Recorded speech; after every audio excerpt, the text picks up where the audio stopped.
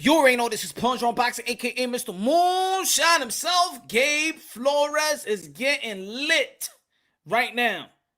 He is getting lit. Nose bleeding, busted lip, two eyes busted, black and blues. Seems like Lopez didn't even hurt. Two body shots look like none of the punches hurt Lopez. It seems like it's a boy versus a man. But let me see the Stockton King. Let me see if he could find something in him. Does he have the heart, the mental fortitude, the statistical fortitude to withstand this beating that Lopez has given him?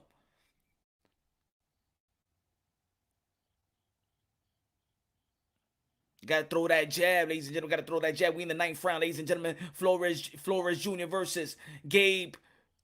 Gabe Flores Jr. versus Lopez. Good triple jab right there. You got to keep it in the middle of the ring, ladies and gentlemen. You got to keep it in the middle of the ring, Gabe. Shoot that right. Now he's throwing a lot of arm punches right now. Lopez is throwing a lot of arm punches right now. Get off the ropes. 55 seconds left, ladies and gentlemen. Damn, look, body. Oh, good left right there. Nah, that's where you got to keep on going, bro.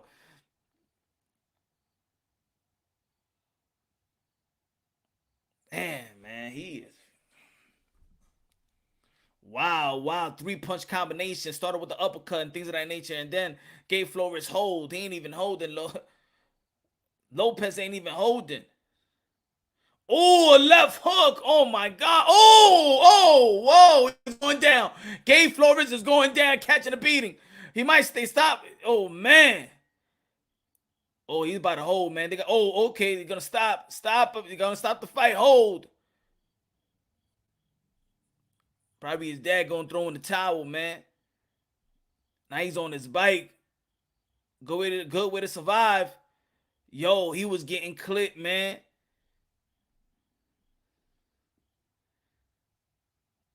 Oh, man. He's going to stop the fight.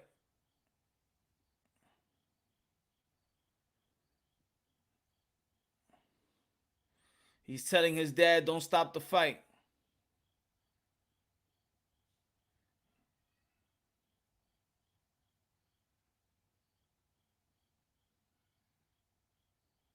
He's telling his dad, don't stop the fight.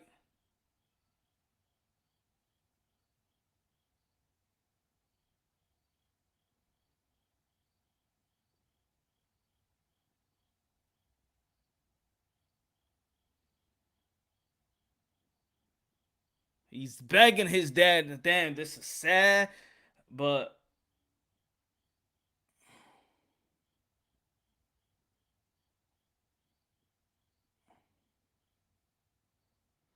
let's go, Flores, man. Show that heart, man. Come on, Flores.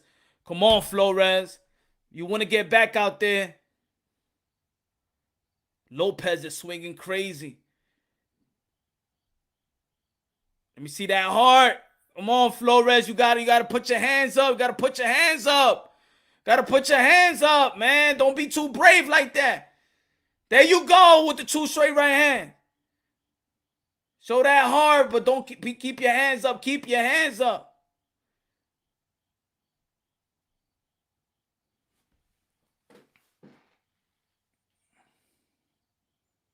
It's tough for a dad. I'm telling what I was telling y'all on the live show yesterday, man. What I told you on the live show yesterday.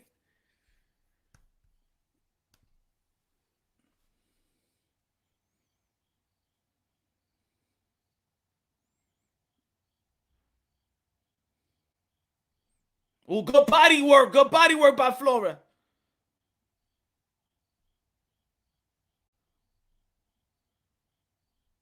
Good shot, left hook. Encourage him, Dad. Just encourage him.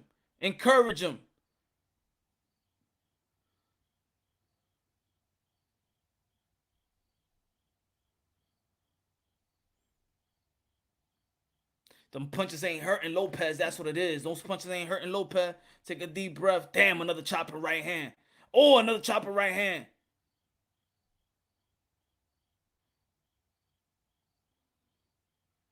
Oh, good right hand. Then he's getting hit. Damn.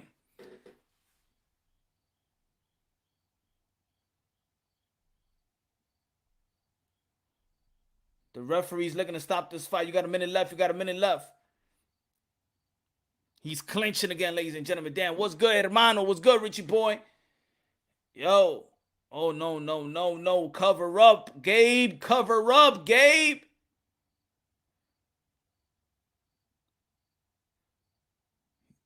You got to capitalize off those wild swings. You got to capitalize off those wild. He's swinging wild.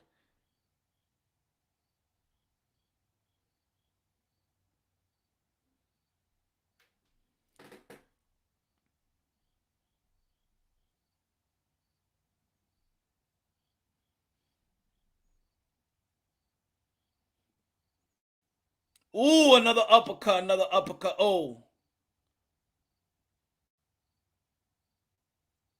throwing the towel.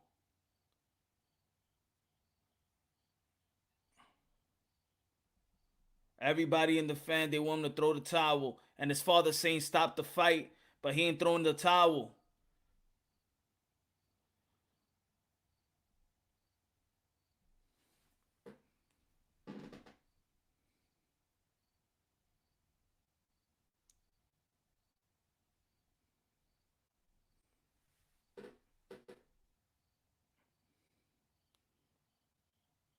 Hey, he got hard, he got hard, he got hard, man. Whoa, he was taking a beating, y'all.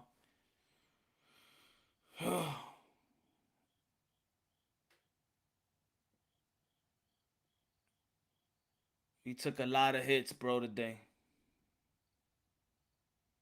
He took a lot of hits, man. He took a lot of hits. Ain't going to do him no good. Lopez got this fight. Yeah, man. Man, oh man, oh man. He took a lot of hits, man. He didn't go down. Good sportsmanship.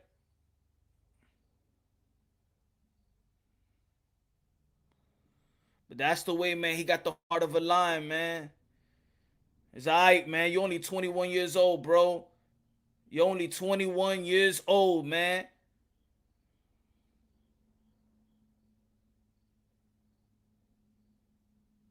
You're only 21 years old. This all right, man. That father didn't do his job. God, man. Hey, he knows his son better than anybody, man. His son was begging for him. He was going to fight it out. He was fighting it out, man. I'm going to tell you like this. These are the type of fight. Yo, I'm going to tell you like this, man.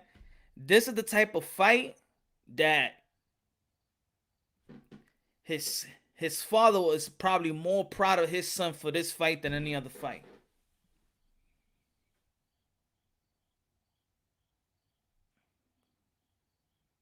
His father's probably more proud of his son of this fight than probably any other fight, bro. Mm.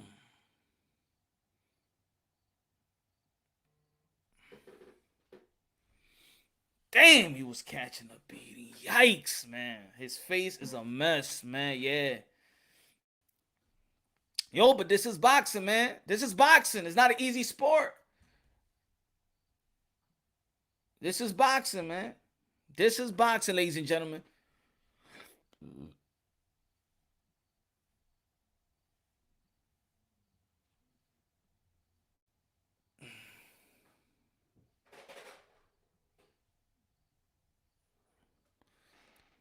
War.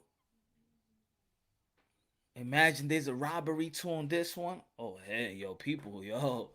Yo, why they taking mad long with the scorecards, yo? Why y'all taking mad long with the scorecards, yo?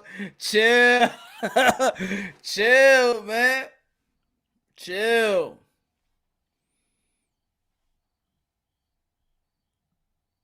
Look at everybody. Everybody is saying in the crowd to stop the fight. You got Teofimo Lopez Sr. saying stop the fight. You got everybody saying stop the fight. Everybody looking at the father, stop the fight.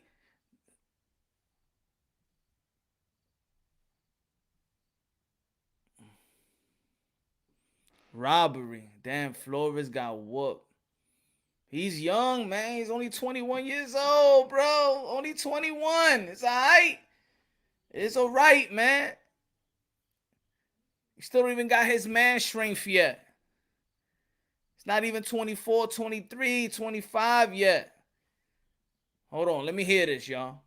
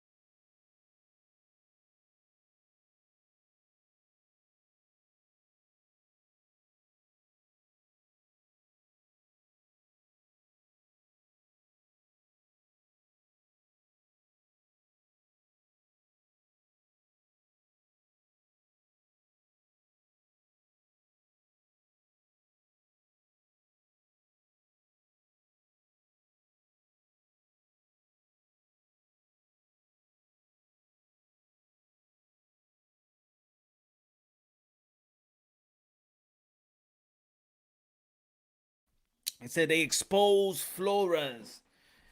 I mean, he just got beaten. That's the way that I see it. He got beaten. I think every fighter is exposed in some way, somehow. I think every fighter has their weakness. I think he lost this fight. Of course, he got beaten. He showed heart, but he got beaten up, and he's 21 years old. I mean, I think that this is just one loss, man. We're living in a perfect world. I think a lot of people got spoiled with Floyd Mayweather and his O. These fighters gonna lose. Elvis Rodriguez lost this year too. You got Gabe Flores that lost. You know, he just got beaten up, man. He got to get into that gym and get that strength and conditioning. He got to get that muscle. He got to get them abs. Got to get that. You know what I'm saying? He still got to grow. How you let your son take that beating? Because probably he got trust in his son like that. You don't. Everybody is different. You don't know what he was gonna do after that. You know what I'm saying? He's begging his father to let him fight, and he went out the way he went out. I'm gonna tell you like this though, like I just said earlier. I think his father. Let me see what he's gonna say. Hold on.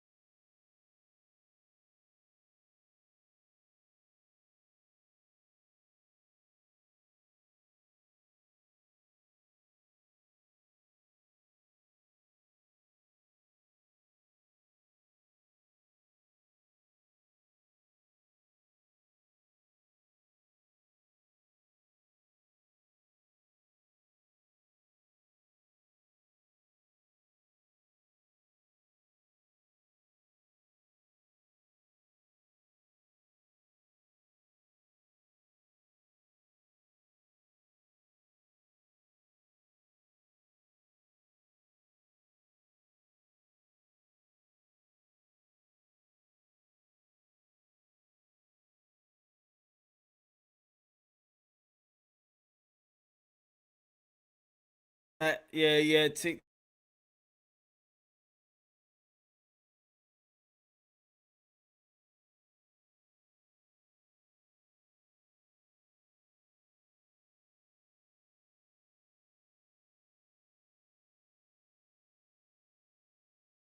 Yeah, man, it's alright, man. Just take the loss and y'all gonna get back into the gym and stuff like that. That's it. Don't worry about it. You're 21 years old.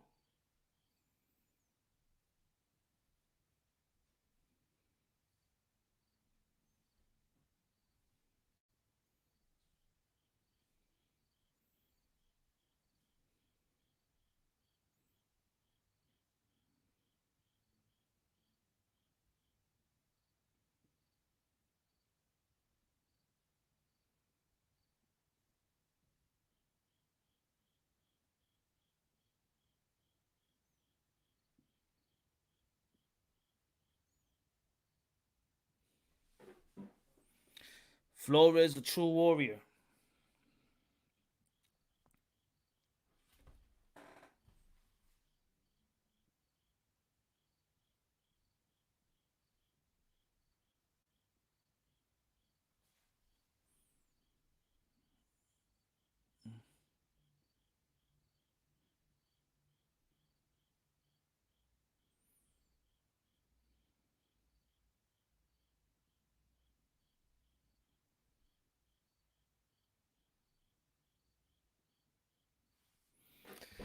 It's tough, y'all, man. This boxing is tough. It's tough. You know what I'm saying? It's tough, man. It's tough, man. But I hope he bounced back. He's young. He's gonna go back into the drawing board. Good performance by Lopez. I mean, good courage by Gabe, Flores, and man, man, man, oh man. I mean, the post fight interview, of course, man, they just should have just let it go. Should have never give a lot of explanation. Um, take the loss, take the loss. Got humbled. It's a humbling sport. It is what it is. What's good, Jason? What's good, everybody in the comment box? Let's smash the like button. Y'all already know, man. It's fight night. It's fight night today on the 10th because it's not gonna be in the 11th. Y'all already know 11th is a very, very historic time, a very touching time. So of course there ain't gonna be no event on a Saturday. I think this is why they pushed a lot of events, a lot of boxing events on a lot of fights on today. General in the building, what's good? Let me say what's up to the people in the building. What's good?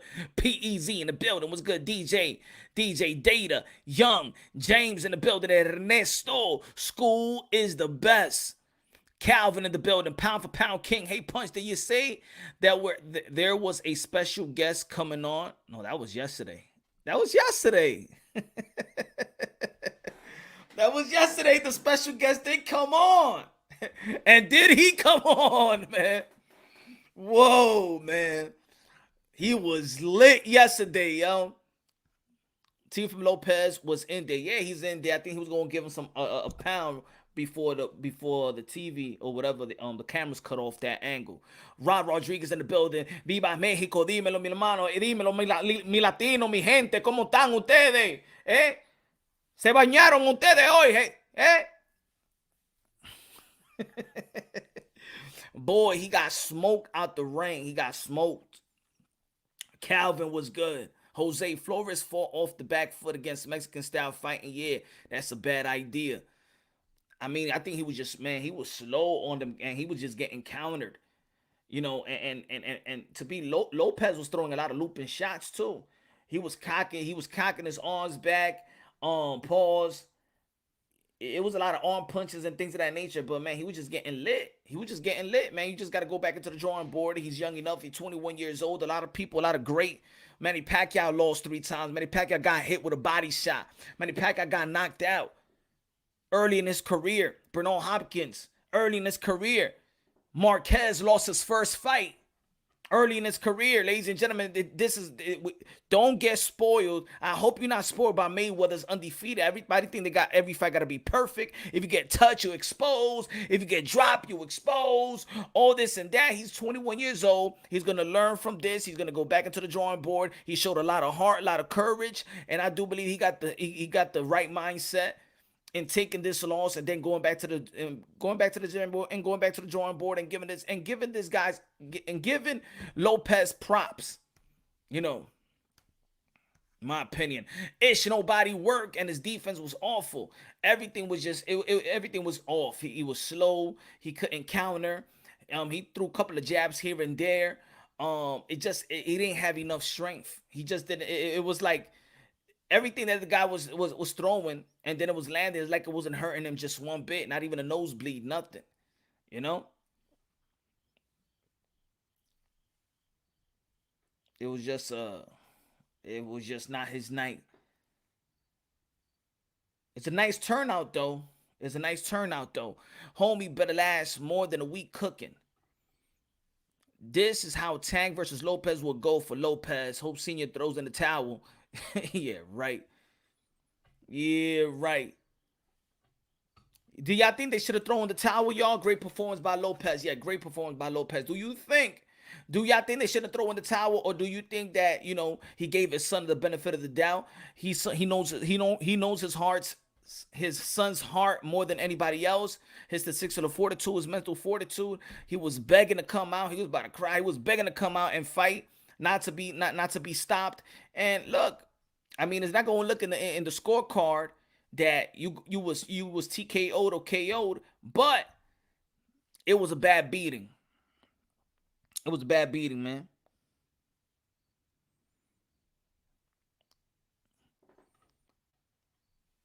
And this is what and for real, even though that when you're building a fighter, when you give a lot of you fight a lot and you give them these touches and you give them these tailor-made type of opponents, it's not gonna help them, man. It's not gonna help fighters. And this is why you see a guy like a T.O. that only got 16 fights but was fighting good competition. By the time you get some good competition, shout out to Zaya. He went the distance. A lot now within our culture, you know what a lot of people gonna be like saying. You know what people gonna say? Yo, you gotta change your trainer. Only in our culture, you gonna say that, man. Nah, his father just trusted him and knows him more than anybody else in here or in the fans. You never know what he could have pulled out the you never know what he could have pulled out.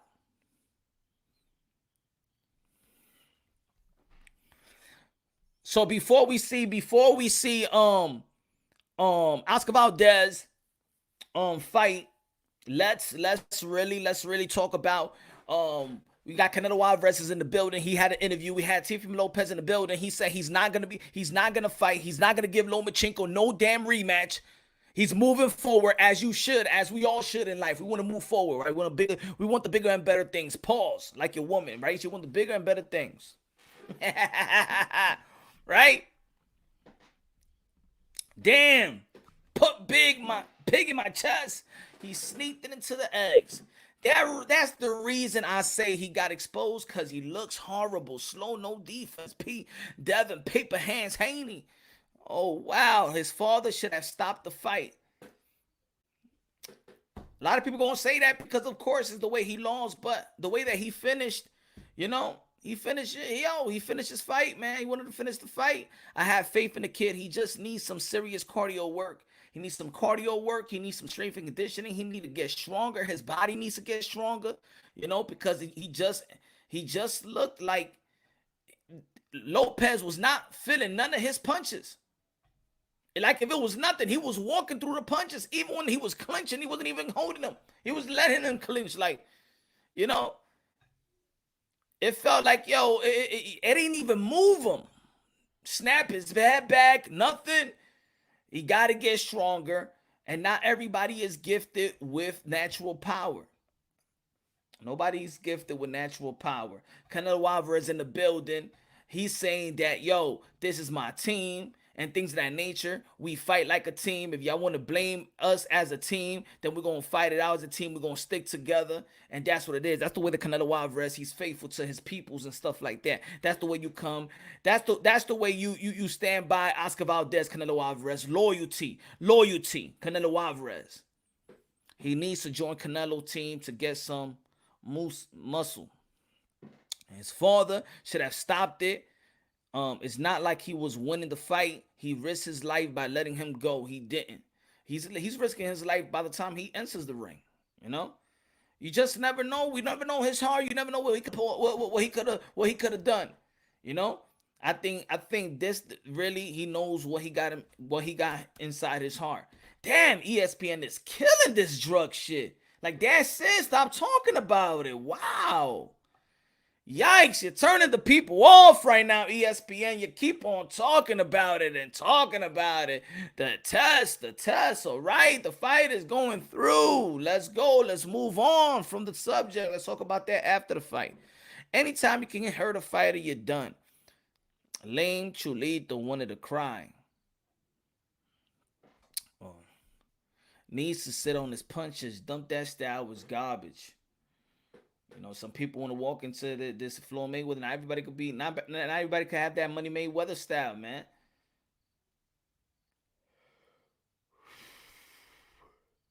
A lot of look at Timothy Bradley wants Oscar Valdez to lose this fight. So let's talk about the interviews that these both gentlemen have. We were talking about them yesterday. We were talking about Canelo Alvarez. We were talking about Teofimo Lopez as well. Teofimo Lopez also stated that they asked him. Timothy Bradley asked him about Devin Haney. He said, if Devin Haney really wanted to fight me, why did he schedule a fight in November, knowing that I'm going to go back to back in November? Should his dad send him out for that last round? Yes. Yes. His dad is going to give him the benefit of the doubt. Nobody knows his son more than his dad. So yes. His look, and his son is going to trust his dad more than anything. His son is going to trust his dad more than anything. His son, because you don't know how Dap would have played mentally with Gabe. Probably he would have been like, you know what, my father don't believe in me. You know, it's different from when a coach stops the fight than when your father beats like, you know what, man, you getting beat, I'm gonna stop it for you. We don't know, man. Everybody got the right answers right now. He should have stopped the fight. His father should have stopped the fight. His father this, man, it was hurting his dad. You saw his dad. You saw his face. It was hurting to make this type of decision, whether to stop the fight or whether, because I know my son got that heart. I know my son. I know he could do it, but I want to stop the fight because I never seen him in this position before, but I know his heart. Yo, that's a tough position. Everybody, it's easy for everybody in the outside to say stop the fight. It's easy. What about your son looking at you and be like, no, Dad, I got this, man. I got this. Trust me. What you going to say to your son? No, you don't? So people on the outside, y'all can have this answer like it's an easy decision to make. It's not an easy decision to make, yo. And then you got to make this decision like this. In that corner, you got to make this decisions like this. Smash the like button, ladies and gentlemen. Bradley is clown and Carpenter too. Bradley a three division champion and never got called for PEDs.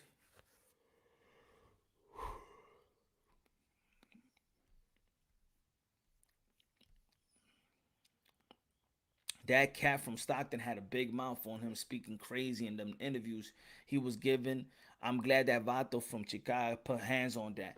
And he spoke about it, you know, he was talking ish and whatever he was saying, he felt, yeah, it was true. I mean, he manned up to it. You know what I'm saying? He manned up to it. He manned up to it. Needs to sit on his punches. Dump that. Oh, I already read that one.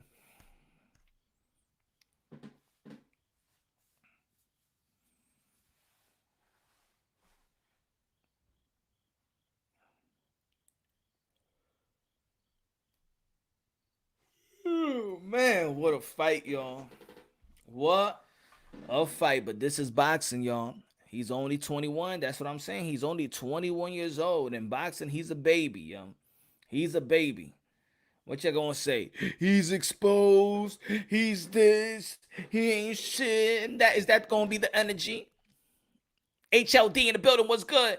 Is that gonna be the energy? Or it's gonna be the energy like, yo, a loss is a loss. Not everybody could win every fight, man. Not everybody could be Floyd Mayweather. Not everybody could be 50 and 0, okay? Not everybody could be 50 and 0.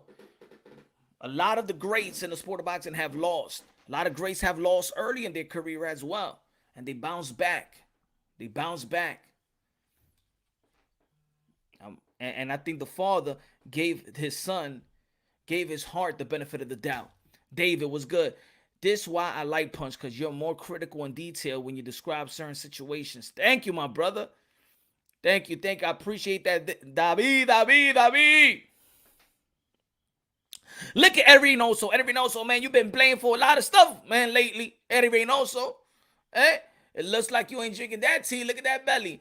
But anyway, good looking now, David. You know what it is? Because it's easy. It's always easy to talk boxing.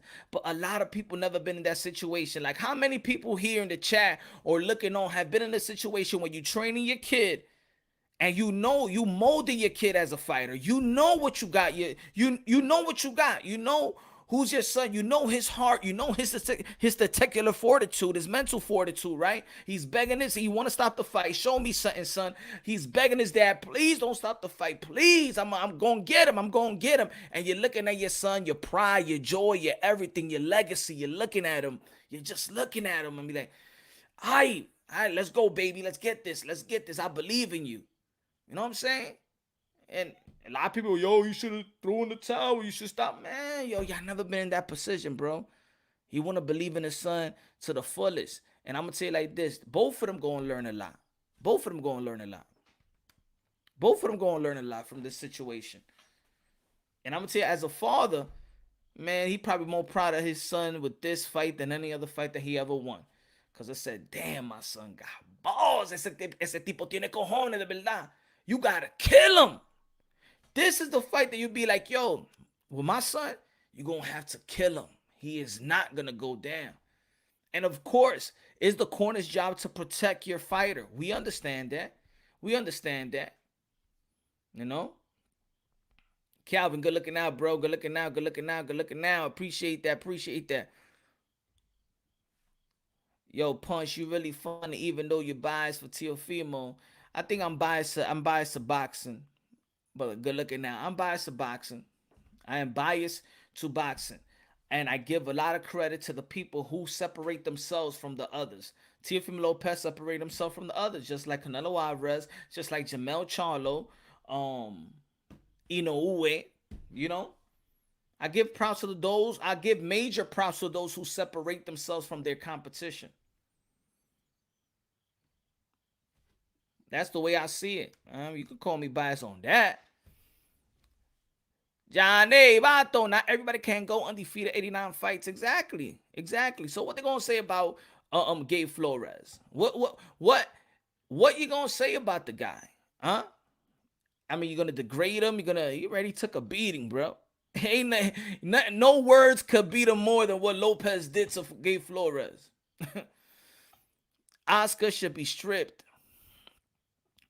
Listening to new news about the situation, I don't know, man. If the commission went through with it, if the fighter, his opponent went through with it, man, let them fight, man.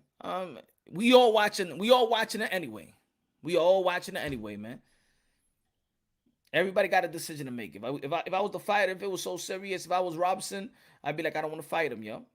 Give me more money or give me something. You got to give me something, man, to get in the ring with you if you're dirty. If you pop dirty, pop dirty. But what type of dirty it was probably wasn't significant to actually, you know. It's lit out there, man, in Arizona, man. I love Arizona, too. You forgot Josh Taylor punch. Josh Taylor. Yeah, but I always say Josh Taylor. So I forgot him once. Now I'm biased. Punches in the chat. What's good? So Serrano Gaming, what's good? Gabe, anybody have a free link for the fight? Nah, that's ESPN. Is they fighting? Are they showing it on regular ESPN or is only ESPN Plus?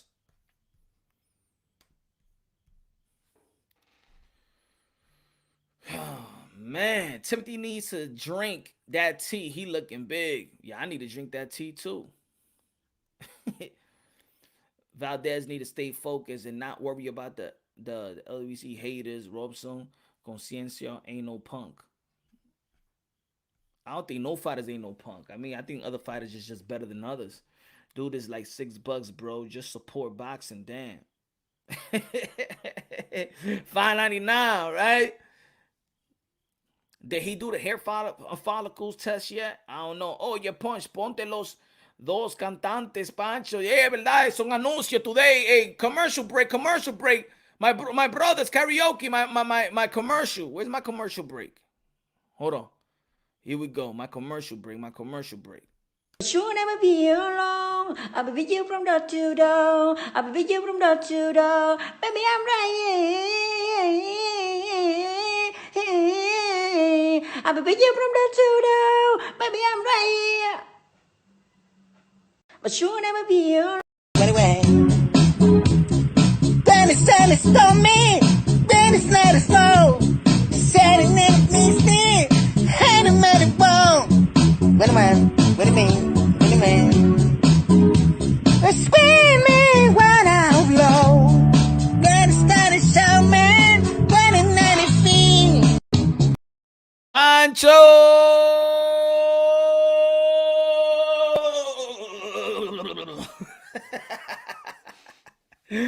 Ladies and gentlemen, Pancho in the building. Pancho, man, sing that song again, man. Sing it again. Anyway. Then it's stormy. Then it's not a slow. Setting it needs me. And I'm at it bone. Wait a minute. What do you mean? What do you mean? Screaming when I'm low. Then it started shouting. When it 90 feet. Woo!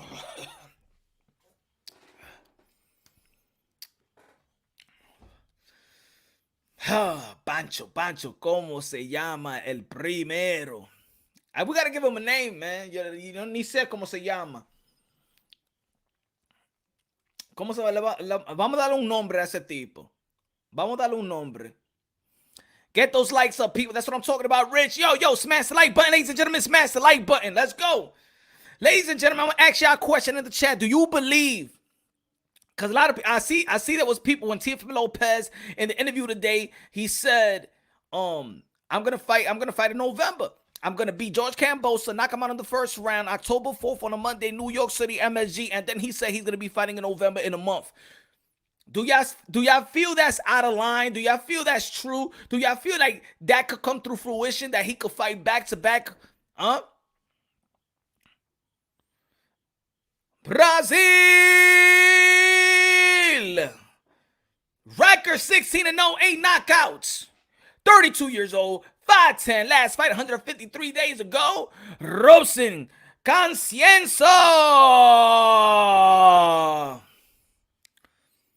El Mangunero. You said no? Did y'all forget? I believe that Teofimo Lopez could fight back to back.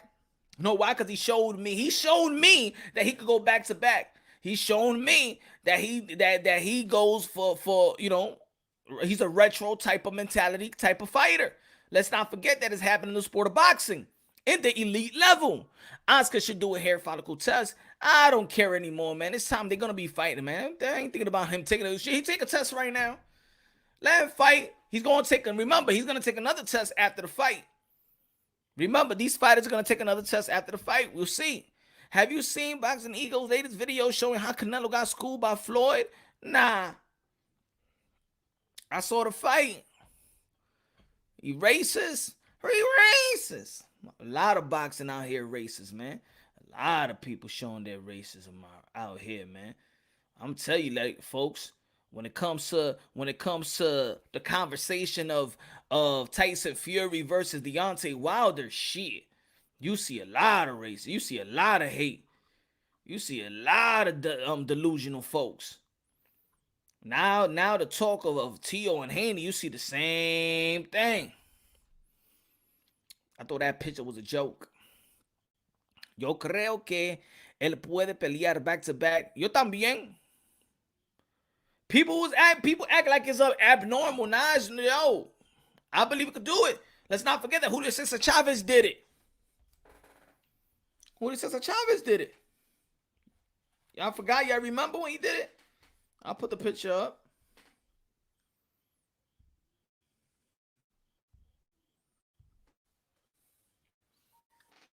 Oscar Valdez. Walking down the aisle. Walking down the aisle. Hold out there, that be Miguel Pachet, the boogeyman. The guy was regarded the most feared man in the super featherweight division.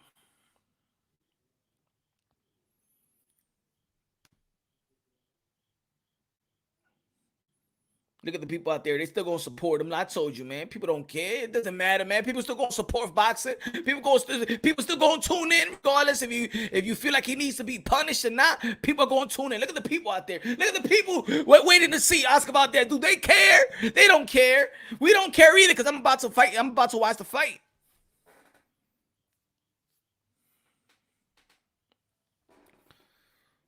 Oh, they put this picture up so y'all could understand what your boy Punch Drunk is talking about, man. Little education don't hurt. Little education doesn't hurt, man. Little education doesn't hurt. The top ranked girls, boo. Nah, the top ranked girls is well. Who got the best? Who got the best ladies out there, man? Who got the best ladies? It's the Tecate, is the Golden Boy ladies. Look at Canelo Alvarez sitting next to Bobby Arim. Bobby Arim. He's talking, hey, but Turbia, what's good? Before somebody let's talk.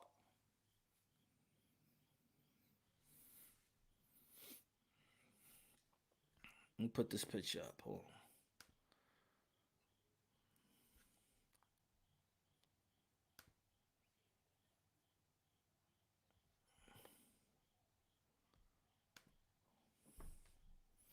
Oscar Valdez in the ring, Robson in the ring as well.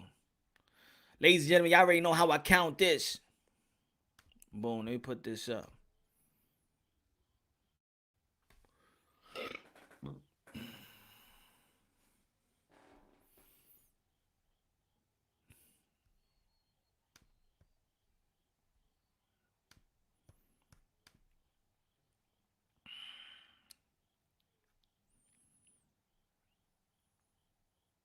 Trying to down.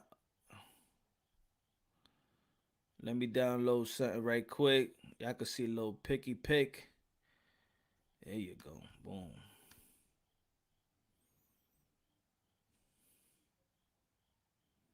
So right before the fight, look.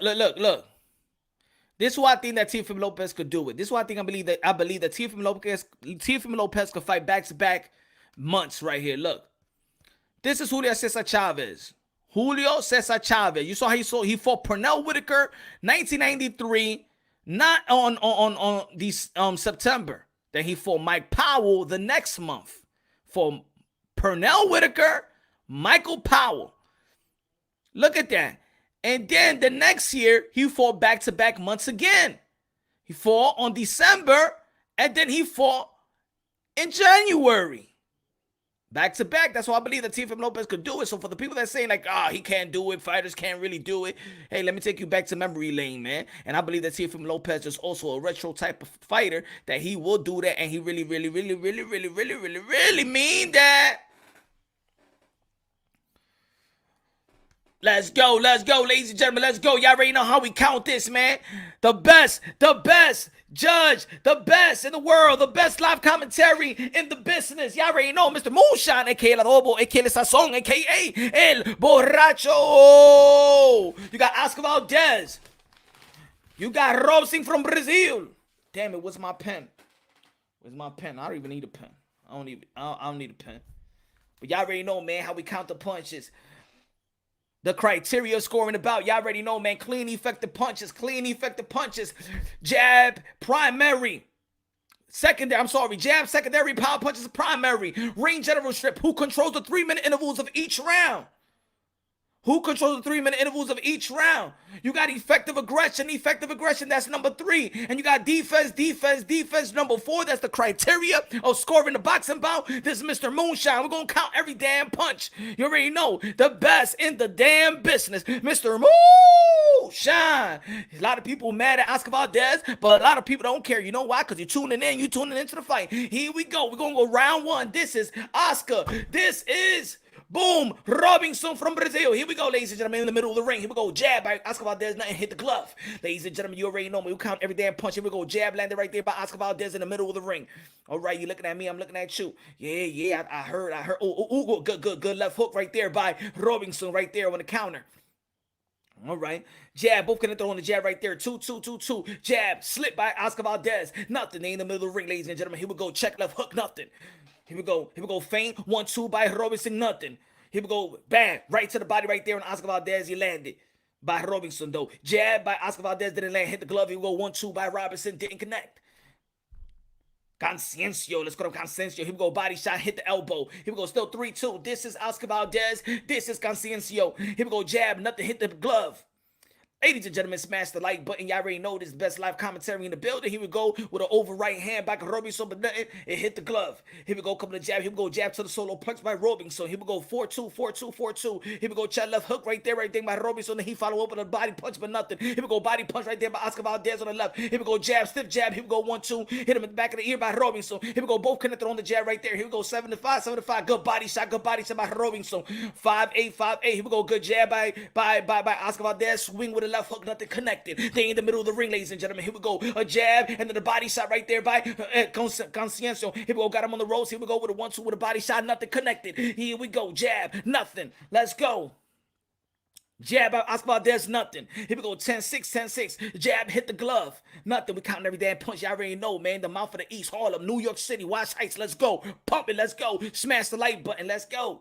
All right.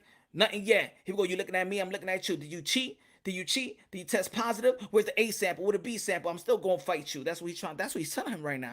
I'm just being real. Here we go in the middle of the ring. Let's go. Here we go. Good stiff jab right there by Conceicao. Here we go. Another left hook. Nothing connected. Hit the glove. Here we go. Jab by Oscar Valdez. Now they clinch and get off me. What type of deodorant you use? What? Spice? Degree? Nothing. Get them off me, man. You ain't use no deodorant today. Here we go. Jab by Oscar Valdez right there in the middle of the ring. Jab right there by Conceicao. It's 12-7. Here we go. Wow, right by Oscar Valdez and miss. We got 35 seconds left. Here we go. I think Conceicao got this round so far. Here we go. 1-2 to the body. He's mixing his punches real well. Jab by Oscar Valdez. Didn't connect. Here we go. Good shot left hook right there in the counter uppercut right there by Conceicao. Here we go. Good stiff jab right there by Oscar Valdez. We got 14-8, ladies and gentlemen. 20 seconds left inside the first round. Fake by Oscar Valdez, but nothing. Here we go. Jab by Conceicao. Nothing. Here we go. Jab by Conceicao. Hit the glove in the middle of the ring. Here we go. Wild left hook. Nothing connected.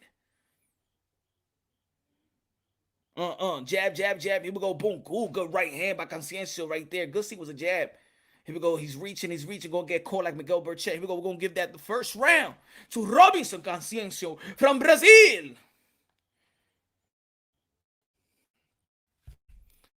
Here we go. You already know ain't no cheating on my scorecard. Damn, this is working. Ooh.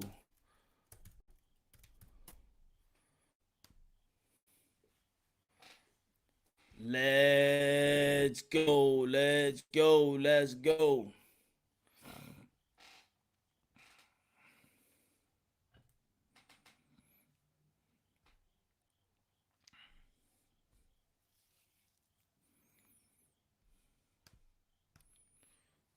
Ten-9 Robson. Conceicao. Eddie Reynoso giving instructions right now, ladies and gentlemen. Y'all already know, man, how we count every damn punch. Let me say it again before the second round starts. Clean, effective punches. Power punches is primary, jab secondary. Here we go. Jab. This, boom with the right hand right there. Couple of jabs right there by Conceicao. He's mixing the punches. Wild left right there, but nothing. Here we go to the body by Robson. Nothing connected. Jab, nothing connected. Ladies and gentlemen, smash the like button. Jab by Oscar Valdez with a check left hook right there by Oscar Valdez. Here we go. Wild right punch. Here we go. He's going wild. He tripped on the foot. Here we go to the body by jab right there by Conceicao. Ooh, good 1-2. Good right hand by Conceicao right there. Another right hand right by Conceicao right there. You got to move out the way. You got to block those shots. You got to right those shots. He tried it again, but then to avail. Here we go. Here we go. Jab by Robson in exchange. He tried to land the right hand. Left hand by Robson. Nothing connected. Ladies and gentlemen, this is Punch Wrong Boxing, a.k.a. Mr. Moonshine, a.k.a. el sazón, el borracho. Let's go. The referee said, put it up. Here we go. Another right hand, man. Another right hand by Conceicao. Ooh, baby. Chat left hook, nothing. Oh man, another right hand right there by Conceicao, man. The right hand is landing at will. The right hand is landing at will. Here we go with the chat left hook, nothing connected by Oscar Valdez. Body shot, nothing connected by Conceicao. Here we go, try to uppercut, nothing blocked. Here we go, man. He's throwing a lot of punches. Oscar Valdez is missing a lot. Now he's making fun of him. He's mocking him right now. He's mocking him. Conceicao is mocking Oscar Valdez right now, ladies and gentlemen. We got 1 minute and 35 seconds. We got Conceicao winning the first half of the second round. Here we go. Y'all already know who controls the 3-minute intervals of each round. It looks like that this is the pace of Conceicao. Another right hand connected by Conceicao right here, ladies and gentlemen. Jab, jab, jab. Boom. One jab landed right there. The right hand did connect. Here we go. Jab by Oscar Valdez. Y'all already know another jab connected by Oscar Valdez, but you already know that secondary. Here we go. That landed a jab right there when the solo press by Conceicao was 10-5, 10-5. Conceicao. This is Conceicao. This is Oscar Valdez. You already know we count every damn punch. Nobody fakes it. Here we go. 2 wild punches by Conceicao. Nothing connected. Here we go. Jab by Oscar Valdez. Here we go. 10-6. Here we go. 1-1-1. Boom. Hit the glove. I saw that one. Here we go. Another 2 shots right there, but hit the glove. Here we go. Hit the glove by Oscar Valdez. Now they clinching. Man, come on, man. Tú tienes un grajo de pinga. Quítate del medio. Ahí, boom. Here we go. Another body shot, man. He still haven't figured out the range. He still haven't figured both of them connected on. Here we go. Oh, good body shot. Good body shot. Good sequence of punches by Conceicao right there. Good sequence of punches. Remember, he's an undefeated fighter, y'all. 13-7, 13-7. Here we go, body shot. Here we go, body shot with the left hook, but then it connect. Try the body shot, but blocked. Here we go, good right hand by Conceicao. The right hand is landing at will right now, ladies and gentlemen. Here we go. He is mocking Oscar Valdez. Here we go with a jab right there by Conceicao. Jab by Oscar Valdez, not connected. We got 10 seconds left inside the second round, ladies and gentlemen. We're going to give this round again to Conceicao. And look at this, easy. He's mocking him. He's landing right hands, ladies and gentlemen. Conceicao, Robson Conceicao, it's landing on those punches and those shots. He's looking good. He's looking great. He's looking strong. He's looking poised. He's looking comfortable, ladies and gentlemen.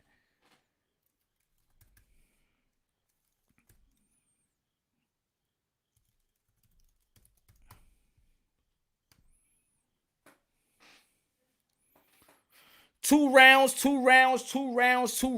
nothing. Robson Conceicao got the tools to pull it off, Abe says. Smash the like button, ladies and gentlemen. Smash the like button, Fester. What is the truth? That y'all act tough behind keyboards. Oh, y'all having a war? Y'all having a war? Y'all having a war in the chat? Again, ladies and gentlemen, how we score the boxing, but I'm going to keep on saying it, man. We use it for educational purposes. Clean, effective punches, power punches, primaries, jabs, secondary, effective aggression.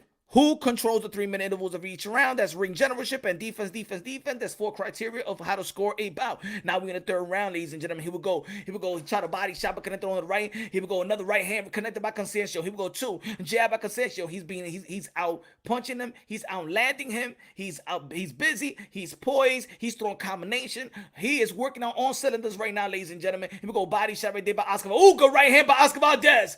Ooh, good right hand by Oscar Valdez. Another right hand by Oscar Valdez right there. Here we go, got him. Here we go. Conceicao going to try to come back, but he blocked everything. Blocked by Oscar Valdez. He connected with a nice right hand. Hit the best punch of this fight so far by Oscar Valdez. I got the tea for you. You want some tea? Quédate. Usted quiere estar. Te estoy diciendo si tú quieres estar, hombre. Vamos a pelear. Vamos. Jab by Oscar Valdez right there through the gloves. Here we go. Jab by Conceicao and then connected. Here we go. Try to give. Shoulder roll. Nothing, bro. Get off me. We got 2 minutes left. 4-3, 4-3, 4-3. Here we go. Combination right there, but hit the gloves. Here we go. Good jab right there by Conceicao right there. Trying to with the right hand, but missed the right hand with the 1-2. Ladies and gentlemen, they in the middle of the ring right now. You're looking at me. Jab, nothing connected by Oscar Valdez. Nothing. Here we go. Jab, nothing. Hit the glove right there. Caught by Robson. Here we go. Jab, hit the glove by Oscar Valdez. Ladies and gentlemen, here we go. Ooh, good right hand to the solo place. I like the way he mixed them punches up. Here we go. He tried the 3-3 punch combination, but nothing. All miss. Here we go. Jab by Conceicao again. Here we go. 4-3 jab. It looks like Oscar Valdez didn't step on the gas. Got his foot off the gas.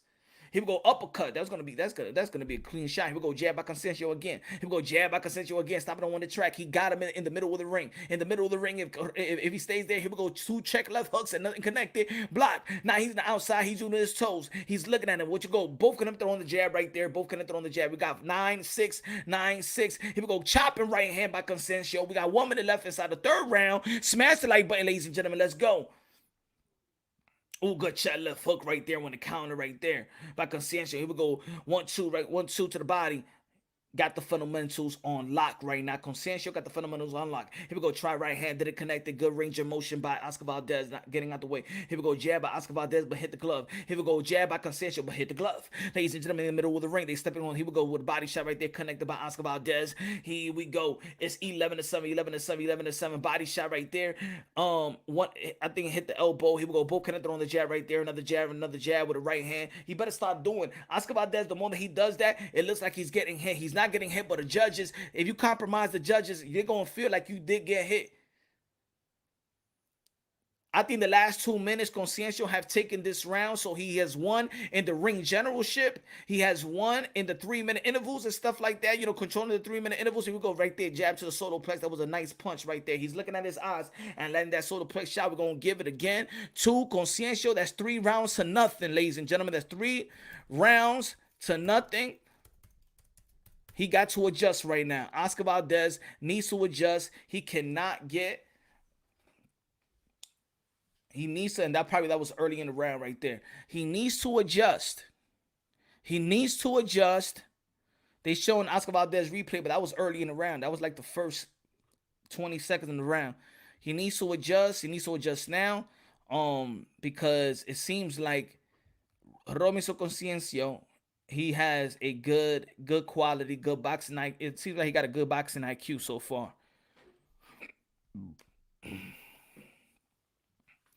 Diaz, that dude has got Oscar by stoppage.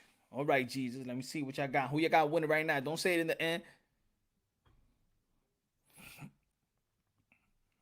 Everybody lit. Everybody lit. Look at that. Look at who shows love. Look who shows love.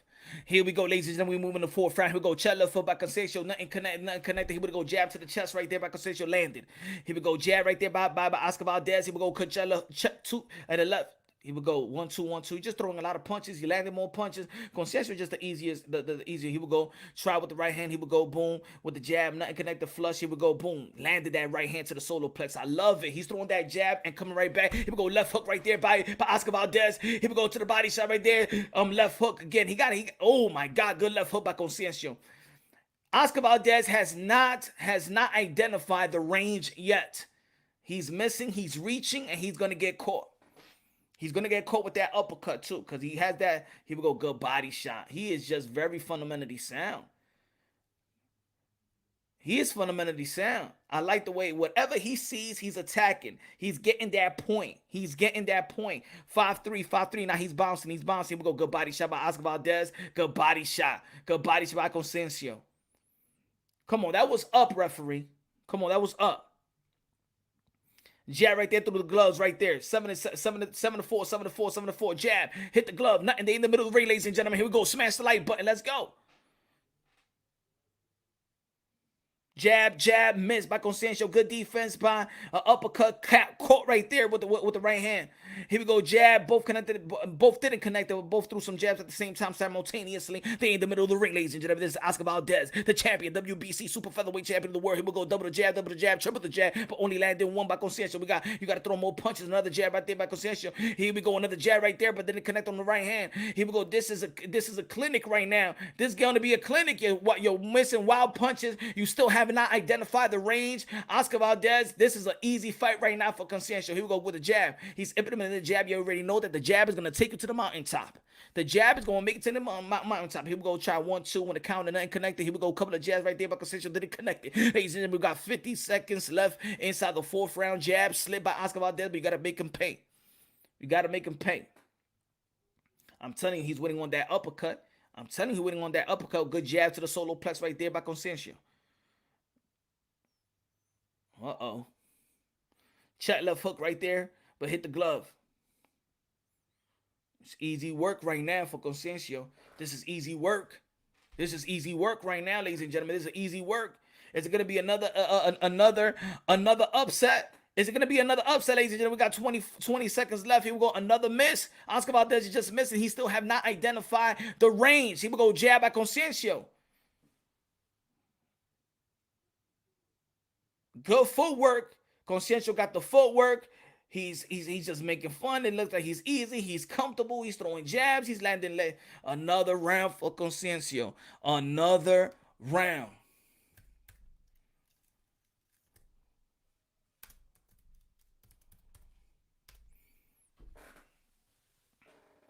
I mean, it keeps going like this. He could just keep doing what he's doing. Conceicao just have to keep on doing it.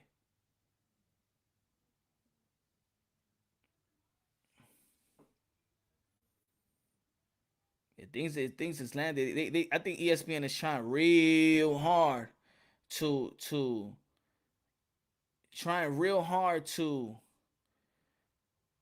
get some they try real hard to get the people that's viewing a picture that is Oscar Valdez. The last 2 rounds, all they showed was replay for Oscar Valdez. You peeped that, right? The last 2 rounds, they just showed replays of what Oscar Valdez did. You're trying real hard. At the end of the day, he's losing all these rounds. He's losing all these rounds. They in the middle of the ring, ladies and gentlemen. This is the 5th round. Here we go. Jab by Valdez. Here we go. Boom. Jab to the solar plex. 9 connected. 1 connected right there before he went to the top. Both connected right there, ladies and gentlemen. Here we go. Jab by Oscar Valdez right there. Push him a little back. Right hand connected right there. By since you're throwing a lot of punches but missing a lot of punches. Here we go. Jab right there. But jab by Oscar Valdez on that one. I didn't count. Here we go. Good right hand. Good right hand. He's throwing more. He's not throwing a lot of single shots. If it's not jab, Conceicao is not throwing single shots. He's throwing combination after combination after combination. They gave Valdez the 3rd round. You bugging. Y'all bugging right now. Stop it. He has not won 1 round, in my opinion. Oh, good left foot by Conceicao. Here we go. He's just throwing a lot of combinations. He's outworking. You go right hand to the solar plex. He is outworking Valdez. He's outworking him. He's mixing his punches real well. Look, Oscar Valdez is still missing. He got good footwork. He got it. Ooh, another left hook right there with a 3-punch combination. If it's not going to get you on the 1, he's not going to get you on the 2. Might as well. He's going to get you on the 3. Oh, yeah, ladies and gentlemen. We're in the middle of the ring. ¿Por qué yo tomé ese ST, Eddie? ¿Por qué tú me diste ese ST? No lo necesitabas. Here we go, jab back on Conceicao. You got to stop doing that. You compromising the judges, Oscar Valdez. You got to stop doing that when he's not even landing punches. You compromising the other judge on the other side that may think something. You can't do it. You got to stay in good positioning. Here we go, 1-2 right there by Conceicao, nothing connecting. Here we go, jab. Here we go, good body shot by Oscar Valdez, but got out the ropes real good. You got to cut him off the ring. You got to keep him on the corner. Got to keep him on the ropes. Let's see. Because right there, the more that Oscar Valdez, another Conceicao, the more that you want this fight in the middle of the ring, Conceicao got you in the middle of the ring. Because he has a good sense of identifying range. He's just a good boxer. You can see it. 1-1-2, nothing connected by Conceicao. He's missing a lot of shots right now, too. Oh, good left hook, good left hook, and then made a miss. He is making fun. He is playing around with Oscar Valdez right now. He's playing around with Oscar Valdez right now, ladies and gentlemen. Smash the like button. We in the 5th round. 30 seconds left inside the 5th. Here we go. Check left hook right there by Conceicao. Couple of jabs right there. Couple of jabs. Slip by Oscar Valdez. You got it. Here we go. Jab. Nothing. Hit the glove. Great footwork. You're not trapping him. Look, he's moving around wherever he wants to move. He's making fun of him. He just could do whatever he wants to do. Another body shot, then a right hand back on Conceicao. Brazil, stand up. Brazil. Look, he can't even trap him right now. He's following him. Look, Oscar Valdez, what are you doing? You're following. He got this round again. He is frustrating Oscar Valdez. He is frustrating him to a core.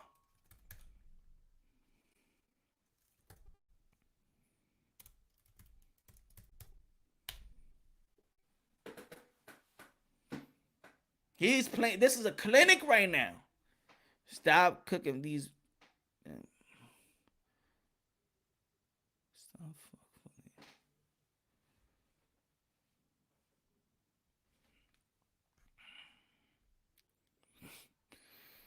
Looks like an upset. Oscar's getting whooped.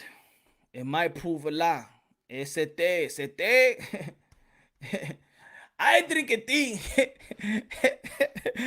Robinson Conciencia say, I drink better tea than you, motherfucker.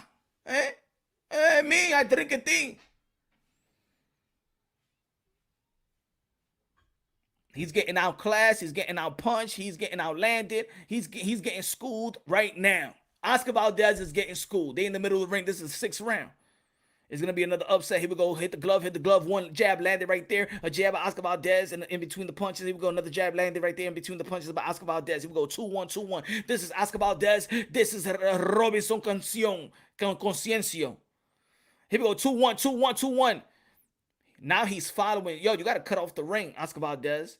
Here we go, another chest left hook right there by Conceicao on the counter right there. A couple of jabs, he jab right there. He's tripling all his punches. He's throwing a lot of combination. He's doubling his jab. He's tripling his jab. He will go right there with a right hand with a solar plex right there. He's mixing his punching real good with a chest left hook right there. Want to come up. Here we go, boom with an uppercut with the left hook right there by Robinson Conciencio. You got to keep it right there on the ropes. But he clinched smart. He's smart now. He's smart. He is schooling Oscar Valdez. Here we go, landed right hand by Oscar Valdez on the exchanges. Conceicao was winding up, but didn't connect on another of those punches. Here we go, another check right there by Oscar Valdez. Here we go, 4-7. Here we go, check left hook right there by Conceicao. Here we go, jab by Oscar Valdez. Here we go. Hey, now you're following Oscar Valdez. Look, he's going everywhere he want to go. Here we go with a check left hook, but block. Here we go, right hand, hit him in the head right there, landed. I'm sorry, that was Oscar Valdez. Here we go, 3-punch combination, but didn't land it right there. He was rolling with the punches. Oscar Valdez was rolling with the punches right there. Here we go, jab right there, boom. 9-7. Here we go, he's just outworking you. Even when Oscar Valdez is winding up, he will go with a body shot right there by Oscar Valdez, and then follow over the right hand, try the uppercut. Here we go with the body shot, and then a jab right there by Conceicao. He's answering to everything that Oscar Valdez is throwing at him. Here we go, good uppercut right there by Conceicao. Yo, he's doing whatever. He's answering everything back. You hit him, I'm gonna hit you with 2 pieces. Here we go with a left hook right there, but nothing connected on the elbow.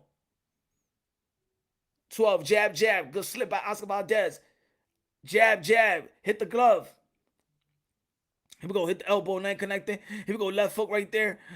Chopping right hand. He's telling the whole crowd, you did not connect on one punch, you don't connect on one. And then you just leave him get off the ropes. Another straight right hand by Conceicao. Made him bleed through his nose on that one. He is playing around, boom. Double the jab. You have momentum, Oscar Valdez, and boom, here comes Conceicao. He's answering another left hook. Wow, he tried the uppercut but missed it, but then tried the left hook because he's not throwing single shots. He's making sure that the 2 or the 3 is going to be connected. He's following right now, look. Right hand missed again. Man, Robinson got this, y'all. Valdez come, he's breaking us, This is a closer round. I think both of them was ring generals at period of time, half and half, but he landed more. Robinson landed more. And I understand that. Look, they trying to go with every replay and giving it to that's, you're persuading the fans right now. I get it. They're persuading the fans.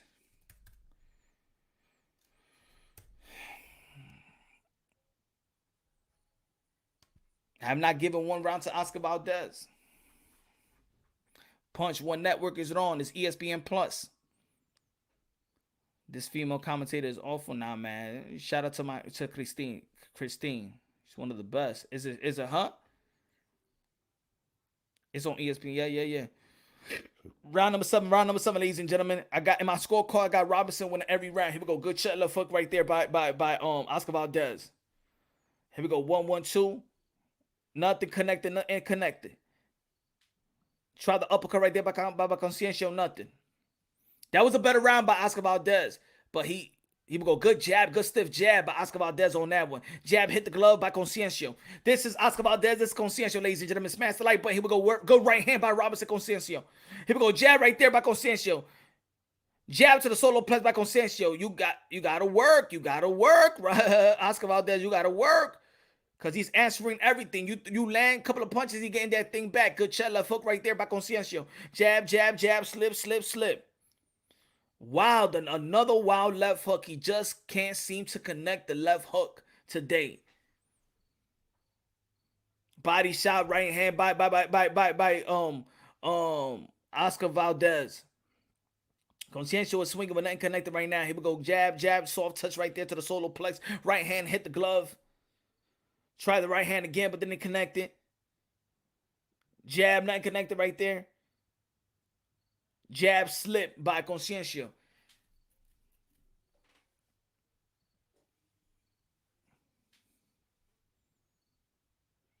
Jab right there by Conceicao again. He would go left hook right there by Oscar Valdez. Then it let clean.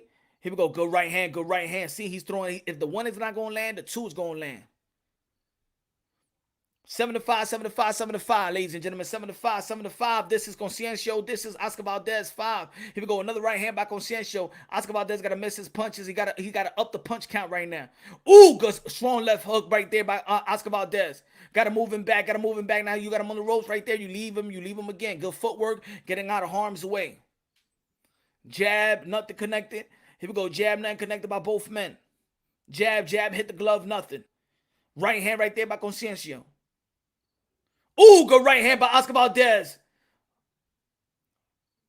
Couple of jabs right there by Conceicao. Conceicao, nothing connected. Another right hand, nobody connected. Here we go, jab, jab by Oscar Valdez. He could win this round. He could win this round if he just put those punches together. Can win this round. They put it in the middle of the ring right now. We got 25 seconds left inside the 7th round. Here we got go wide left hook, nothing. Double jab right there by Conceicao, nothing connected. Oh, go 1-2 piece right there by Oscar Valdez.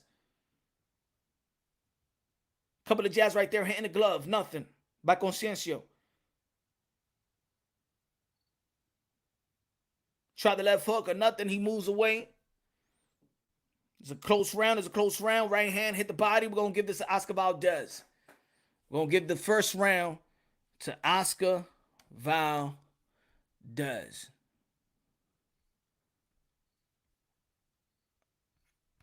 69.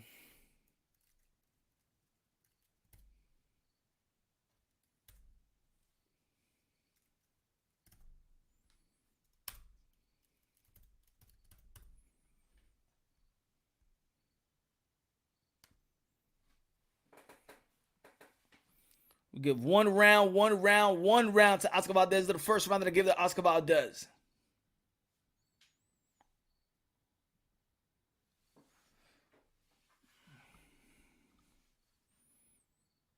First round I gave to Oscar Valdez. Let me see if he could get this second half of the fight. But right now he lost the first half of the, there's a draw for the first half. There's a draw for the, if now Oscar Valdez need to win all these rounds. Slip, slip, slip. Slip again. Both of these guys throwing some punches. They got Oscar Valdez winning. I don't know. Not on my scorecard, bro. Good left hook. Nothing. Hit the glove. Hit the glove. He'll go one right to the solo plex right there. Another right hand to the solo plex, but miss with the left hook. Jab. Nothing. Wild left hook, but ain't connected. Here we go, 1-2. He's not throwing a lot of punches, a lot of arm punches right now. Conceicao throwing a lot of arm punches. Is Conceicao getting tired? Jab right there before they clinch. Before they clinch, it was a good jab right there by Oscar Valdez. Jab, hit the glove. Swing and a miss by Oscar Valdez. Jab, nothing connected. Left hook, nothing connected. Here we go, couple of jab, 1-2, nothing connected. To the solo plex, hit the Oscar Valdez need to throw some more combinations. Not relying on one. He's relying on one punches. Couple of jabs, but Conceicao is missing a lot. Here we go. Good chopping right by Oscar Valdez on that one with a 3-punch combination. Conceicao powers resistance look like he's missing. Now his jabs and his 1-2 is not straight no more. His 1-2 is not straight. His jab is not straight. Conceicao look like he's winding down. Jab, that was a good stiff jab right there by Conceicao. Jab hit the glove. Try to check left foot by go right hand, go right hand, go right hand by Oscar Valdez. Jab right there by Oscar Valdez on that one. Another jab right, Oscar Valdez on that one. Try with the right hand, but it hit behind the head, but it still landed with a punch. Here we go, 1-2, hit the glove. Here we go, good jab by Oscar Valdez. They in the middle of the ring, ladies and gentlemen, in the middle of the ring with a jab right there by Conceicao. We got 7-4, 7-4, 7-4. Here we go, both of them check left hook at the same time. Both of them connected on the jab too as well. 9-6, good body punch by Oscar Valdez. Couple of jabs right there by Conceicao, then connected. Here we go, 1-2 by Conceicao, then connected. Good defense. Try the left hook, nothing. I think Conceicao is getting tired right now. Now it look like he's getting tired. He's not throwing straight punches anymore. Ooh, good body punch by Oscar Valdez. Good body punch by Oscar Valdez. You want to stop moving. Good slip of the punch by Oscar Valdez. Hit the glove. Now his defense up to court. Here we go with the chopper right hand. Then he clinched.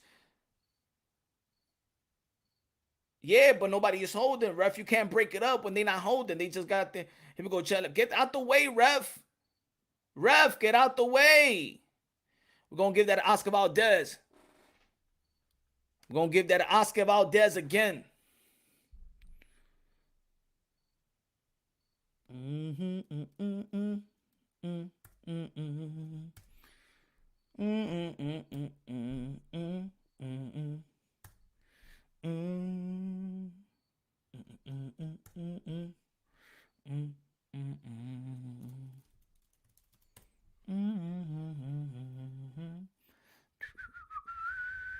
Where I had it at? Boom.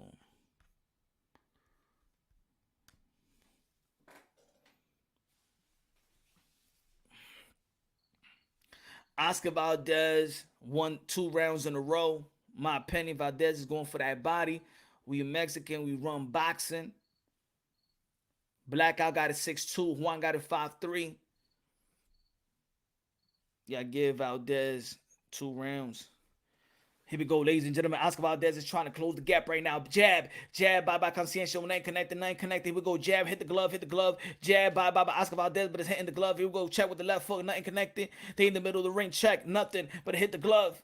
Nothing. Jab by Oscar Valdez. Now he's trying to close in the gap. Couple of jabs. Triple the jab right there by Conceicao. Nine connected right there. Hit the glove. Here we go. Now they're in the clinch. They in the clinch, ladies and gentlemen. Smash the like button, ladies and gentlemen. Right now, smash the like button. And Miss Mermotion, aka La Doble Cresason. Good right hand right there. I mean, left hook right there. Another left hook by Oscar Valdez right there. Couple of jabs right there. Nothing connected. Here we go. Now he's closing the gap with a jab right there. Now they in the clinch. Maldito, tú tienes grajo. Quítate del medio.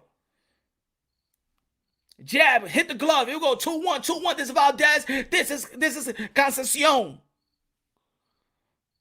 Jab, slip by Conceicao. Here we go with a body shot right there by Oscar Valdez.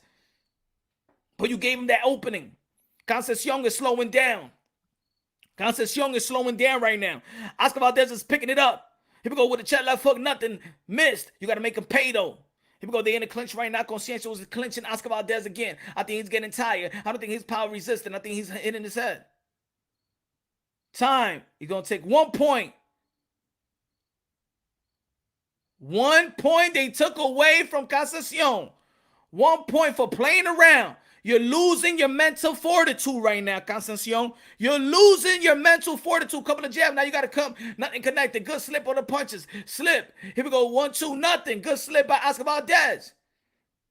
Keep on playing around. Here we go with a jab with a solo place. Here we go with a body shot right there and then a right there by Conceicao. 4-3, 4-3. And they took a point off. Here we go. Jab by Oscar Valdez.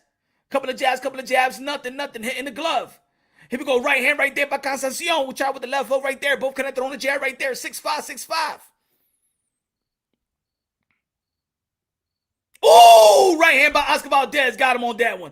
Woo! Ladies and gentlemen, smash the like button. Y'all already know it's Mr. Moonshine, aka La Doble, el Sazón, el Borracho. Let's go.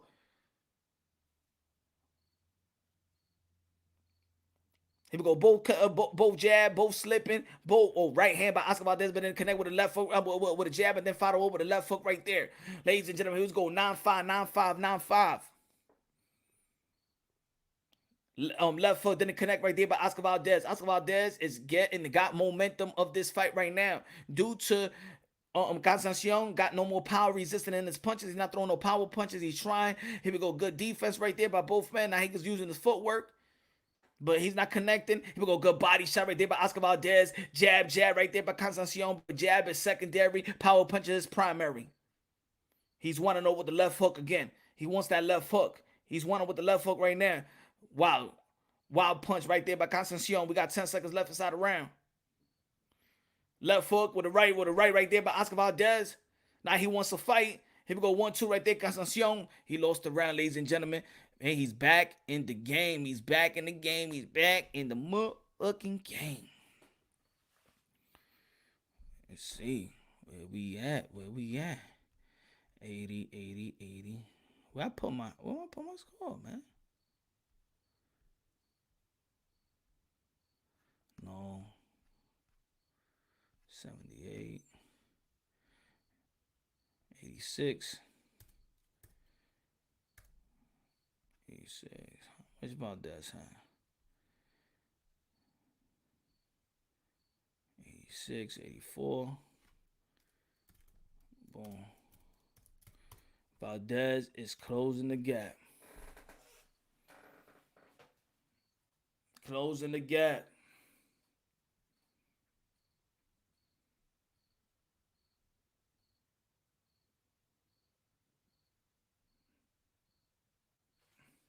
That's for him playing around. Remember Tony Harrison? We had it in the bag. Here we go. Good stiff jab by Oscar Valdez on that one. We in the 10th round, ladies and gentlemen. We in the 10th round. Right hand right there by Conceicao. Good left foot by Conceicao right there. He throw a lot of combinations and stuff like that, but he was missing a lot before that. Here we go, jab to the body, nothing. Here we go, try the left hook. Good right hand by Conceicao. Now he got it. Now he working fast. 1-1-2, nothing. Good right hand by Oscar Valdez. Here we go. Both connected on the jab right there, ladies and gentlemen. Here we go. This is getting chippy right now. Good right hand right there by Oscar Valdez. This is getting chippy right here. Left hook right there and hit at the top of the head. Good left hook right there by Oscar Valdez. Now they clinching. Here we go. Now he got momentum, ladies and gentlemen. We got 2 minutes remaining in the 10th round. Here we go. Oscar Valdez took that first minute. Here we go, body shot, then the left hook right there by Conceicao. The referee's trying to get in the way and telling him to get up. He hasn't even thrown a body shot, referees. Here we go. Stop trying to micromanage Conceicao right now. Here we go. 1-2, and connected. Here we go. Boom, boom, boom. 2 connected right there with a stiff jab right there by Oscar Valdez. Here we go. 2-2. Here we go with a right hand right there by Conceicao with a 1-2 right there connected. Here we go. Jab, nothing. Here we go. 8-7. 1 minute and 35 seconds left. Conceicao landed. You waiting too much, Oscar Valdez. You're thinking there. React and counter. Here we go, good right hand right there by Oscar Valdez, right with the body shot, but got out the way. Here we go, left foot, good movement by Conceicao by getting, here we go, stiff jab. Here we go, 1, 2, 3, combination, didn't miss. Here we go, miss. Both of the guys are missing. Both of these guys look tired right now. Here we go, 1, 2, nothing connected right now. He's closing the gap, one jab. Here we go, boom, with a right, body by Oscar Valdez. Power punches is primary, jabs is secondary, and this is why right now Oscar Valdez is still winning the round because yes, Conceicao is landing jabs, but power punching is primary, jabs is secondary. It's 7-6 right now, ladies and gentlemen. We got 45 seconds left inside the 10th round. Here we go, couple of jabs right there by Conceicao. Nothing, couple of jabs, slip, but good defense. Remember they count that too in the close round. Go right hand, but then a good jab, good jab, and a right hand right there by Oscar Valdez. Here we go, 8-7, ladies and gentlemen, 8-7. He's on the outside right now. Good jab right there by Oscar Valdez. Follow with the right hand right there by Oscar Valdez. Good body shot by Oscar Valdez. Conceicao is just holding right now.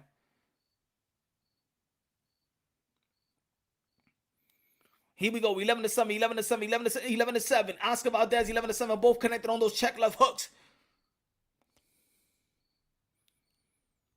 Good right hand by Conceicao. Good right hand. Cut him. He cut him with that right hand too. Another right hand by Conceicao. Cut him with that right hand. Gonna give that round to Oscar Valdez. He was busier that round. He landed more power punches and things of that nature. Conceicao probably could have took that round because it was a close round. He could have robbed that round from the judges if they wanted it. But we're gonna give it to Oscar Valdez once again. He was the busier fight with the ring generalship. 3-minute intervals. He took 2 minutes off that. He beat him on that for 2 minutes of that round, and he's landed the body shots. He's landed the power punches and things of that nature. Because Conceicao is still doing good. But we'll give it again to Oscar Valdez. He just got the second half momentum right now.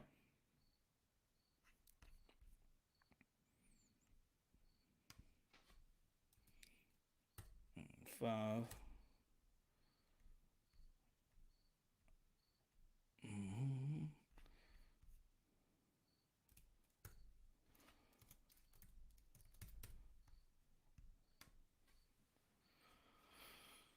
Woo!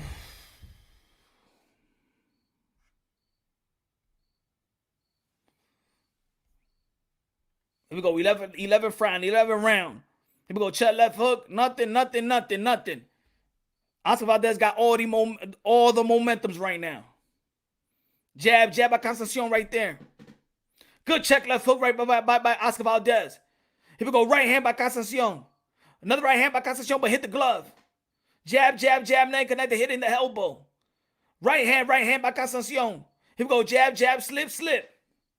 Jab, right, nothing connected by Oscar Valdez, nothing connected by Conceicao.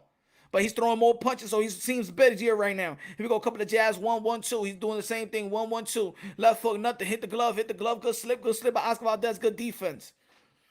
He's making him miss a lot. Oscar Valdez is making Conceicao miss a lot right now. And judges count that when it's a close round, when the punching count. Good body shot right there by Oscar Valdez. Ooh, good right hand by Oscar Valdez right there. Here we go, good left hook by Oscar Valdez right there. Jab by Conceicao. Go right hand by Oscar Valdez. In the back of the ear. 5-4, ladies and gentlemen. 5-4. Go right hand by Conceicao.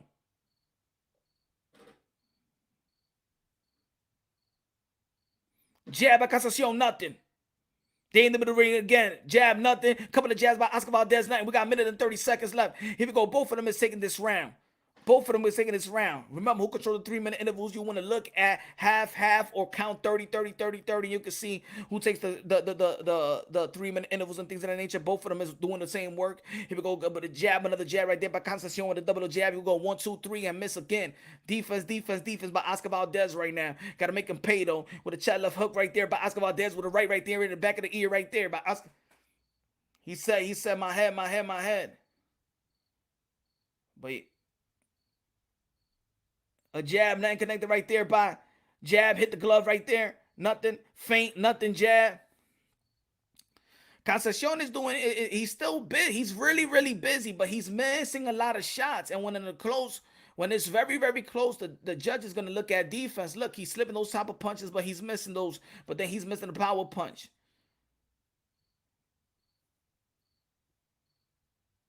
Again with the clinch, 7-6. This is a hard one to score. You could give it to somebody right now. You could give it whoever right now. Oh, check left foot right there. Right. A6 jab, hit the glove. Here we go. Right hand before the clinch.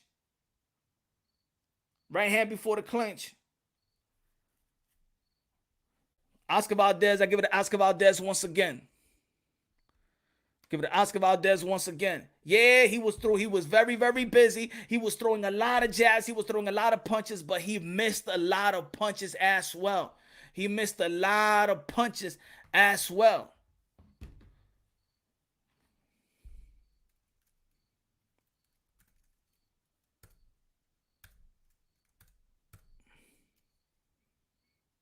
Last round.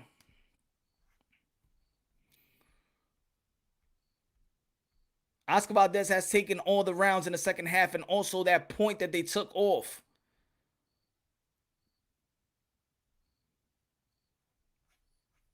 It's a draw right now. Whoever wins this round wins the fight. This last round, you could probably, it was close, but this This last round, whoever wins this round on my scorecard wins the fight. So let's see.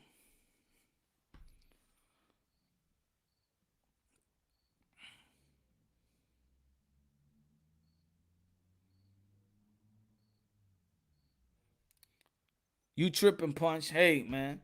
Hey, I'm gonna tell you like this: you're gonna see 3 judges with 3 different type of scorecards, so I could trip all day. Everybody is different. It's what my eyes see. Both can throw on the jabs right there. Couple of jabs, slip, slip, slip. Here we go, boom. They both see you. They both spinning a lot of punches. Here we go, jab, hit the glove.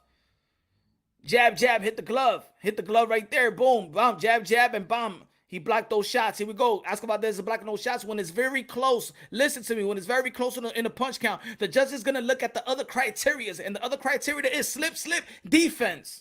That's a criteria. So when it's close to the punch count, then they look at the other criteria. Who controls, who was the pace? What pace was it? Who was the general? Who was that? Who's controlling the 3-minute intervals of each round? Here we go. They both missing a lot of punches. Here we go. Check left foot right there and the body shot right there by Oscar Valdez. Clean, effective punches as well. In the pros, power punches count way more than jabs. In the pros, power. Here we go. Good body shot right there. 4-1, 4-1, 4-1. Jab, jab, jab. Hit the glove, hit the glove. I'm telling you. In the go right hand, go right hand, go right hand, but miss on that left hook.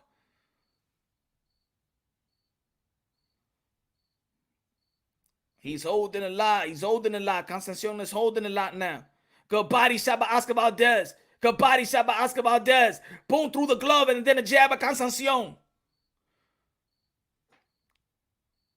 Miss. And the judges are seeing that. Y'all got to learn how to score. When it's close, the judges see defense is a criteria. You make him miss a lot, they give you points for that.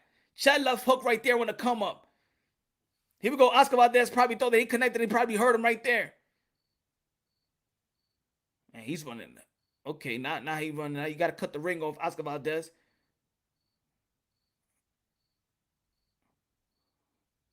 Holding for dear life right now. He's giving up this round. Conceicao is giving up this round. Good check left hook right there by Conceicao. But he's giving up this round. He don't want this. And he's fighting like he won this. Remember, this is the championship rounds. He's the champion. You got to go after it, Conceicao. You can't be going around it like if you won this. You got to go after it. You acting like you won it. You acting like you won it. He's chasing you now. Nah, my brother, you got to fight. You got to fight. Those are not effective punches. They're not going to give you those points. You trying to finesse your win. You trying to finesse it. They're not going to give you anything. Good left hook to the chest by... You didn't want to win this fight. You didn't want to be a champion. You had it all in the bag. You could have got this, Conceicao. You could have got this. Nah, man. You didn't want to be a champion. You didn't go for it. You thought you won this fight. Sorry. Punch, you know he won. Who won? In my scorecard,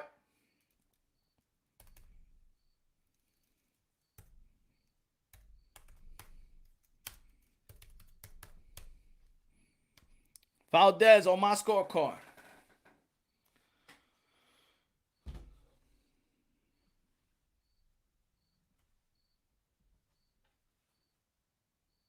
He gave that round off. He gave it away. And a round like that, he was supposed to go for it. He's not the champion. He's not the champion. 114, 113 Valdez. He took all the rounds in the second half. Round 7, 8, 9, 10, 11, 12 plus. They took a point off. Boom, 114, 113 in my scorecard. In the 11th round, I believe so. You could give it a swing round. You could give it to, so if they have it 114, 114, maybe a draw is good.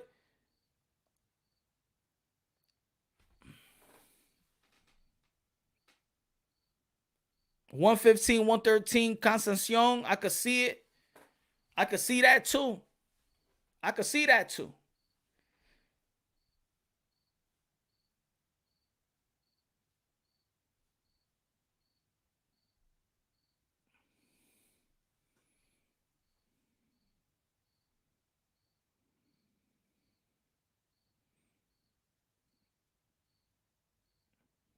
He fought good. He fought good. He started playing around. I think the mental fortitude. He didn't have mental fortitude. He wasn't like a hawk. Wasn't persistent. He didn't sustain that momentum. He did not sustain that momentum. But let's see. Let's see. Let's see if the boxing gods. If the boxing gods. Let me put it up, my scorecard. Let me put my scorecard.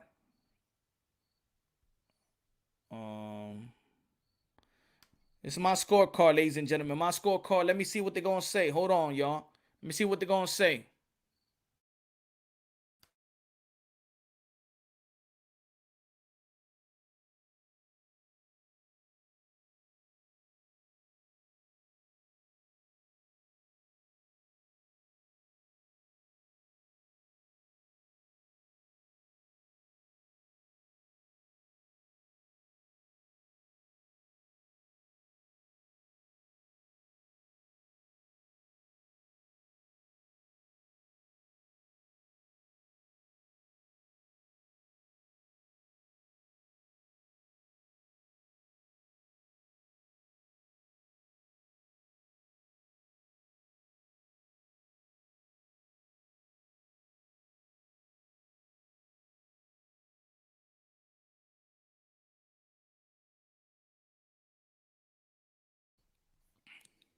Hey, Oscar Valdez won. 115, 112 is not a robbery. It's not. I think in the second half, Conceicao, in the second half, he gave it up. He gave Valdez the fight. That's not no straight robbery. Nah, he gave him the fight. Conceicao did not fight like if he was the contender. He did not fight like that. 117, 110, that card was awful. That card was awful. That card was awful. You should see me in person. You'll believe me. Sounds like it was a great fight. Conceicao took the first half on my scorecard. Valdez took the second half. They took a point off. 114, 113 was my scorecard. On my scorecard, he won. It could have gone either way. Could have gone either way. In the 11th round, that was a swing round. It could have gone his way, and then Conceicao could have won 115, 113.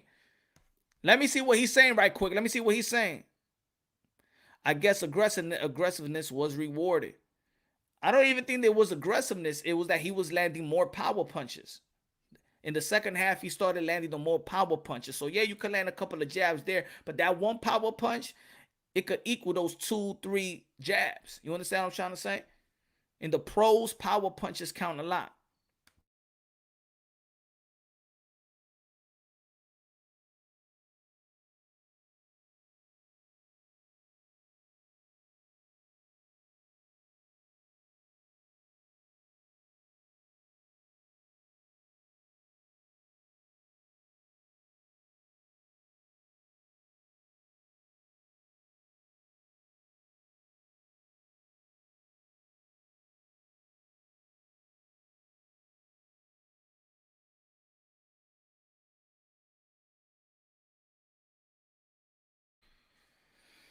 What y'all think, folks? I got a 114, 113. Oscar Valdez winning.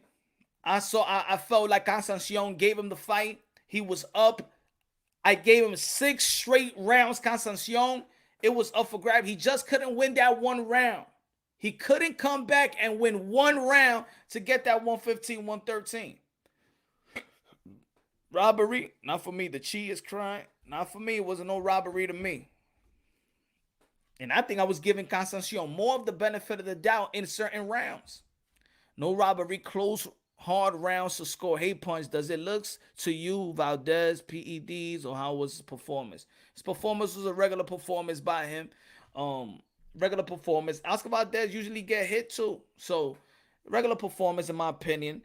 Um, I think he was following him too much. I didn't think that he trapped him real good, and when he had him on the ropes, I didn't think he did a great job in the first half to get him. If in my opinion, he was getting outclassed, outboxed in the first half of the fight, but in the second half of the fight, looked like he got his second win, looked like he got his second T, and looked like he re-up on the T, and then he did his thing. Corruption after effing corruption. You think it was? Yeah, I think that was no robbery. And how? How was it robbery? How? How? It wasn't even the aggressiveness. I wasn't even counting the aggressiveness. I counted that he had more power punches. Valdez lost. I know everybody wants him to lose. I know a lot of people is geared for him to lose, but he didn't lose. He didn't take it from the champion. He didn't take it from the champion. And even in that last round, Valdez wasn't doing extremely well, but Conceicao didn't want to fight. He was acting like he was winning though the scorecard by a line. He didn't need to take it from the champion. You got to take it from the champion, my brother. He was fighting like, yo, he lost. He lost right here mentally. He stopped being focused. They took a point off because he was playing around, hitting him in the head, in the clinch. Robbery. Khan outworked him even with sus ref. In the first half, he outworked him. In my opinion, I don't think it's a robbery. I think the scorecard, what they gave, well, who gave it 117, 110? I think that was idiotic in my opinion.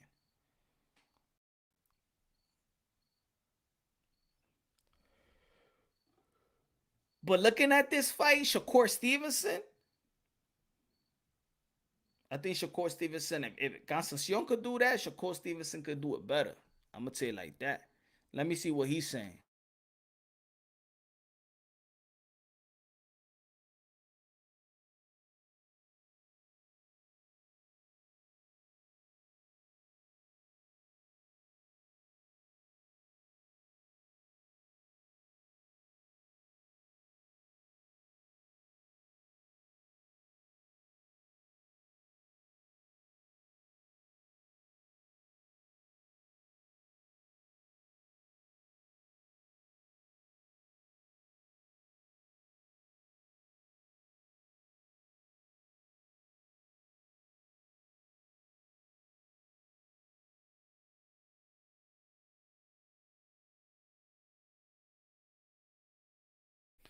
Anyway, good looking out, Ben. Good looking out. I appreciate you, my brother. Good looking out, Ben. Everybody smash the like button, ladies and gentlemen. Let's talk about boxing right now. There's a lot of people that's mad. They'll be like, damn, man, what the boxing guy didn't give him the robbery, yo. He doesn't deserve the WBC belt. He should get stripped, yo. He should get stripped, man. For real, yo. It's effed up. Man, the A sample and the B sample tested positive, man. For real, yo. This is robbery, man. This is robbery. There ain't no robbery. Ain't no robbery. Ain't no robbery. He didn't take it from him. He didn't want to be the champion. Conceicao didn't want to be the champion. I'm not even going by that one scorecard.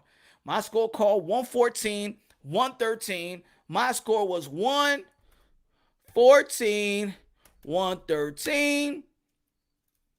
Valdez. Why? The first 6 rounds, Conceicao was putting on a boxing clinic. In the second half, he turned it up. He got point deducted. I think it was in the 8th round. He gave him the momentum. In the last round, when I said the last round, if whoever wins the last round is going to win the fight. And guess what? Conceicao didn't want to take it from him.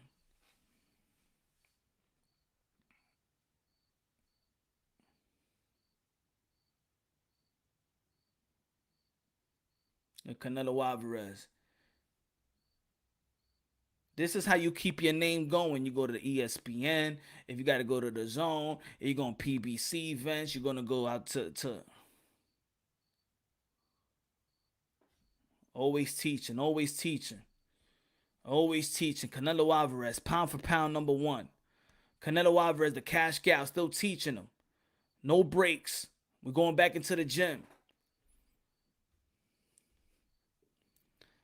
No like button smash until this man accept the robbery. He said, Canelo know what happened. Yeah, Canelo Alvarez, the best boxer out there. Canelo Alvarez, the cash cow, the king of boxing. Ask about the, let me see, that 17-110, I think it was horrible scorecard. 115-112. I still see it as 113. I see it as either 114-113. It can be a draw. It can be a draw, maybe a draw, or Conceicao wins 115-113. I don't see Valdez winning more than a round.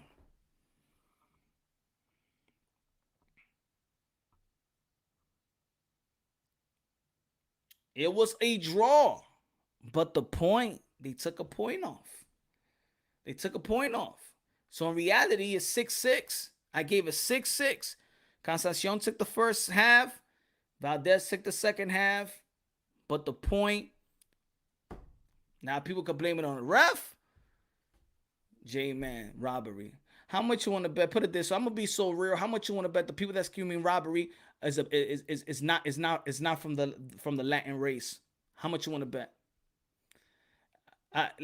Since they always be like, yo, boxing is about race. What are you right now? And let me know what you have it. Say what you are. How about this? I'm see if this is if people that's screaming robbery, it does it have to do with a race thing? I want to know because I want to talk about this thing too. I want to talk about this community as well. What you have it and what you identify as, huh? What you have it and what you identify as. What was your scorecard and what you identify as? I want to know. Valdez won that fight, Jessica. I agree with you 100%.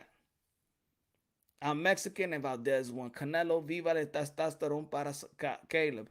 That guy was boring boxer like dude was running the whole time. You know it, Punch facts. You know it.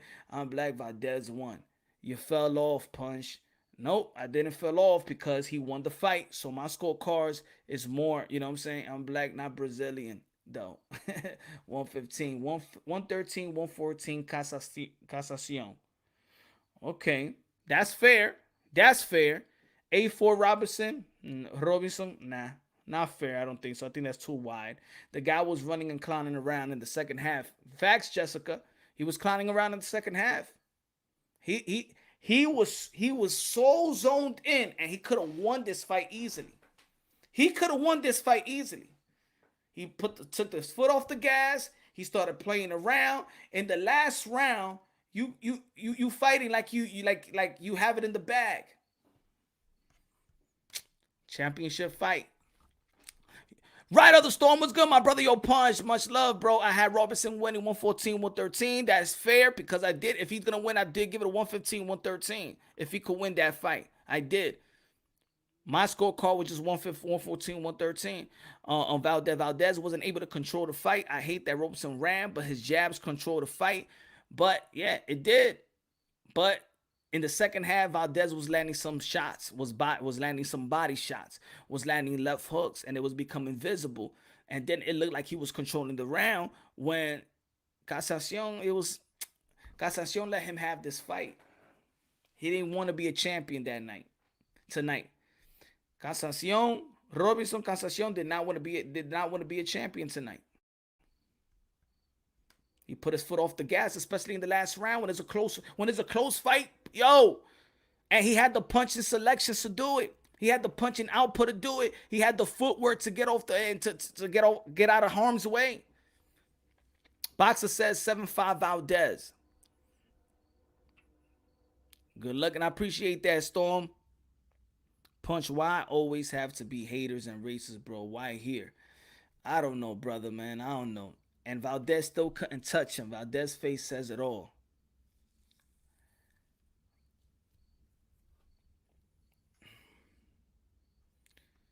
The 117-110 is bad, in my opinion. Beautiful shots from Valdez, Canelo team style.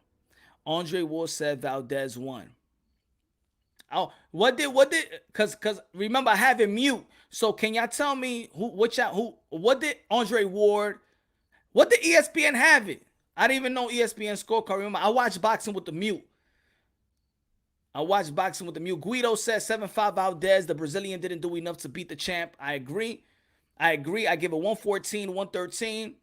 114, 113. Valdez wins. Conceicao, he took his foot off the gas. He didn't want to become a champion tonight. He was playing around when he had all the momentum going his way. He had all the momentum going his way. All the momentum going his way. Look, he's taking selfies right now. He wanted to become pretty. He's gonna regret what he did. He's gonna regret this fight. And I don't know what his corner was telling him in the last round. Y'all could be as mad as y'all want. You were supposed to go get it. You had this fight in the bag. You got the first half, and you could have taken 2 rounds in the second half and win this fight. You started playing around. That's why you got the point taken off, regardless if people didn't like it, but you was kept on hitting him behind the head. You was playing around. You lost concentration. Silva says 10-2. Robson, stop lying to yourself. It's not healthy. Too pretty, too much showing out. It's in the championship fights, not like that, especially when Valdez had momentum. He gave Valdez momentum. That point taken off.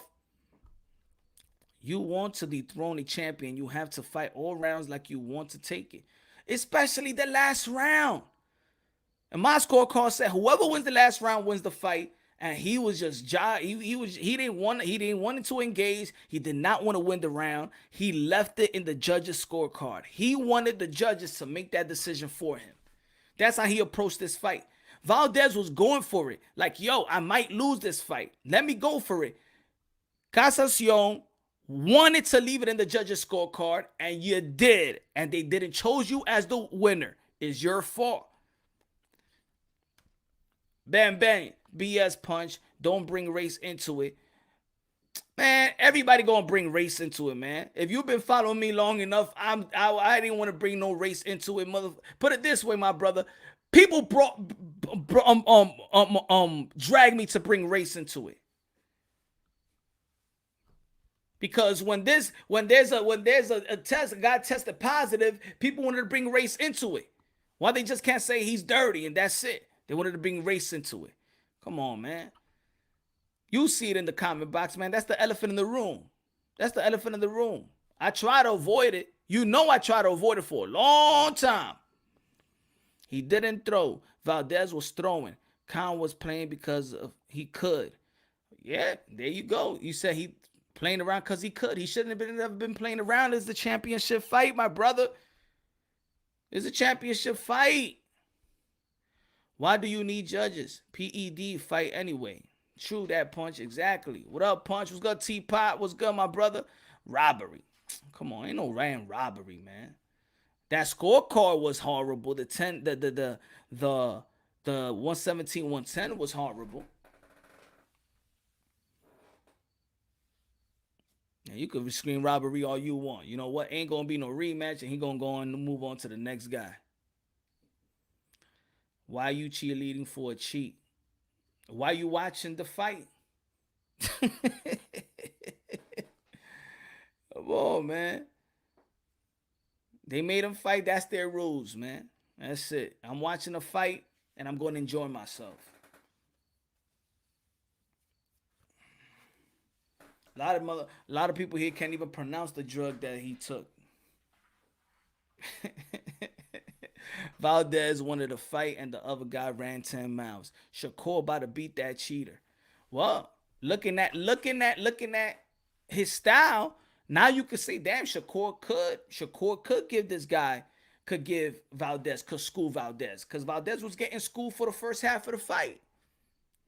Tim Bradley keep bashing Valdez all night. He did? Shout out to JC. For real?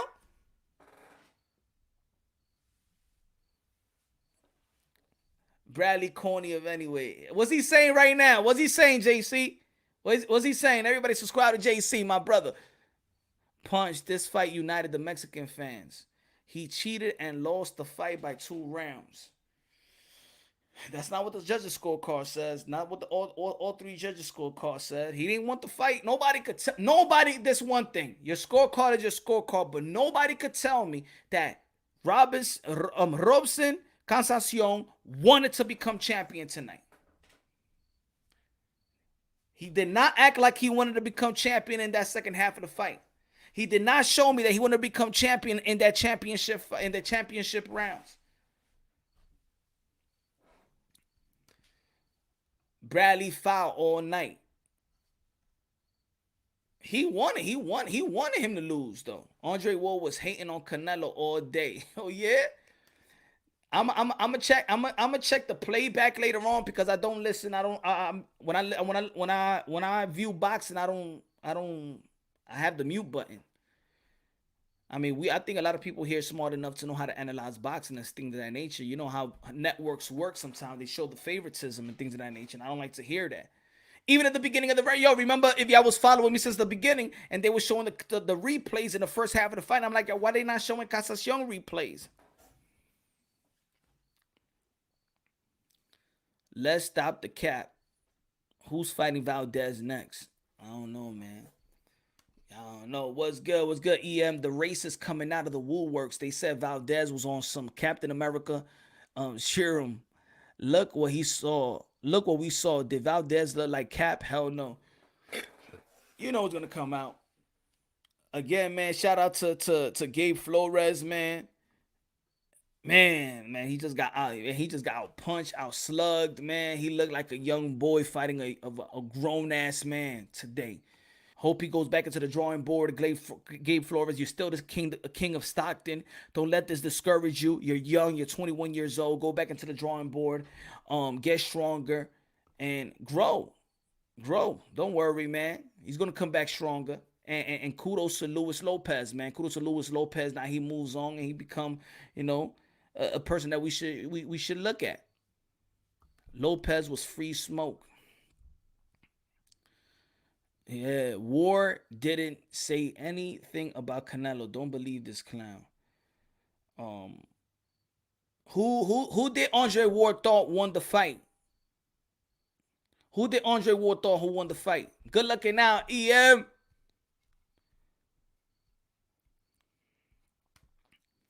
You can't tell Valdez's head wasn't fully there.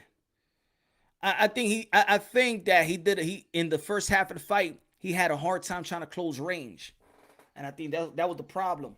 His size was affecting his approach.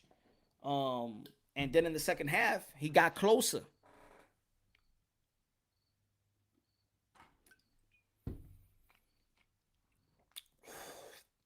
Jonathan Ramirez, gracias mi hermano de lo mío.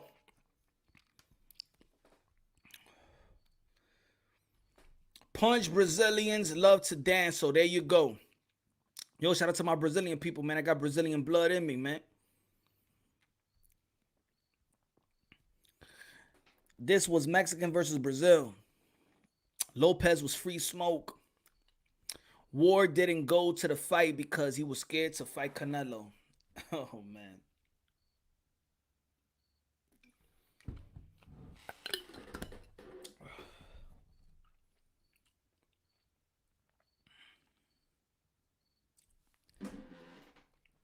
Hey, yo, shout out to everybody, man. Shout out to all the families, man. My condolences go out to all the families that has lost somebody in 9/11, lost a friend, a loved one. It's 9/11. Y'all already know, man. It's a serious day, heartbreaking day. It's unfortunate days, unfortunate circumstances that happen and things of that nature, man. So my condolences go out to the people that that lost a loved one and everything, man. It's a tough day. I still remember like it was yesterday.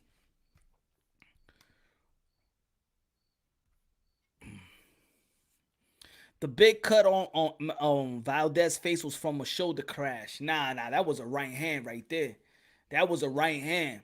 Easy. That was a right hand. What's good? What's good? What's good, Martin? What's good? What's good? Punch, stop ducking the smoke. Whatever the smoke is, J-Man, go get your eyes checked. Crazy night of boxing, Punch. Yes, sir. On Black and Brown. Yeah, it was crazy, man. Gabe Flores, your boy, man. What's good, man? Damn, man. Yo, it was to be honest. I'm gonna be honest, yo. I love boxing so much. It was I was getting chills, bro. I was getting kind of emotional, not because It's one thing I love, and I love to see the camaraderie between father and son. I'm a father myself. I believe I fight for fathers. I'm a fatherhood advocate. So when I see his son and everybody saying stop the fight, and his son is saying don't stop the fight, he's sending his dad. You could see his dad was like hurt, like I believe in my son, man. I can't watch my son like that. And a lot of people, and I'm gonna say it again. If y'all just tuned in, yo, if y'all don't got a son, y'all can't. You never been in the position that Gabe Flores Senior was in. You might want him to throw the towel. You might think that he's in trouble, but his son knows him more than anything. His father knows his heart. His father knows his mind. His father knows what he can handle. And his son is pleading with his dad, don't stop it, I got it. Don't stop it, I got it. But son, man, you got to show me something, man. You're looking bad out there. Dad, please don't stop the fight, please. Yo, for me, that was hard. That was like emotional, bro. I felt that. And then the father went out there and trust and believe in his son. And I'm gonna tell you like this: regardless how many people saw how that fight went about, a lot of people wanted his father to stop the fight. His father is probably gonna be more proud of his son for this fight than any other fight. His father is gonna be more proud of his son. The way he was like, yo, how he fought. He's gonna be obeying. My son is willing to really die in that ring. His son gave him the chance, bro. And I understand a lot of people feel like, yo, tomorrow's another day or whatever. But nobody's been in that type of position, man. He's looking at his son in his eyes. His son is pleading with his dad. And what his father did was believe in his son to the end. He believed in him. He believed in his skills and talent that he will be safe. He will come out that ring good. He gave his son a chance. So I'm not gonna knock Gabe Flores Sr. down. Y'all never been in that position. Y'all don't know what it is. Y'all don't know what it's like. They gotta make a decision in the spur of a minute or seconds. And his father just believed in his son. Look at his son's eyes. He's pleaded with his son. I got this, Dad. It's not like he just laid down for anybody tonight. He didn't lay down for nobody. So of course he's young. He's a young trainer as well. Let's not forget that they both young. Of course, this save him to live another day and things of that nature. But he's 21 years old, bro. It's 21 years old. So all that exposed, he thought he was gonna be this. He's 21 years old. 21. Junior, a real one for that speech after the fight. And yeah, a guy he didn't run out the ring. He shook the dude's hand. He spoke about it. Hey, yo, give this man a title shot. He ready. He came from 126. I'm from one. Yo, he gave him all the props in the world, bro. He's more man than a lot of people out there, bro. Exactly. Marquez. Juan Manuel Marquez lost his first fight as a pro. Hopkins lost the fight. You know what I'm saying? Manny Pacquiao got lost 3 times before him being Manny Pacquiao. A lot of people lost. Zab Judah lost. Khan lost. A lot of people lost. Everybody is just, you know what it is? Everybody is just spoiled with the Mayweather. This keep your O and being undefeated. Not every fighter is Floyd Mayweather. You feel me? I mean, he showed us character. I understand it looked bad.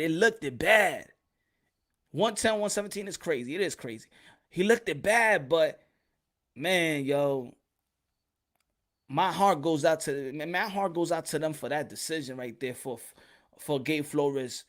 You know what I'm saying? If I look at it like my dad, I'd be like, yo, my dad believes in me when nobody does. That's what I saw. You saw how they put the clip in ESPN and they saw the crowd saying, throw in the towel. So you see that picture right there. And even though that Gabe Flores didn't lose, can you imagine if he would have won? Could you just imagine if Gabe Flores would have came right back and won that fight? But anyway, he didn't, right? But image is everything, yo. Image is everything. And when the whole world is telling you that you can't make it, that you can't overcome. This is why I always say that boxing translates to life itself. The whole world, the whole audience was up. Stop the fight. And guess what? The only person that believed in his son that he could pull it off in that split second was his father. Image is everything. Image is everything. Boxing translates to life itself. I look at boxing like I look at life. That's why for me that was beautiful, bro. Even though that he was getting his ass kicked, but it was beautiful that that's the image. Everybody didn't believe in you. Nobody believed in you. Everybody was saying stop the fight. Throw in the towel. He lost already. He's not going to do anything. Leave and that's it. Save your son. You're doing a bad job. And the father said, I believe in my son. And let his son finish it off. He didn't get knocked out. He didn't get stopped. Yeah, it was a bloody mess. But guess what, man? Right now, Gabe Flores could go throughout his whole life and be like, my dad is the only one that's going to believe in me when nobody does. And that's going to be a good feeling. Regardless how y'all may feel. But that relationship right there, they good. They good. I want that person in my corner. I want that person in my corner. You know? Could it be stopped? Yeah. If it was another trainer and it wasn't his dad, they would have stopped the fight, I think. I think they would have stopped the fight. But when your son is telling you, dad, he's pleading with you, it's like, yo, that's hard, man. That's hard, yo. And I'm looking at it mute. I'm looking at the fight mute, but it's like you understand the language, you know what I'm saying? You understand the language. Drew, what's good, my brother? Just got to the hotel from the fight. Tio Senior was faded. Place went nuts when Canelo was there. The corner was inept. They had more jewelry on than towels in the corner. Amateur corner ruined him. Hey, man. And it's crazy because his father was stopping the fight. He just ain't have no towel to throw.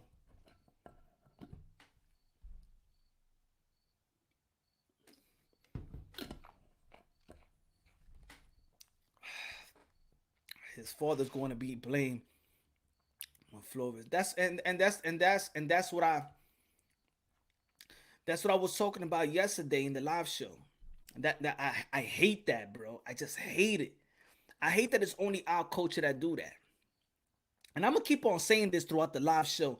I'm gonna keep on pumping fatherhood. I'm gonna keep on pumping it because in our community, we're the only ones. Latinos and blacks are the only ones that would tell another fighter, "Yo, fire your father." We're the only one that say that.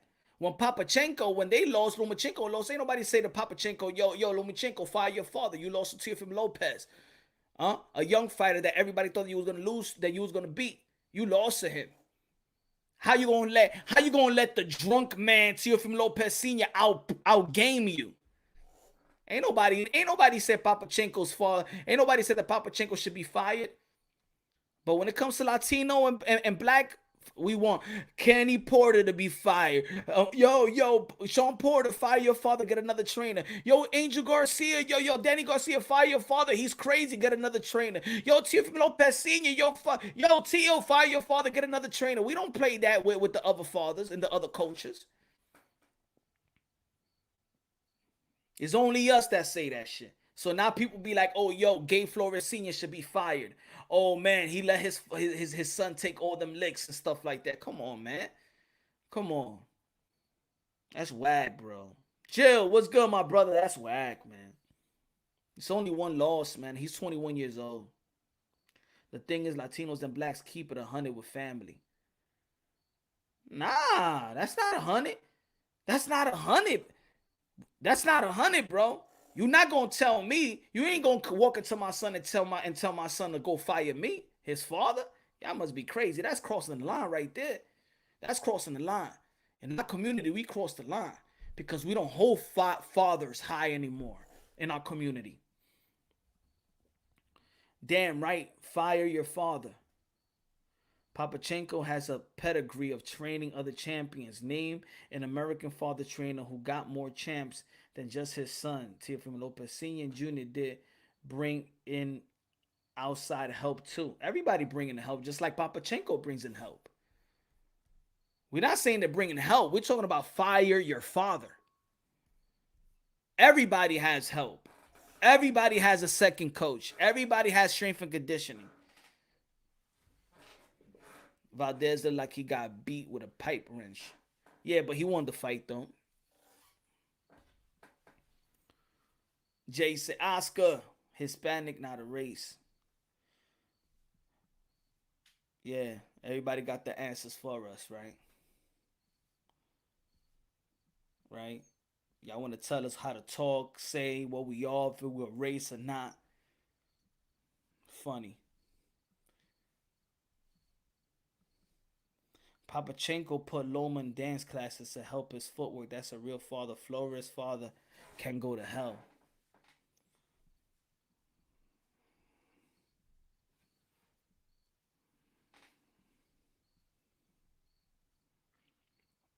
Big G Garcia, the Brazilian, ran like Drew again.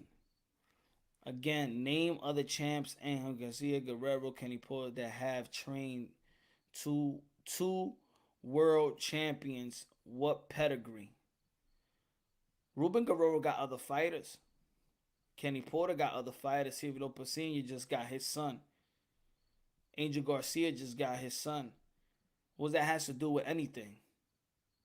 What that has to do with anything? What that has to do with anything, Drew? They're successful. Even when they're not, even when they're successful, they say, "Look, has Tio lost, Drew?" People still say that Tio should fire his father, and they still win. They undefeated.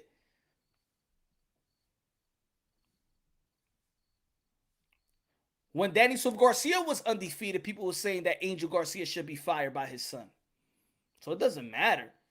People just have this thing in this community, in the Latino and Black community, where people just feel like they have the green light to tell their other people's son that just fire your father, like your father is a piece of shit and shit like that. Like if your father didn't groom you to this point. But whatever.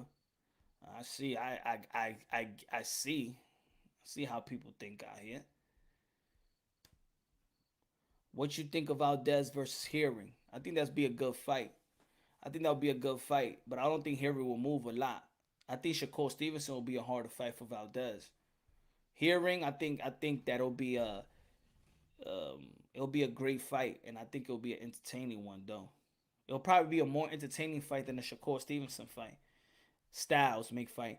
The Gabe Flores fight was tough to watch at the end. It was tough to watch. It was. But I find beautiful things in even when it was tough, I'm like, damn man, he was getting hurt bad. But he's pleading, yo, let me finish this off, man. He believe in his son, bro. They'll learn from this, man. They're young. He's a young trainer as well at this level, and he's a young fighter. You know? That's all. Valdez knows in the heart that he lost. Nah, I think he won the fight. 114, 113, Valdez.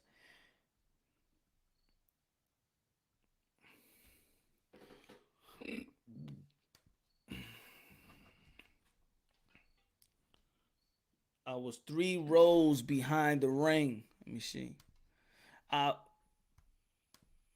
I was 3 rows behind the ring, and Flores was taking unnecessary punishment. Trainer job is to protect his fighters. True. Angel made Danny avoid smoke. Stop it. Danny ain't have elite win since Lucas. Stop it. And Amir Khan wasn't an elite win. Now it's about the discredit game, right, Drew? Now it's about let's discredit everything now. What everybody did. You didn't have no elite. He ain't do shit in boxing, right? Fucking Danny Silva Garcia has a better resume at 140 than Terrence Bud Crawford. Danny Garcia got a better resume at 140 than Terrence Bud Crawford, my guy. Come on, Drew. Come on, Drew. Come on, man. Come on, man. Are we gonna start this? Let's win the devalue game, right? Why people just why it's hard for just give somebody credit? Why it's always somebody trying to devalue something?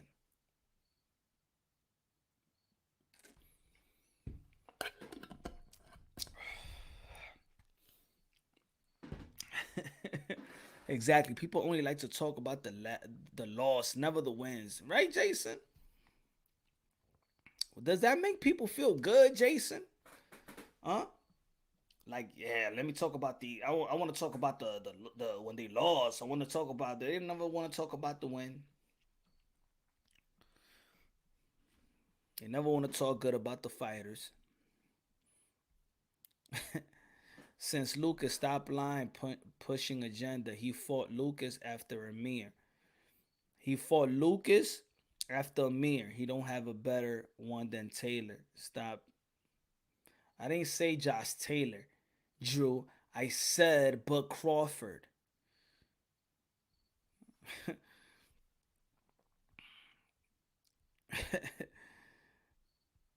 Thank you, Drew.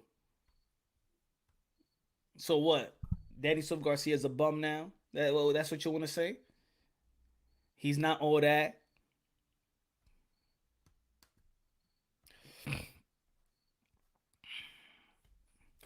How come blacks weren't crying like when this one Charlo robbed Castano? Flores won't be the same after this. Why he won't be the same? He's 21 years old. Can you imagine if somebody would have told Manny Pacquiao was never gonna be the same when he got dropped by that body shot and lost the fight?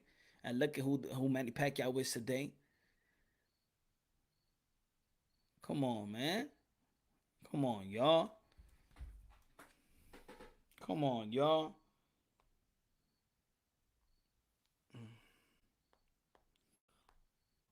Get some points out here, man. Let me see. Let me see.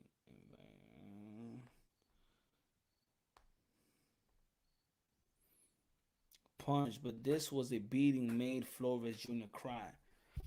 He's young. He's a baby, man. He's young. He's 21 years old. Never faced this type of adversity.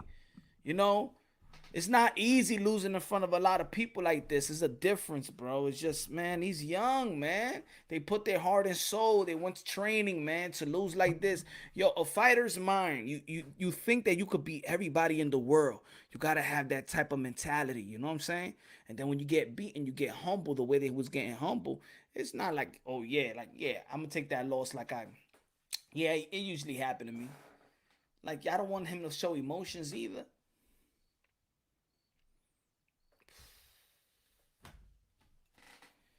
Damn, this boxing world is harsh.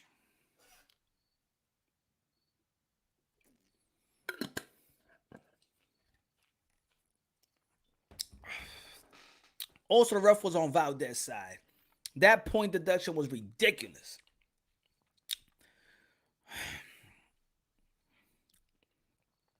In the championship fights, I think if both of these guys was champions, he just was playing around, man. He all right, take the point away. Don't take the point away. It's still 114 on my scorecard then. If no points was taken away, it's a 114 on my scorecard. I give it 6 rounds. But that point taken away, 114, 113 was my scorecard. Manny, not on the dud. No, Tank slaughter any Latinos at lightweight. Punch, are you from Harlem? Wash Heights, Harlem. Yes, sir. Including point deduction. It could have been majority draw. I got Shakur hearing beating Valdez punch. I don't know. Let me see, man. Let me see what you gotta say. I'm gonna send some links out there. I'm send some links if y'all want to chop it up. Let me see.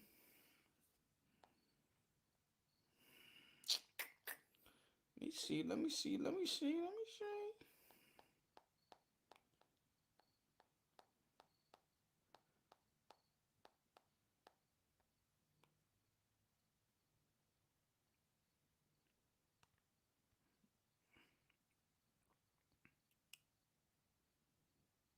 Look at my hater. My haters out there tweeting. Fucking Tweety Bird. Uh,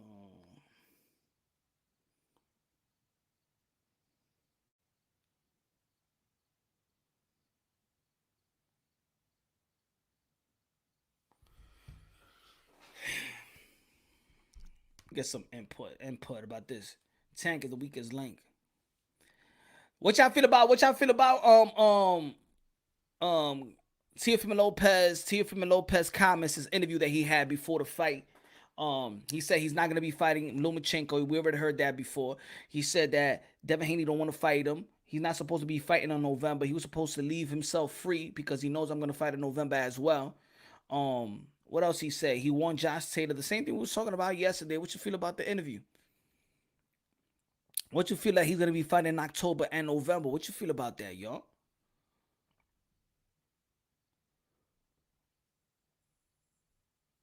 And I put a picture up. Let me see, man. Let me see what they feel about this event today. Black and brown boxing. San Francisco Giants. What's good? Haven't cheered for San Francisco Giants since Kenny Lofton left. What's good? Drinking beer. How was the event today? The Compton King, Gabe Flores Jr. Stockton King. The Stockton King lost. Or not just the Stockton, no King, no more King. No, Stockton King.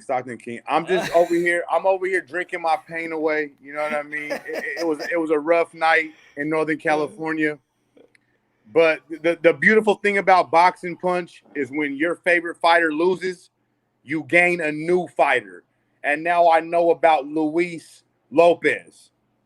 Okay. All respect and all credit due to Luis Lopez. That man fought an excellent fight tonight, Punch. You cannot take no credit away from Luis Lopez. All credit goes to Luis Lopez. Yeah, I'm sad for Gabe, but this is professional fighting. He's a professional fighter. He'll be all right. He'll bounce back. He'll be good. 21 years old. 21 years old, Punch. He'll be all right, but I'm not going to lie. It's a sad night, bro, and I'm drinking my pain away tonight. That's all I could do, Punch. That's all I could do, brother. What you think? So what you think he should get better on? What did defense. You see? Defense kills him, and power. He has no pop, Punch. He's 21. It's hard to even define the. Is at this point. That's why I usually don't go with technique with the young guys because I can't compare him to a grown ass man. Nah, he looks 21 like a years baby. old. Now he could go to the club for the first time. Really, you know what I'm saying? Punch. He looks like a baby, Punch. He looks young. He's not like Teo, who's like a man child who matured really fast. He's different. At 21, he still looks like a baby, bro. He got a baby face. He got a baby body. He looks like a baby, bro. So I think he can bounce back. He'll be all right, man. Punch, what you were touching on earlier, that small situation between him and his dad and throwing in the towel, bro, that shit was heart-wrenching. You know what I'm saying? I had goosebumps, bro. Fuck, bro. Like, you got sons. I got sons. You know how it is, bro. Like, damn, I should throw the towel in. Yeah. But I know my son got heart. Exactly. So it's like, fuck, bro. I'm in a fucked up spot. You know what I'm saying? Hell yeah. I felt for the Flores earlier tonight. I felt for his dad. It was a great night of boxing. I don't know what else to say, brother. Great night of boxing. It was a good night of boxing. But that image right there, when you how ESPN put it, everybody throwing, throw the towel, and his father's like, I'm gonna stop the fight, and then you see his son like about to cry, like, please don't do this, please don't stop it.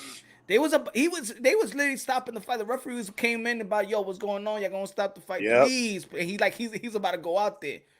That situation for anybody to be like, his father should have done this. That's hard, man. I think this is the reason. I think that people don't. There's other people out there that just don't understand, bro. That's my son, my pride and joy, my legacy, my blood, my name. He has my name. When I see him, I'm looking at me. So when the whole world doesn't believe in your son, even though when everybody was like, that's it, he's done, he's finished, your father showed you, I believe in you, man. I believe in you. That and that moment right there is gonna mean more, throughout their even without a boxing career, after their boxing career. That moment right there. And I think as a father, I would be more proud of my son. And he's like, he's willing to die out there. Yeah. I thought my son had heart, but damn, you know what I'm saying? My son got heart, bro. And in that 12th round punch, he didn't have it no more. He was done, and he still went out there and tried to. He still went out there and was swinging punch. He showed his heart tonight. He got outclassed.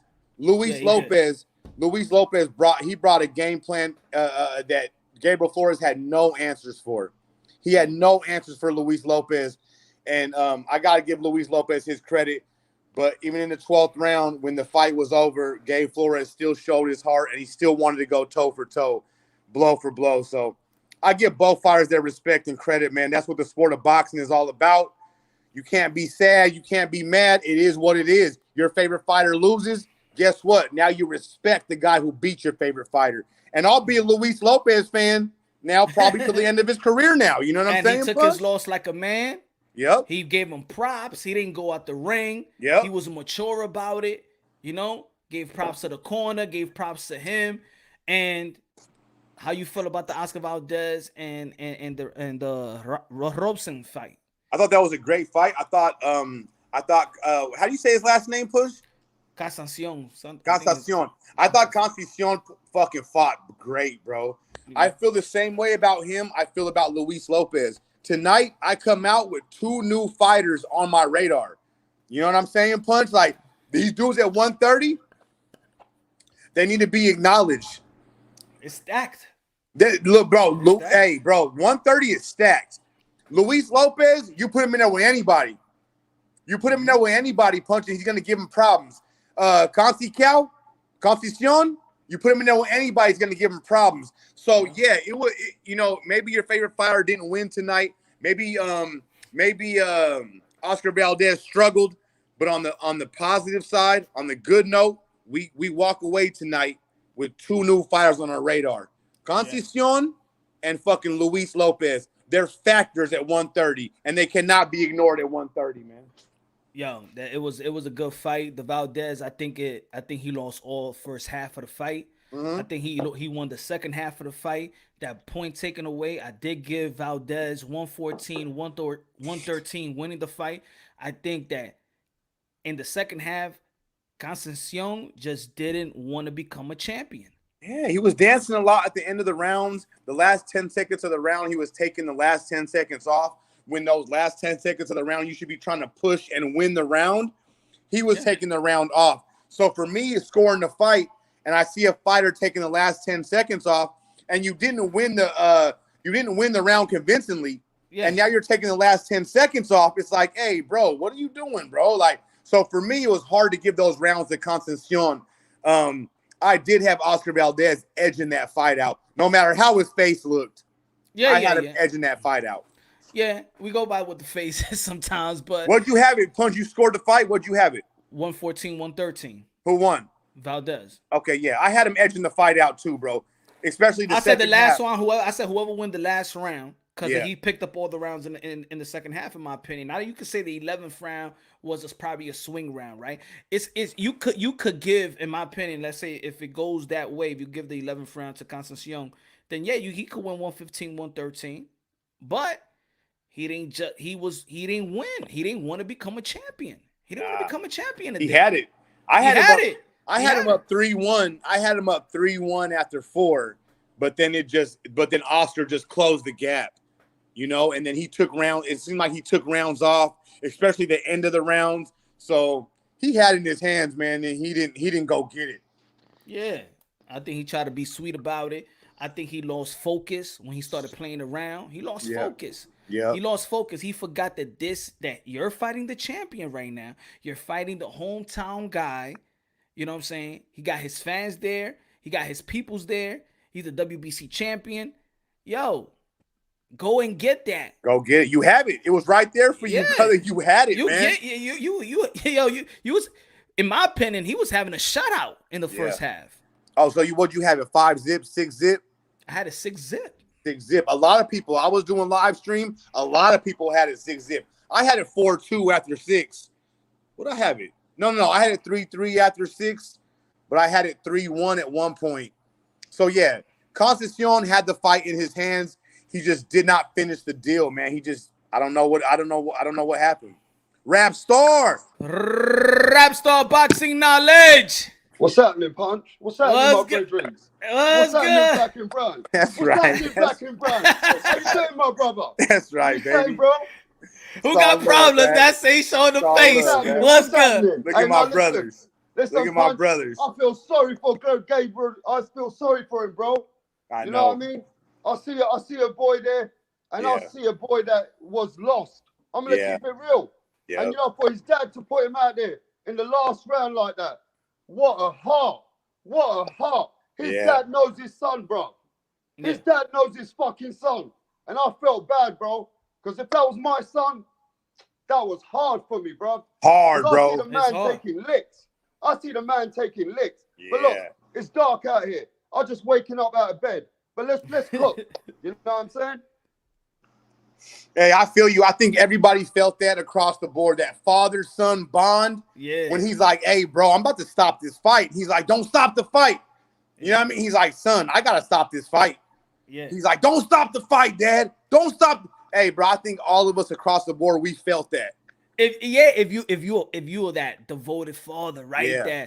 That but in this line of work, when you mold your son to be this warrior.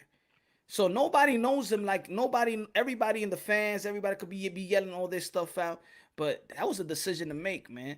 And I think it's gonna work out for the good, man. Yeah, I think so too. I think so too, Punch. They're gonna go back to the drawing board, go back to the gym and get it right, man. Gabe got to grow up, man. He got to grow up. He got to humble himself, and he's got to get back in the gym and work on his game.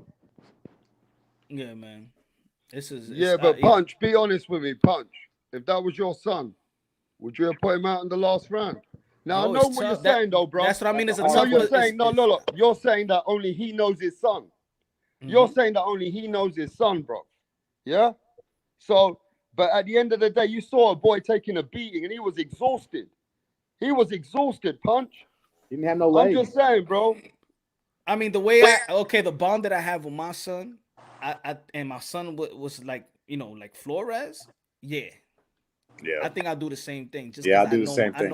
I know my son. Yeah. That's why. Yeah, but can you imagine if you're the mother?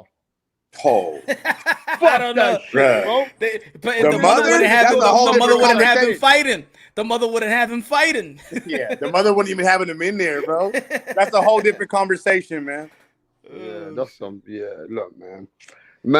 I felt. Look, at the end of the day, respect to Lopez though. He came from 126 to fight Flores. You know what I mean? Yeah. We're all there feeling sorry for Flores, but we got to put respect on the fighter, which came up in weight.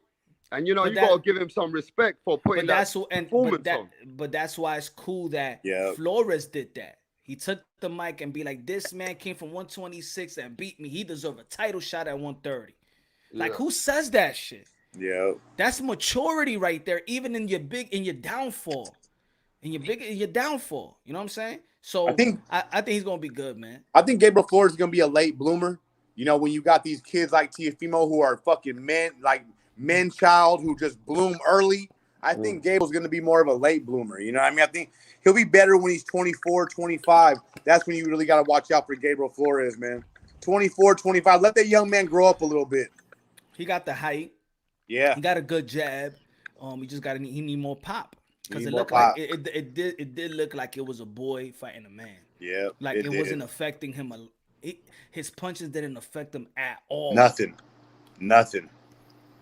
Yeah, that's crazy, man. I mean, look, man, at the end of the day, everything's a learning curve. Boxing's a learning curve. And, that's a situation where they say cherry pick gone wrong. I mean, it is what it is.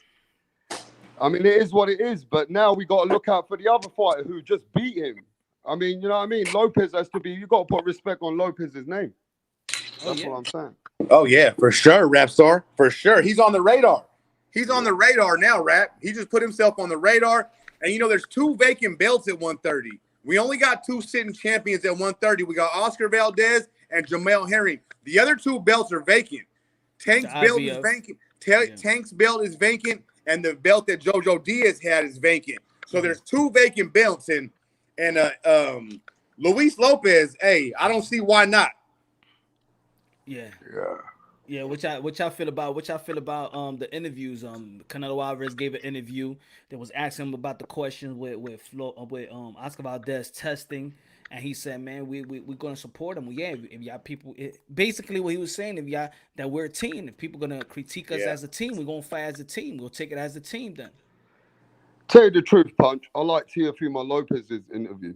You know what Me I'm too. saying? Me He too, was Yeah, bro. me Me too. too. Me too, and I'm bro. not gonna lie to you, bro. Yep. He was very, very mature about it, and he looked good. He looked fucking strong. Yeah, he did. He did, Man, bro. Teofimo Lopez looking good. I'm gonna say this: Cambosis better be ready. Cambosis better be fucking ready because Tio looks like he wants to take out all that anger, all that fucking bullshit going on with the, with the rescheduling, the COVID. Tio looks in good spirits. He looks in fucking good spirits. And look, man, the only one thing he said though, he said he ain't gonna fight Lomachenko again. What do you think about that? He goes, I'm not going backwards. I'm going forwards now. I think, in my opinion, he said that, but then he said that I wanted to fight the other young the other young fighters. So he's not saying I'm not fighting Lomachenko and not giving no name. He said I want the Josh Taylor later on in that interview, right? He said this is for the new generation. That's why it's the takeover. So it's about Ryan, it's about him, it's about Davis, it's about Haney. Feel me? So it's not like it's hey, he's been there, done that, and he want to go to 140. Been there, done that. Sorry, I'm not one of those guys that feel like he need to be. I mean, I think that Lomachenko he deserves a rematch, Now, but let me but ask you this though, even he Black got and too many Brown. Let me fights. ask Black and Brown this. He said he's ready to fight in November. Does that really make fucking sense? It It don't make no depends. sense to me, bruv. Rapstar, it depends on how hard the Cambosos fight is. If the Cambosos fight's a war, then no, he got to take some time off. But if he gets Cambosos out of there in less than 4, hey, and he's fresh, he don't take no damage, I don't see why not. Come on, Punch. There's no fighter taking a fight in 5 weeks. Hey, Come but on. hey, that's Is what, that and that this was is why hype? I Teofimo think he's Lopez is hyping it Teofimo up. Lopez. He's retro, bro. He's retro. He goes for the gustos. He goes for the challenge, man. Bro, That's the what he man calls hasn't out. faught for a year and he's gonna try and Yo, have a look at fight. I Fresh. showed. That boy Look Listen, at is this. fresh. yeah, Look but at this is this. in the Look. history of the sport, especially in the local modern times. I've never seen a fighter coming back after a year trying to fight in October Look at and this. then want to fight in November. It doesn't happen, Punch. Look at this. I did this. I don't know if y'all can see it good. This is Julio Cesar Chavez. This is Julio Cesar Okay. Chavez. Look, he fought Pernell Whitaker, 1993, September 10th, and then the next month he fights Mike Powell. Look at 1993 that he fights in December. He fights Andy, and then the next month he fights Frankie Randall. That's Julio Cesar Chavez. So it could be done. It's been done. He wants to be retro. That's retro like. Julio Cesar Chavez could do it versus a Frankie Randall, Pernell Whitaker in the span of 4 months. I think it could As a happen. boxing fan, let me say this. As a boxing fan, I don't see how you don't just love Teofimo Lopez, man. He says all the right things. He does the right things inside the ring. What did he say when they brought up Devin Haney and Ryan Garcia? What did he say? Hey, if they want to step up to the plate, I'm right here. He's the A side. He's made himself the A side. If you guys want to take out the big dog, go take out the big dog. Other than that, everything else is all cat. Yeah, he's a free agent, right? Keep the same energy when it comes with Bud and Earl Spence. Everybody want to shame Bud to sign with PBC. Because if he wants Earl Spence, why you re-sign with Top Rank? Go sign with PBC. I do the same thing. You a free agent, Devin Haney? Yeah, sign with Top Rank. You want Tio? It's the same analogy. I don't feel like anybody should do No, business like that, but Punch, it's you're right. And to hear it come out of T.O.'s mouth, it makes even more sense. We can talk about it all day long, but when it comes out of the boxer's mouth, when he says, hey, bro, you want a shot at me? Step up. That tells you, hey, bro, step up. yeah. Which one of you guys really want to step up? If you really want a shot at T.O., you're going to go sign with Top Rank. You're going to sign a 1-fight, 2-fight deal, whatever it is. You're going to go over there to his house. He's the A side. He's established that. You got to go over there and fight the man. Top And Rank to, got a and to they hear got it come out of his mouth, Punch, it sounds beautiful, bro. yo, I thought the time that Teofimo spent on the camera was perfect, man. yeah, Absolutely yeah. perfect. Yeah, and they wanted they want to get him on that Oscar Valdez too, and he will get around that question too. that was good. That was good. I might not have heard that question. What was it? When Timothy Bradley asked him about Oscar Valdez and the cheating thing, he's Okay. like, man, Oh, he I did came hear that. I did hear that. You're right. You're right. You're like right. he answered it like, like Oscar Valdez ain't gonna be mad if I answer it this way. He wiggled it around it like, almost like he came out with the video. He he Yeah. apologized for whatever, we still gonna watch a fight, whatever. You know what I'm saying? You're not throwing him under the bus. So Yeah, for sure. I thought he that, answered. I thought he answered that question great. I in thought his whole Arizona. interview was great.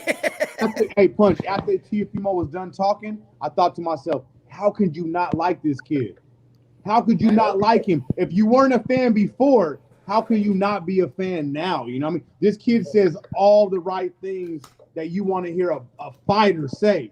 He says perfect. And he backs all his shit up inside the ring. So I don't know how anybody could be hating on Teofimo. If you weren't a Teofimo fan before, like me, you gotta be a Teofimo fan now. You know what I mean? Like, this kid's just on top of the game, man. What's next? What's next for Oscar Valdez? Shakur Stevenson, Jermaine Jamel Herring. Herring. Hey, they in the same umbrella, right? Damn, the Yeah. 130. Yo, Top Rank got the 130, 135, and 140 on lock. Hey, Punch, what you think? What you think? Luis Lopez versus Oscar Valdez? Shit, I think they'll do that. I think Bob Arum would do that. I don't see why not. Because Especially, even though Lopez, he was throwing a lot of wide punches, like another fighter will capitalize off. I mean, Flores just couldn't do it, but he was throwing a lot of arm punches. He was throwing a lot of looping shots where he just couldn't capitalize, on the counters. It just wasn't hurting him. He was just walking through everything. But another fight, I think Oscar Valdez will hurt a Lopez, but it'll be an entertaining fight. Hey, listen, Punch. I don't want to say too much right here, right? But on this Oscar Valdez, yeah, I felt like today there was something missing. That's just me, bro. I've seen Oscar Valdez fight, and a few times, and today it just seemed like just a little bit. He was off. It seemed like his timing was off for a bit. You know what I'm saying? His timing was off. His timing and range and control of range was off. Yeah. He couldn't And identify the range. I personally think Jamel Herring can beat that Oscar Valdez we saw tonight. Maybe. We're all talking about Shakur Stevenson.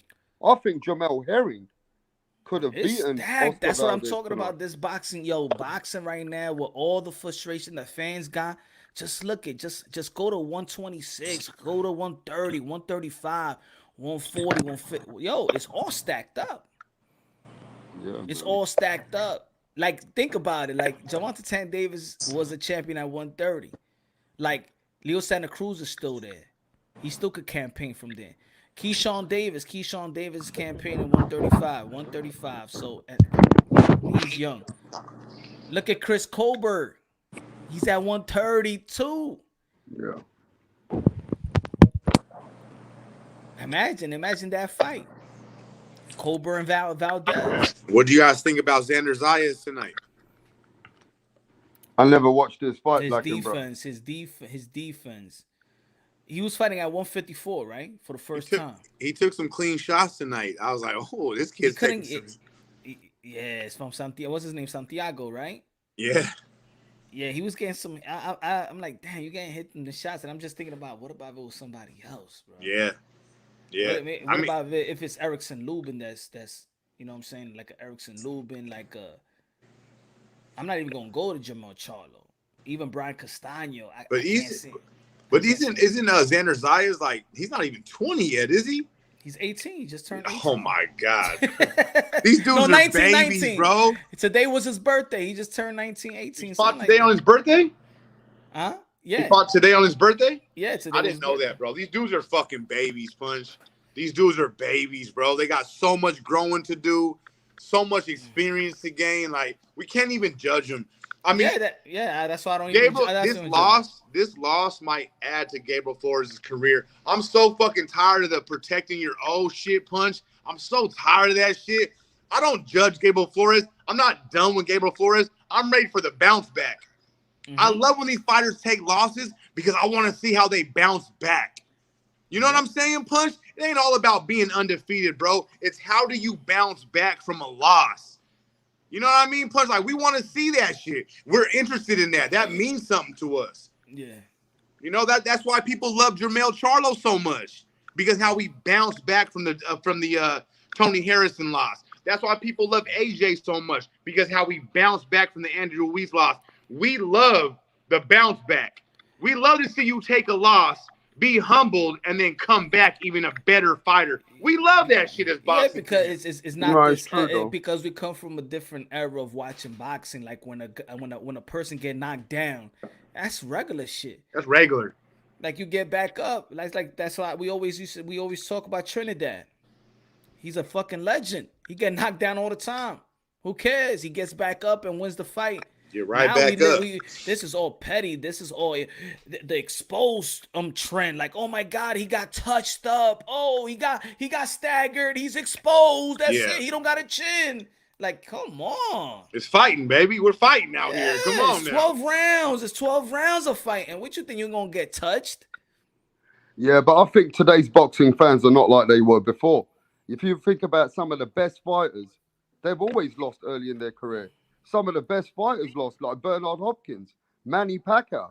Some of these guys lost early, like Gabe. Juan Manuel Marquez lost his Flores first today. fight. Marquez lost early. But some of these fighters, they could bounce back from a loss. It's nothing to them. They learn from it, right? This is something that they got to learn from. But to be fair, Flores' heart was broken today. You could see it, bro. Yeah. You could see that this guy was lost today. You know he's bawling right now. Yeah. You know he's crying. Yeah. You know this kid couldn't take what happened to him. You know what I'm saying? Gabriel, and then Rapstar, on top of that, Gabriel Flores got a lot of personal shit going on, like his mom dying in the drive-by shooting and some gang shit. You know what I mean? Like, Gabriel Flores is a young man that got a lot of shit on his shoulders and inside his mental that a lot of people don't know about. Can you share losing your mom in a drive-by gang involved shooting? That's hard on the young man. You know what I mean? Like, so he carries that. He carries that pain with him. So when he loses, it's even more painful than seeing a regular guy lose, because this young man is holding a little bit more emotion inside. He got some other shit going inside his body. That's why when you seen him tonight, he looked real sad tonight, bro. No, he looked broken. He looked broken. He looked and broke. his pops try to be like, yo, do this for your moms. You know what I'm saying? Like, do it for your moms. Your moms is watching. You know, that's more pressure. That's more pressure. Yo, bro. but there was a point in that fight, though. There was a point in that fight. You know, when he got touched up, I don't know what round it was, where he was getting defenseless. He nearly got, when he got put back to the ropes, and it round was like 10. a knockdown. What round was that? 10 or 11. 10, yeah, I bro, want to say. Listen, I ain't going to lie to you. Any more couple more punches, I'd have thrown the towel. Yep. But when he fell back on the ropes, when he fell back on the ropes, yeah, but let me tell you that right now, Punch. Rapstar, when he fell back on the ropes, that's when I said, oh, yeah, this might be done. Yeah, but think about it, Rapstar. I know people talking about senior. Yeah, but did you see how he stood up? But the referee didn't stop the fight either. He stood up. Yeah, but did you see when his dad said to him, "Look, man, I don't think you can do it," and he went on that part. I'm just reading. He went to his dad, get out of my way. Yeah, like, get out of my way. Nah, you ain't stopping this. You ain't stopping this shit, bro. Listen, let me tell you this. He looked at his son then, and he knew at this minute he's gonna fall out with his son. Let me tell you what would have happened. If he would have stopped that fight for the safety of his son would never have forgiven him for that. His son would have been pissed. You know why you said that, Punch? Let me tell you. You know your son, innit? Yeah. You know how stubborn maybe your son can be. I'm not saying your son is stubborn, but maybe his dad knows how stubborn his son is. And he knows that he's never been in a situation where he's been stopped. That was a big decision. That was a fucking big decision. Because if Flores would have gone on the floor or he would have got knocked out, bro, that wouldn't have been good to see. I think we all felt that, Rapstar. I think we all felt that it was a huge decision. You got the dad, that was a big decision. You got the son taking a beating. You got the dad, all the pressures on the dad. I think we all felt that shit, Rapstar, because everybody's talking about it, man. Hey, yeah, that got to me. When you a dad, it's tough. I'm telling you. Bro. I'll give you one story, right? I'm coaching the basketball team, my son's basketball team, right? I put him on the bench. We losing, right? Yeah. Put him on the bench, get a breather. The we on the run now. We on the run. Now I'm looking at my son like, hey dad, when you gonna put me back in the game? And I'm like, and then the other parents. Hey, we running right now, son. you know how the Yeah. other parents is like, when they see a father coach, they be like, Yeah, daddy he's showing ball. favorite tape. Yeah, Daddy he's showing ball. favorite tape. Daddy ball. Yeah, so they like, I'm like, damn man, we back in the game. If who I'm going to take out, they all scoring. So I'm They're like, all scoring. so my son is like, you see my son's like got the face like, but in my mind like, damn man, shit, like we winning, son. I don't know. So what'd you do? Coach? So what'd you do, coach? So one of the kid he got hurt. He got hurt, and I'm like, like Oh, almost. they bailed like, you out. They bailed you. They bailed you out. Right away, right? I said, you good? You good? No. Just sit down. Precaution. Let's go, King. Let's go. But then we tied, right? Then they tied it up. Then my son hits the. He has a 2-pointer. He has a 2-pointer, and then he gets fouled. He hit one foul shot. He misses the other one. So I still needed my son. But that was a hard decision. Like, yo, I was almost gonna keep you on the bench. We were about to win this game. I can't do it right now. Yeah, you gotta win the game. You gotta win the game. I mean, look, God forbid, right? Nothing bad happened, right? Yeah. But let me ask you this, Punch. Say if that was Gabe Flores got knocked out so bad that man and his dad made that decision. He's right, bro. That's a tough Everybody decision. was I'm just saying, you even see Teofimo Lopez Senior like this. Throw the towel. Listen, you ain't see it? Go kids, watch the clip. I got again. kids. That shit was fucking crazy for me, bro. I'll tell you that now. Nah, what I'm gonna be real. I'm gonna be real. I'm gonna be Listen, no I'm no half bitch asleep, shit. Punch. I woke up just to come and tell you this. That got to me a little bit. I was like, fuck. Yo, I'm on no bitch shit. That shit had my eye watery, bro. I'm telling you, bro. That shit had my like, damn, yo, the way he was pleading his dad. You could see his dad like I believe you, son, but damn, you gave. But bro, you can't even think like a dad. You got to think like a fucking coach. At that minute, you can't even fucking think like a dad, or you're not a good coach. That's hard. Imagine to say, that bro. fucking moment, bro. That's hard. That's hard. That's hard, Let me bro. tell you, that's fucking hard, bro. That's your baby. That's your baby in the ring. You know what I mean? Man, Like, I love. Hey, Yeah, Punch, Brandon. Yeah, can it was you about imagine? It's emotional. It was like a sad movie to me. Hey, can I tell you something? I don't want to sound bad, but I think, Teofimo Lopez and his dad are very tough on each other. And I reckon, I'm not saying Teo might ever be in this situation, but I'm just saying if Teo was in a bad situation, his dad will put him back in there because he knows his son. I know it's hard, and I know he loves his son, but I reckon Teo Sr. would have put his son in there again. okay, well then saying that, right? Because you got to think like a coach, Black and Brown. You can't think like a father. Yeah, I hear you. Shouldn't we give these dudes more credit for fighting that fatherly instinct and saying, nah, I gotta leave this fighter in there. Yeah, that's tough. If what you're saying is true, Rapstar, and that Teofimo would do this, Teofimo Sr. would do the same thing, then I think these dudes deserve credit for putting their fatherly instincts to the side. Yeah, and that's coaching tough. their sons in the sport of boxing. Yeah, that's tough. That's tough. I think they deserve credit, man, because instantly all of us would say, yeah, nah, son, you're done tonight, son. That's it, son. I can't watch you take no more beating, son. That's it. These dudes went past that and said, nah, I trust you. Keep fighting, son. Yeah. Do you know something? I And saw he came out the Flores' first eyes, 10, 15 seconds was actually good. Round 12? Yeah, He did. He came out there to fight round 12. But it just wasn't his punch resistance just wasn't there. That's what it was. That dude Luis Lopez had his number, bro. Styles make fights, and that was a horrible stylistic matchup. I don't know if we're gonna blame somebody, but the matchmaker did a horrible fucking job in that situation, bro. Probably did a horrible job today. Fuck, bro. But that's the thing about Top Rank is they're matchmakers. They don't protect their fighters, so they're not. They're like Golden Boy. They're like Golden Boy. Yeah, like they're Gomez. not trying to fucking find easy fights for you. You know what I mean? You either sink or swim out there at Top Rank. but His father's a proper professional, Punch, because he showed no emotion, and he showed in front of his son. He wasn't upset. He said, "Look, my son wasn't the same, and you know he wasn't the same, and he was gassed out after the fourth round. But you know, in his heart, his father was hurt, right? But he was very, very professional. He never showed any emotion. Yo, bro. See, this is the difference.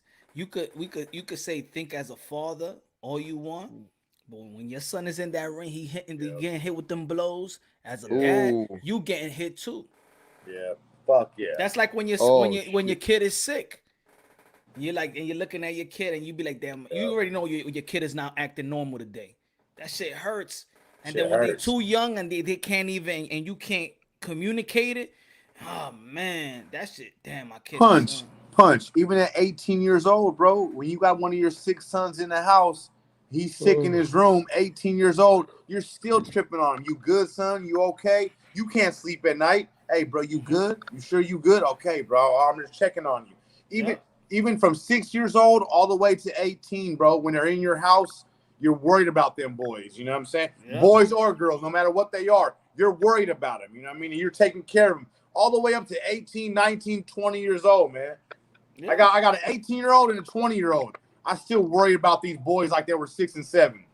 and not to mention Black and Brown. You know, Flores is going to be suspended now for 90 days, or is it 30 days in America? I don't even know. The suspension. Yeah, For what? because he took a beat. No, it's a suspension means like when you can't the commission tells you Okay. can't do nothing boxing for 90 days, 60 days, depending on Because you know he got hurt, and they won't let him fight for 60 days. if he You got know what I'm cut. saying? Yeah, if he got a It's cut, a- yeah, even Oscar Valdez, he gonna get a suspension. But let me tell you this though, Punch. They'll get a brain. You know, his father knows he's got to get a brain scan. It's a procedure now. You know what I'm saying? Boxing is not a joke. When you take a beating like this, Black and Brown, I'm telling you, some of these boxers they get brain scans, bro, and shit ain't good. I'm telling you. But doctors tell them. Punch will probably agree with me. Doctors tell them, look, it's not a bad. It's just a little bit of a tissue damage. We'll be monitoring you every 3-4 months. There is stories like that, isn't it, Punch?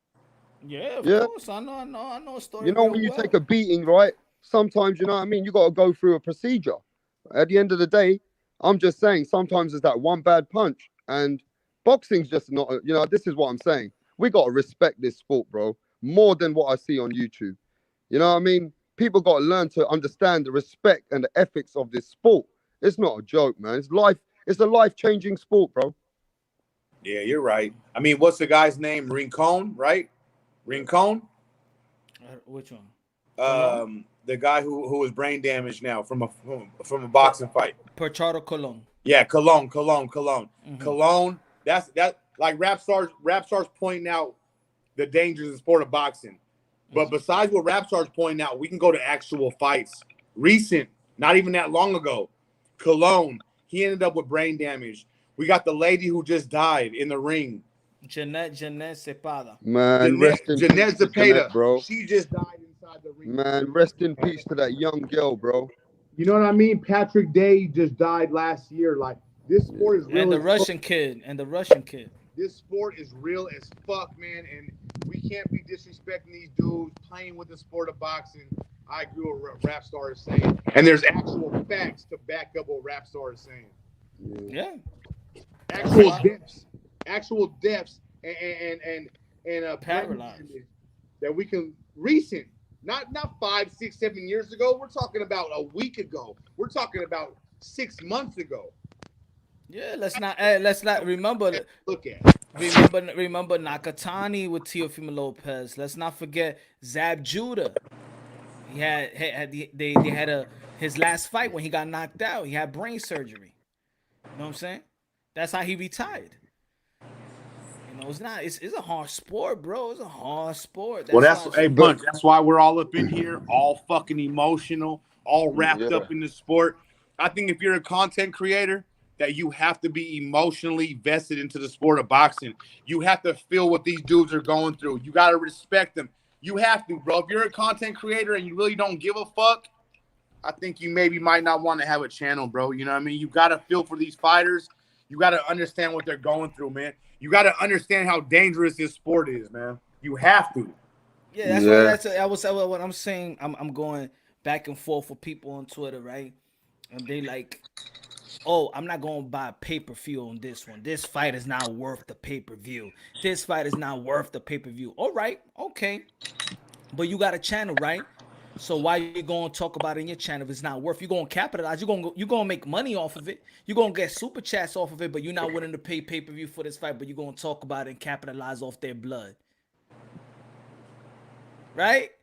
Your job is to, hey, put that money right back into your channel, and people depend on you to get that live commentary, and maybe they don't want to pay for it. Maybe they want to listen to you though. That's a great point, Punch, because before you started making that point, because remember, if you go back like 6, 7, maybe a year ago, you started making that point when you were like, we have a responsibility. Us as content creators, we have a responsibility to pay for these fights and cover these fights. So you're making a great point, brother, that us as content creators, we have a responsibility. We can't pick and choose what fights we want to cover. If you are a content creator in the sport of boxing in the YTBC, hey, bro, you got to cover every fucking event, man. You ain't got a choice. Yeah, as much right, and as much as you can. Yeah, we all got families and stuff like that. It's a Saturday, so of course you can't abandon your family each and every Saturday when it's weekends and stuff like that. But also respect the subscribers that donate money to your channel. They donate money not for you to just so you could put into your channel. Not for you just put in your pockets and stuff like that. It's because they donate because they like the services. They like what you do. Yeah. So when I pay for a pay-per-view, yeah, I'm gonna pay for a pay-per-view. So what? It's boxing. So what? What else I'm gonna do? Right? It's What boxing. else I'm gonna fucking do? You know what the problem is? Real fans, yeah, they don't talk about shit like this. I've seen so many fans, yeah, Punch. Oh, I don't want to pay for this fight. Oh, this fight is boring. I'm not going to pay for this fight. I don't like this fighter. Do you know what? They're not real boxing fans. They're just not real boxing fans. They pick and choose when they want to watch, what they want to watch. And behind the scenes, they're watching everything.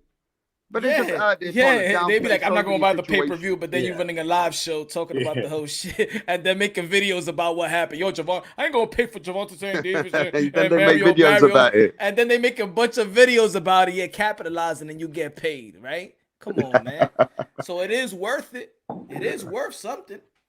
Yeah, and you know what? I don't want to hear this kind of stuff I've ever been. This is new to me. So I've only been here for under a year on this YouTube.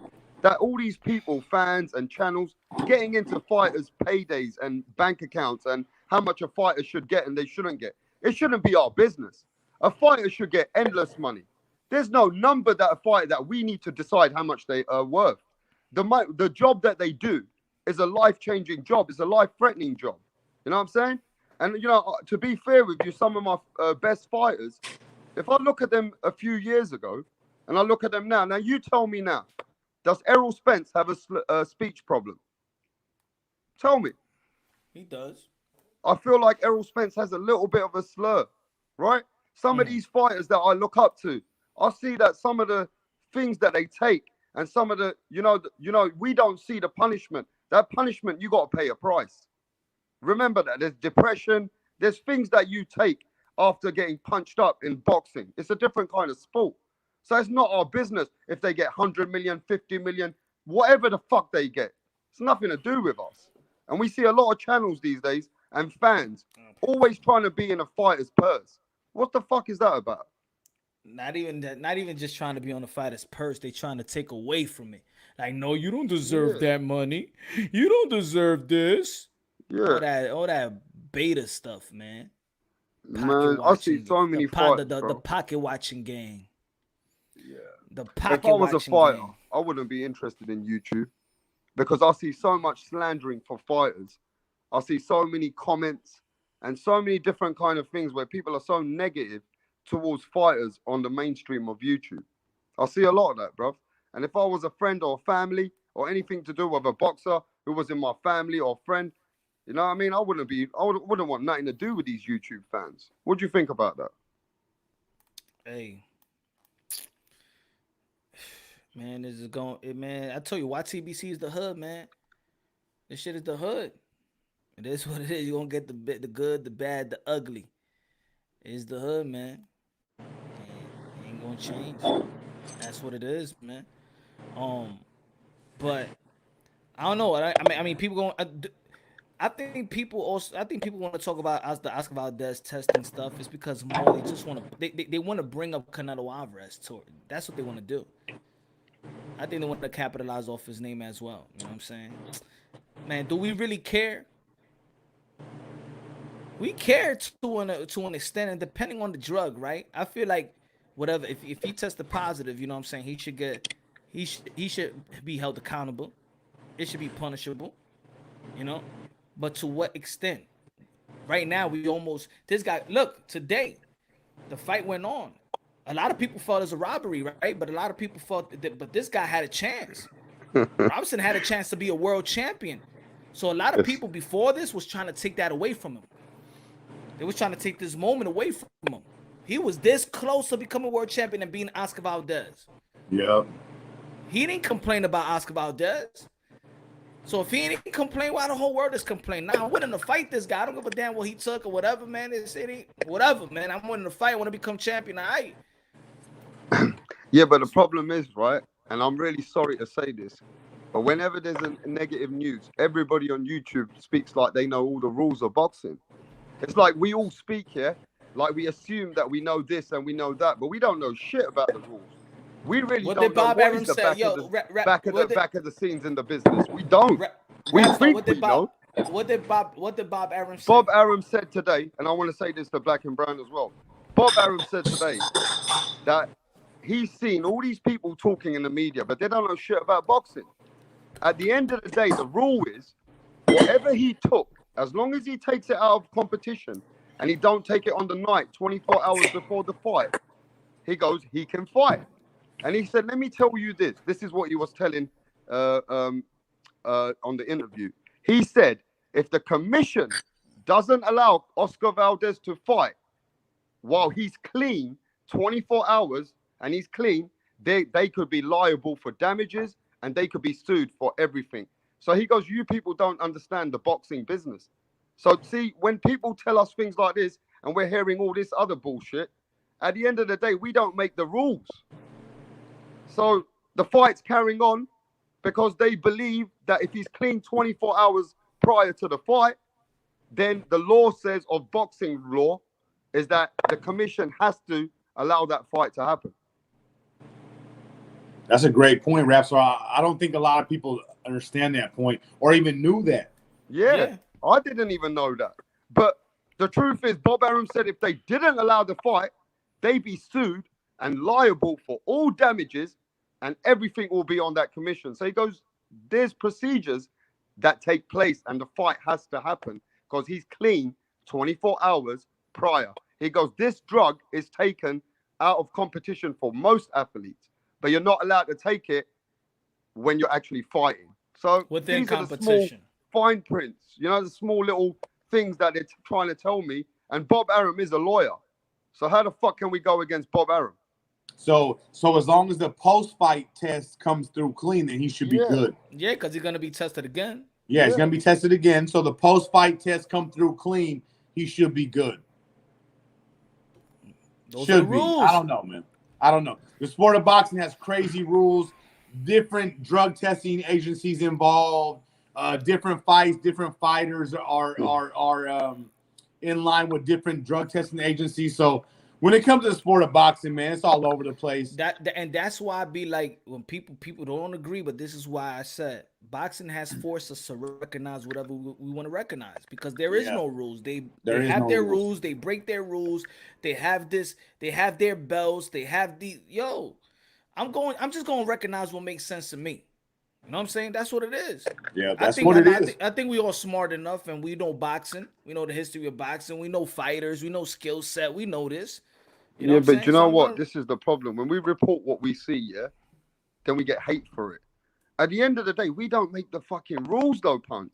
That's what I'm saying. We don't make the rules. And look, we might not agree with it, but we still have to say what the facts are with what they're showing us the rules are. Yeah, it's like you we think I like the franchise. I don't like the franchise at all. I don't like that shit. I don't understand. But then what I'm going to tell the WBC.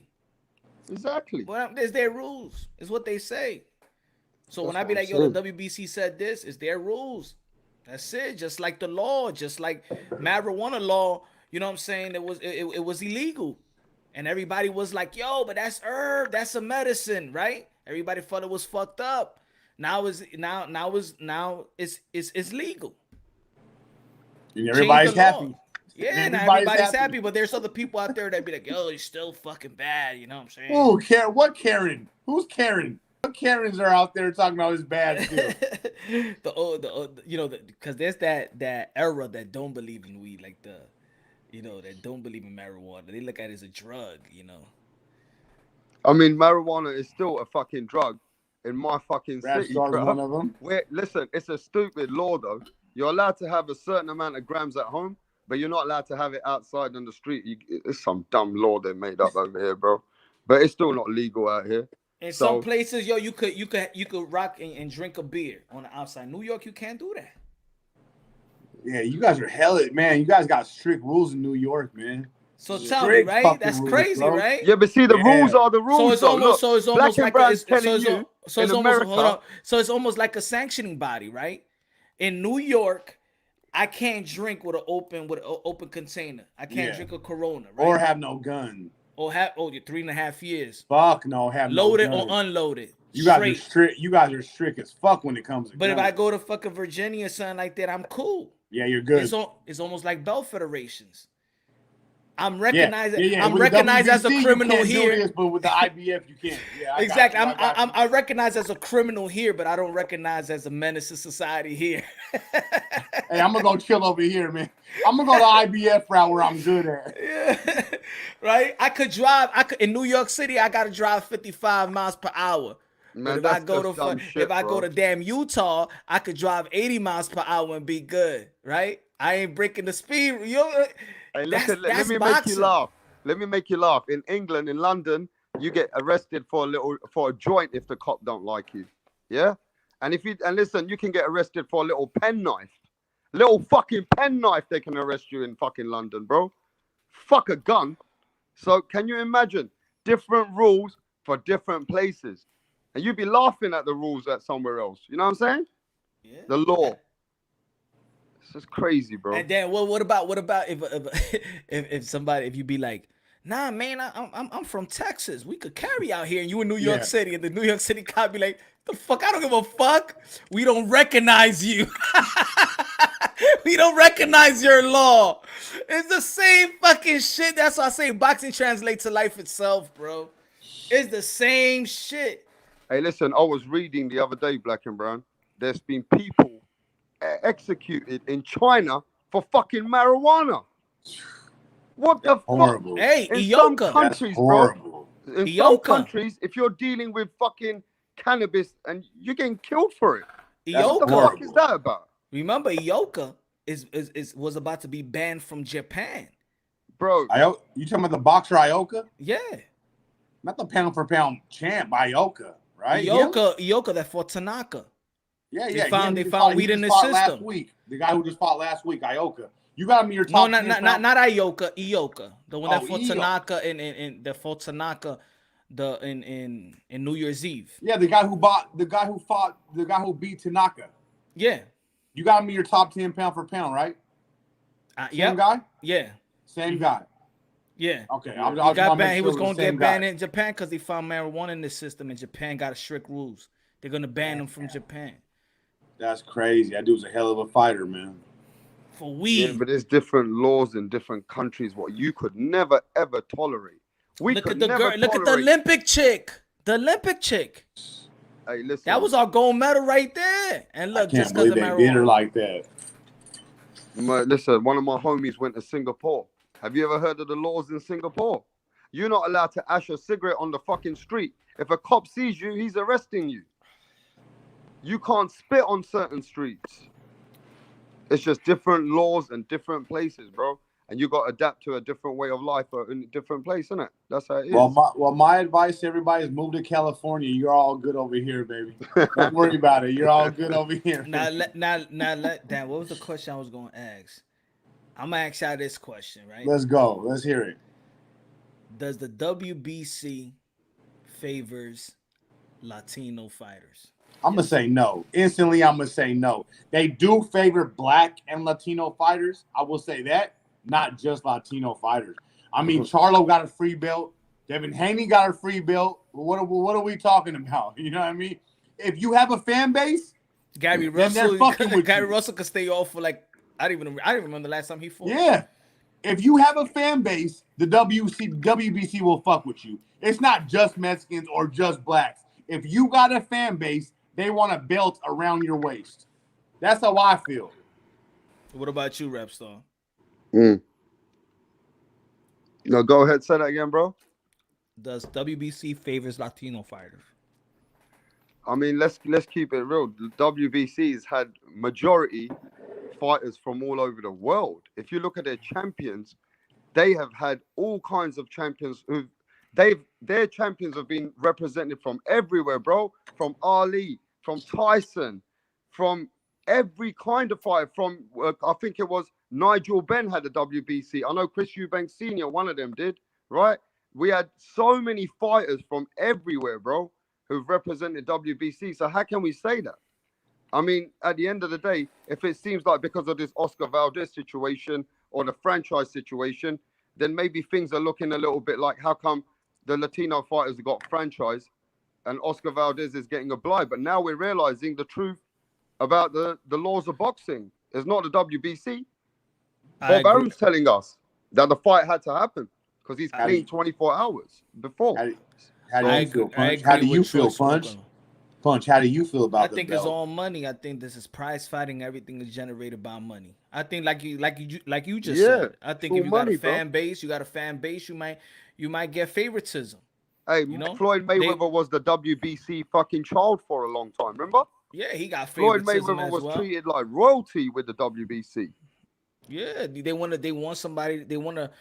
a champion that's visible and that to represent their company. I think it's all about money. It's a business as well. And let's be honest, right? Black and Brown, when we spoke to Mauricio Suleiman, do you remember one of the things that he said to us, Punch? He said, one thing about my father, he never got emotionally attached to any fighter. Do you remember that? Oh, yeah. And he said the reason for it was he couldn't favor any fighter because then it wouldn't be a real business. You know what I'm saying, Black and Brown? Yeah, I hear you. So he told us that. So he said that one of his father's key was to make sure that he never got attached or started to like a fighter over another fighter. He just kept it. Who's the biggest numbers, if you ask me, and where's the money? Let's keep it real, though. At the end of the day, you want the biggest prize fighter, don't you? And the fighter who's got the most attraction and the one who's making the most noise. That's the business. Right. To be honest, when I look at the rankings, I like the IBO ranking better than any other rankings. the one section by is not recognized. I like the IBO rankings. If you look at the name, that's like I think they got their rankings in order. Hey, Punch, you've been bringing up the rankings a lot lately in the last few weeks in your live streams. And I got to say, man, the rankings are just as much corrupt as everything else, brother. That's what I've been saying. The rankings are all fucked up too, brother. If your promoter has money and he wants you bumped up in the rankings, then guess what, brother? You're about to get bumped up in the rankings. Yeah, I mean that the belts cloud everything. That's what I was trying to say when I really started talking about the rankings. Like, I reckon this is how it really works, though, Punch. I reckon if you can get yourself in position and get your fighter to become, let's say, 12-0, 10-0, and start getting in position so you can close to the interim title. So the way to do that probably would be is you would have to go and find yourself to contact one of the sanctioning bodies. Am I correct? Yeah, that's or it would be your management, or would it be your promoter, right? Your promoter. Whoever's got the relationship with the sanctioning body. Now, the best thing to do is at that point, I'm not saying you're going to pay for your fighter to be in that position, but what you're going to have to do is the sanctioning body would give you an opportunity to try and fight for the interim title. But I'm sure, how do you get into that top 20? How do you get into that ranking with the sanctioning body while there's all these fighters, right? And you're coming up. Now, does the promoter need to have the relationship with the sanctioning body to say, okay, I'm going to put money behind this fighter. We start moving him, and then we start getting him to pay sanctioning fees if we can make him win one of the titles. I think you just broke it down, Rapstar. I think that was the breakdown right there, brother. A promoter puts money behind the fighter. Mhm. Some of that money goes towards the sanctioning body to get them Yes. bumped up in the rankings. There it is, brother. Right there. That's why I So always I gave think, that. That's why I gave that example with Virgil Yeah. Ortiz this whole year. Yeah. When he was ranked number one, Sean Porter was never ranked in the WBO, was not ranked. That's why I always keep it right here, just to be like, yo, this is March 20. You don't see Sean Porter here. Not in your top 10. You got Danny Garcia, Virgil Ortiz. You don't see Sean Porter, right? Mm. Yeah, no Sean Porter. July 2020. Where's Sean Porter at right now? Fourth. From So March let me ask you this to then, July. Punch. Let And me then, ask you and this then, then, and then look at a Punch. month later, it's August 2020. Where's Sean Porter at? First. There you go. First. That's So boxing. let me ask. Did he You fight? this Did then, he Punch. fight in between there? Did he fight He that only timeline? he fought for Mella, and then Danny Garcia was contractual to fight with Earl Spence. So right there they take you off number one. But Virgil Ortiz was sitting there at number one. He's supposed to be the mandatory right now. We're talking about mandatory with Sean Porter and Bud Crawford, but it was supposed to be Virgil Ortiz and Bud Crawford. What happened was, as soon as Virgil Ortiz, they didn't order no mandatory. Y'all took me out. As soon as he got the contract with the Mean Machine, they order a mandatory. It's almost like they played him. You know what I'm saying? It's almost like they played him. As soon as he signed the contract, now they order the number one guy. You know what I'm saying? Virgil Ortiz, he don't talk shit. But if you listen to his interviews, he knows he got played. You know what I'm saying? I think because Is that why Sean he Porter said- probably brings more money to the table, so that fight got to come first. You know what I mean? It's just. I mean, it's a money. good fight. I know the Sean Porter versus Bud Crawford is a good fight, but even Yeah. Sean Porter, he was like, I didn't know I was going. You heard him in the interview. I didn't know I was gonna be mandatory. I just heard it from y'all. Like probably the business put him there. The business probably outpaid. I don't know, but I'm just saying that's the indication. That's the belt federation. It's just like everybody, even Tio, even Devin Haney. Devin Haney was ranked number 17. He had one fight, then he poof, ranked number 2. 15 slots. 15 slots. And Cambosa at the same time, Cambosa stood around 20. No, he was 21, 20, 19. He moved like the turtle. This guy, they just jumped over him because they had the money at the time. You know? So that's the game. That's the game, bro. That's the game.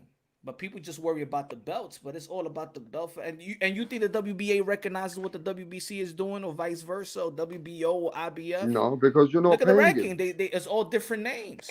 So if I tell, and that's what I'll be like. If I tell you, yo, Virgil Ortiz is number one, you'd be like, no, he's not number one. I go by the IBF ranking though. You know what I'm saying? I recognize those as the number ones and number twos and number threes. But as soon as they're I don't know how that champions, works though.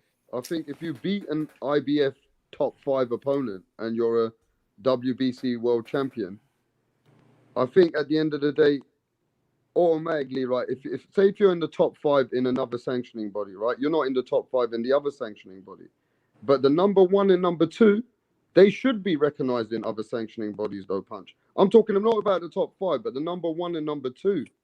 They should be, right? but that's why I agree with what that. we should follow, what boxing fans should follow, is the amateur circuit. Because when you see the amateur circuit, the elite amateur that goes to the Pan American Games and go to all these tournaments and get the national titles, the Golden Gloves after Golden Gloves. Then the Olympics. We know for sure that they're skillful. This is why Lomachenko, he is a skillful fighter. He proved it in around the world. Usyk proved it around the world. You know what I'm saying? Keyshawn Davis is proving it around the world. So by the time they hit the professional level, you know they're not manufactured fighters. They're not manufactured fighters. They got elite skills. They were just amateurs, but they got elite skills. That's why I said that Teofimo Lopez was going to outbox Lomachenko, not because what he did in the pros. It's what he did in what he was doing in the amateurs and what he did in the Olympics. That's why I saw the skills there. That's why I say Boo Boo Andre probably is going to give Canelo Alvarez probably the hardest. I'm not going to say that Boo Boo Andre beats Canelo. I'll say his skill set he was the man in America. He was the number one dude in America. He was the one that made the Olympics. You know what I'm saying? He's skilled. That's why Earl Spence is that guy. That's why Mikey Garcia is that guy. Is what they did in the amateurs that proved to you that they're whatever ranking the system and in the politics of boxing, you know what they did. They pay their dues already. Yeah, it's about time for Boo Boo to get back in the ring, man. It's about that time. I don't know. You fucking rap stars boy Eddie Hearn. He don't know how to promote Boo Boo. It's about that time for Boo Boo to get back in the ring, man. It's been about 4 or 5 months he's been in the ring. Hey, hey, look, this is how I feel. If I like you as a boxer and you can't give championship fights, that's cool, whatever. I'm not gonna judge you, but stay active. And for me, it's time for Boo Boo to stay active, man. I need to see Boo Boo stay active. Demetrius Andrade needs to stay active in the sport of boxing.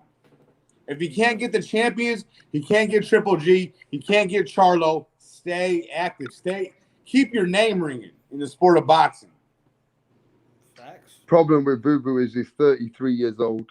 He's now coming to the end of his career, so he does need to stay active. But they all 30. You they know, all again, 32, 33. That's why Canelo yeah, Alvarez, but like I he's said, younger than all these dudes. You know, his last fight was with Liam Williams. We still haven't got an opponent that we can say, yeah, Boo Boo's going to be in a 50-50 you fucking fight. better give him credit for Liam Williams. I heard the Liam Williams talk the fucking whole year. You give him that respect. I gave him major credit for Liam Williams, but now where's the backup after that, you know? And as far as me, I'll take anything. I'm not going to criticize his opponent. If he just stays active, I will not criticize his opponent. But you got to stay active in the sport. You got to keep your momentum going. Hey, a lot of people don't like Boo Boo, man. Look at the chat. King Nello I don't got no problem with Boo Boo, man. He just don't stay active enough, man. T-Pop says Boo Boo's a horrible fighter, mate. Let me see. You know what I'm saying? People don't think Boo Boo is that guy, bro. And let's be honest, Boo Boo looked like he had some balance problems in Liam Williams' fight. He falls around everywhere, bro. It's always falling around fucking places. Well, I think that's why he needs to stay active, because people have a lot of questions when it comes to Demetrius Andrade. But if he stays active, he can continue answering those questions. But he goes so long in between fights that, you know, you're just like, fuck, you lose interest. Caleb Plant, Canelo Alvarez. Does Caleb Plant have any chance? Yes. I think Caleb Plant wins that fight. I think Caleb Plant has more. No, look. Everybody subscribe to Black and Brown Boxing. You guys ain't fucking with me, but I'm telling you guys, man, Caleb Plant got more than a chance just to survive this fight. He got a chance to win this fight 7-5. 7-5, fellas. Listen to that score, 7-5. He has a chance to pull this out. Hey, you know what? I've been rocking with Black and Brown. If he wins, it's going to be a sweet win for you, bro. I say that. If he wins, yo, it's going to be a sweet win for you. Listen, bro. That's how I feel with Teal won, but everybody thought he was going to lose. Man, I've been chopping out with Black and Brown just under a year now. Now, he seems confident about this Caleb Plant. Now, look, at the end of all due respect to you, calling it out. But look, I'm going to say this, bro. I just can't see it. There's nothing Caleb Plant brings to the table that Canelo hasn't faced before. There's nothing that this man brings to the table that I don't think Canelo is not prepared for. Canelo's just got too much power, a granite chin, his heart of a lion, and he's prepared. He's an all-round fighter, bro. And I don't think Caleb Plant brings it to him. I mean, look, all fair dues, though, you saying it, Black and Brown. And, you know, at the end of the day, you see something in Caleb Plant, maybe. But, hey. What do you see in Caleb Plant? Yeah. That's gonna neutralize Canelo Alvarez. What did you see in the Turax fight? What's the holes in Canelo Alvarez? What's the holes? Hey, Canelo, we all know Canelo struggles with athletic fighters. I see Caleb Plant's footwork. I see the main thing I see from Caleb Plant is his heart and his attitude going into the fight. I think Billy Joe Saunders was done even before he stepped in the ring. Billy Joe Saunders didn't want the fight; he just wanted the payday. I think Caleb Plant's going there to win the fight. So the number one thing I see from Caleb Plant is his mentality. He's going to win the fight. Then I look at Caleb Plant's skill set. He's athletic. He can avoid punches. He has footwork. I see him giving Canelo problems and pulling out a 7-5 victory. If not a 7-5 victory, a 7-5 loss. And that's still a close fight. I think It's still a close fight either way. I don't see Caleb Plant getting stopped in this fight. I think with Canelo, I think the only thing I see that is probably the issue with Canelo Alvarez is that he gives up rounds. Yeah, he gives up rounds. He likes to give up rounds. Yep. He don't throw enough. The more fights go by, he don't throw enough punches, in my opinion. But he throws he's very selective, and every punch does count for Canelo Alvarez. Very efficient. Yeah, he's very accurate too with his counter punch. Like he knows where he want to throw it, he knows where he want to land it. He know how he wants to pursue you, and he's very smart in the way he's cutting off the ring. It's like little by little he is closing the gap, little by little. Yeah. But within those times, he gives up rounds. Like the Kovalev fight. If Kovalev could really outbox Canelo Alvarez for a lot of parts of that fight, I could see Caleb Plant being successful. The only thing is, Kovalev have a great stiff jab. Caleb Plant, he has a good jab, but does he have power? Does he have sting behind those jabs? Knowing his history with his hands. One thing that you never said though, Punch, you say that Canelo gives up rounds, which I agree. But when Canelo gives up rounds, have you seen how he makes those fighters work? Yeah. Those fighters are working to win those rounds.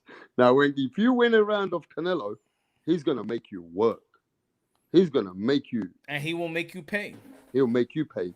He'll make you pay for your mistakes. To win those rounds, right, it's one thing. But let's remember, Caleb Plant looks like he gasses out sometimes. Sometimes he moves a lot. Like he needs time out. You know what I'm saying? So I reckon Caleb Plant's going to have to work hard. Canelo's not just going to give rounds. You'll win rounds, but you're going to have to work on those rounds. Yeah, also what people have not talked about as well is that this is going to be probably the first fight Caleb Plant in a long time that he could rehydrate comfortably. Remember, he's an IBF champion. So every time he had to rehydrate, that 10-pound rehydration. This time, he's going to rehydrate comfortably, whatever he wants. He could rehydrate 15, 17 pounds. And Caleb Plant, when I saw him in person, he's a big dude. He's a tall dude. Man, Canelo's been proven, tested against elite fighters after elite fighters. Caleb Plant hasn't been tested like that, bro. Nah, he hasn't. We're talking like Caleb Plant is a special fighter. All right. But against who? Against who? Canelo Alvarez has been shown and he's tested. So you got to go with Canelo Alvarez for that, bro. No matter what. That's how I see it. Yeah, I don't see nobody being Canelo Alvarez. I only see somebody bringing the aura of the thought of Canelo Alvarez really getting beat. Hey, are you feeling confident, Black and Brown? Because, me and you've had a few bets. Are you betting on Caleb Plant? 9th round, baby. 9th round is the only bet I'm giving you. I'm giving you that Caleb Plant will see the 9th round. Rap Star. I don't remember how much money you took from me on the last fight. I think $50 from you. Okay, $50. I'll give you the same bet back that Caleb Plant sees that 9th round. That's not a fucking bet. That's fucking no bet. That's all I got. That's all I got, bro. You got no confidence in Caleb Plant. There's no confidence, Black and Brown. Nah, not to win the fight, but he'll see the 8th round. I'll give you that bet. It's not like Jose Ramirez and Josh Taylor, straight even bet, win or lose. Nah, that was a good fight. But that was a great fight, man. So that was a great fight. Rap Sergeant, bet or no bet? Well, there's no bet then. That's a fucking philosophy. That's a philosophy. You want him to win. You want him to last to the 9th round. I'm not into that. I'm just into win or lose. Who wins, who loses. You know what I'm saying? I don't bet if he's going to last till 9th round. That's a good bet for you to do against the bookies, against the online betting. You'll get a lot of money if you just put that on the online bet. You know what I mean? Yeah, I can't bet on Caleb Plant straight up. I just can't do it, man. You're I not just can't confident, do are it. you? Nah, I'm not that confident. Yeah, I don't blame you. I don't Not to blame put you. money on it. Not to put money on it. 9th round, yeah, I'll put money on that. But to win the fight, nah, I can't do that. Hey, you know Caleb Plant gonna do a lot of running in this fight, innit? You know he's gonna be Running. running around. He's gonna be moving around like fucking what's his name?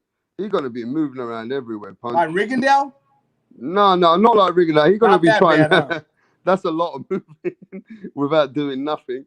But no, Caleb Plant gonna be doing a lot of running in the beginning. I'll tell you that now. I don't know, man. I think Caleb Plant has to win 4 out of the first 6 rounds because Canelo gives those rounds away. We all know that. So the rounds that Canelo is definitely giving away, Caleb Plant has to capitalize and win those rounds. So after 6 rounds, it has to be 4-6. And then going into the last 6 rounds, he has to box his ass off. He has to split the last 6 rounds, which would make it 3-3, and that would give Caleb Plant a 7-4 victory. Now, can he do it? I don't know, but there's the game plan. He has to win the rounds that Canelo's giving away, and then he has to steal rounds late. Can he do it? We'll see. Yeah. I don't know. Shit, man. Man, Well, that's to crazy. be honest, man, after I'm just thinking about the Gabe Flores fight, I became more of a fan, bro. Yeah. Yep. That was some good shit to watch. The thing is, again, I'm gonna say it, he showed that I'm ready to die in this ring, bro. Yep.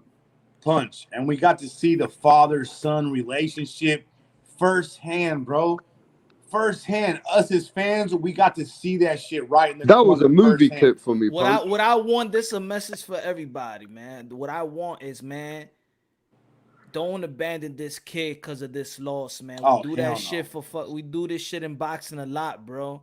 Do not abandon this kid. It's just a fucking L, bro. Yep. It's just one L. 21 years old, bro. 21 years old.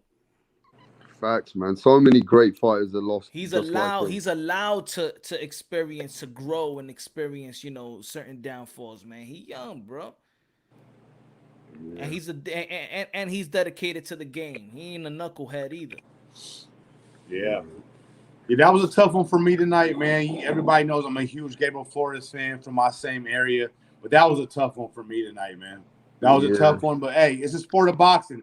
I don't go into the sport thinking, oh, my guy's going to win every time. I go in thinking, hey, my guy can lose tonight. And if he does lose tonight, hey, hat off to the other man. I'm not going to sit here and make excuses or cry about it. Nah, man, I'm a fan of the sport of boxing. So, Luis Lopez, now I'm a fan of you, man. So good job to Luis Lopez. All credit goes to Luis Lopez tonight, man. He fought a hell of a fight, and Gabe Flores had no answer for him. Yeah. I mean, how do you think him and the father and son would talk about this behind the scenes, Punch? I think they're loving each other. I don't even think they'll need to talk about it. There's just gonna be an event in life, wherever you go through life, and he's always gonna know that when the whole world don't believe in me, I already know my dad believes in me. When the whole world don't, he showed me. He showed like a son. He could say to himself, he showed me when everybody wanted him to stop the fight. No, I think it would be this, Punch. I think he would say to his dad, I don't want to get stopped, bro. Dad, you know what I mean? He just wouldn't want to get stopped. And his dad would have said to him, look, I know it.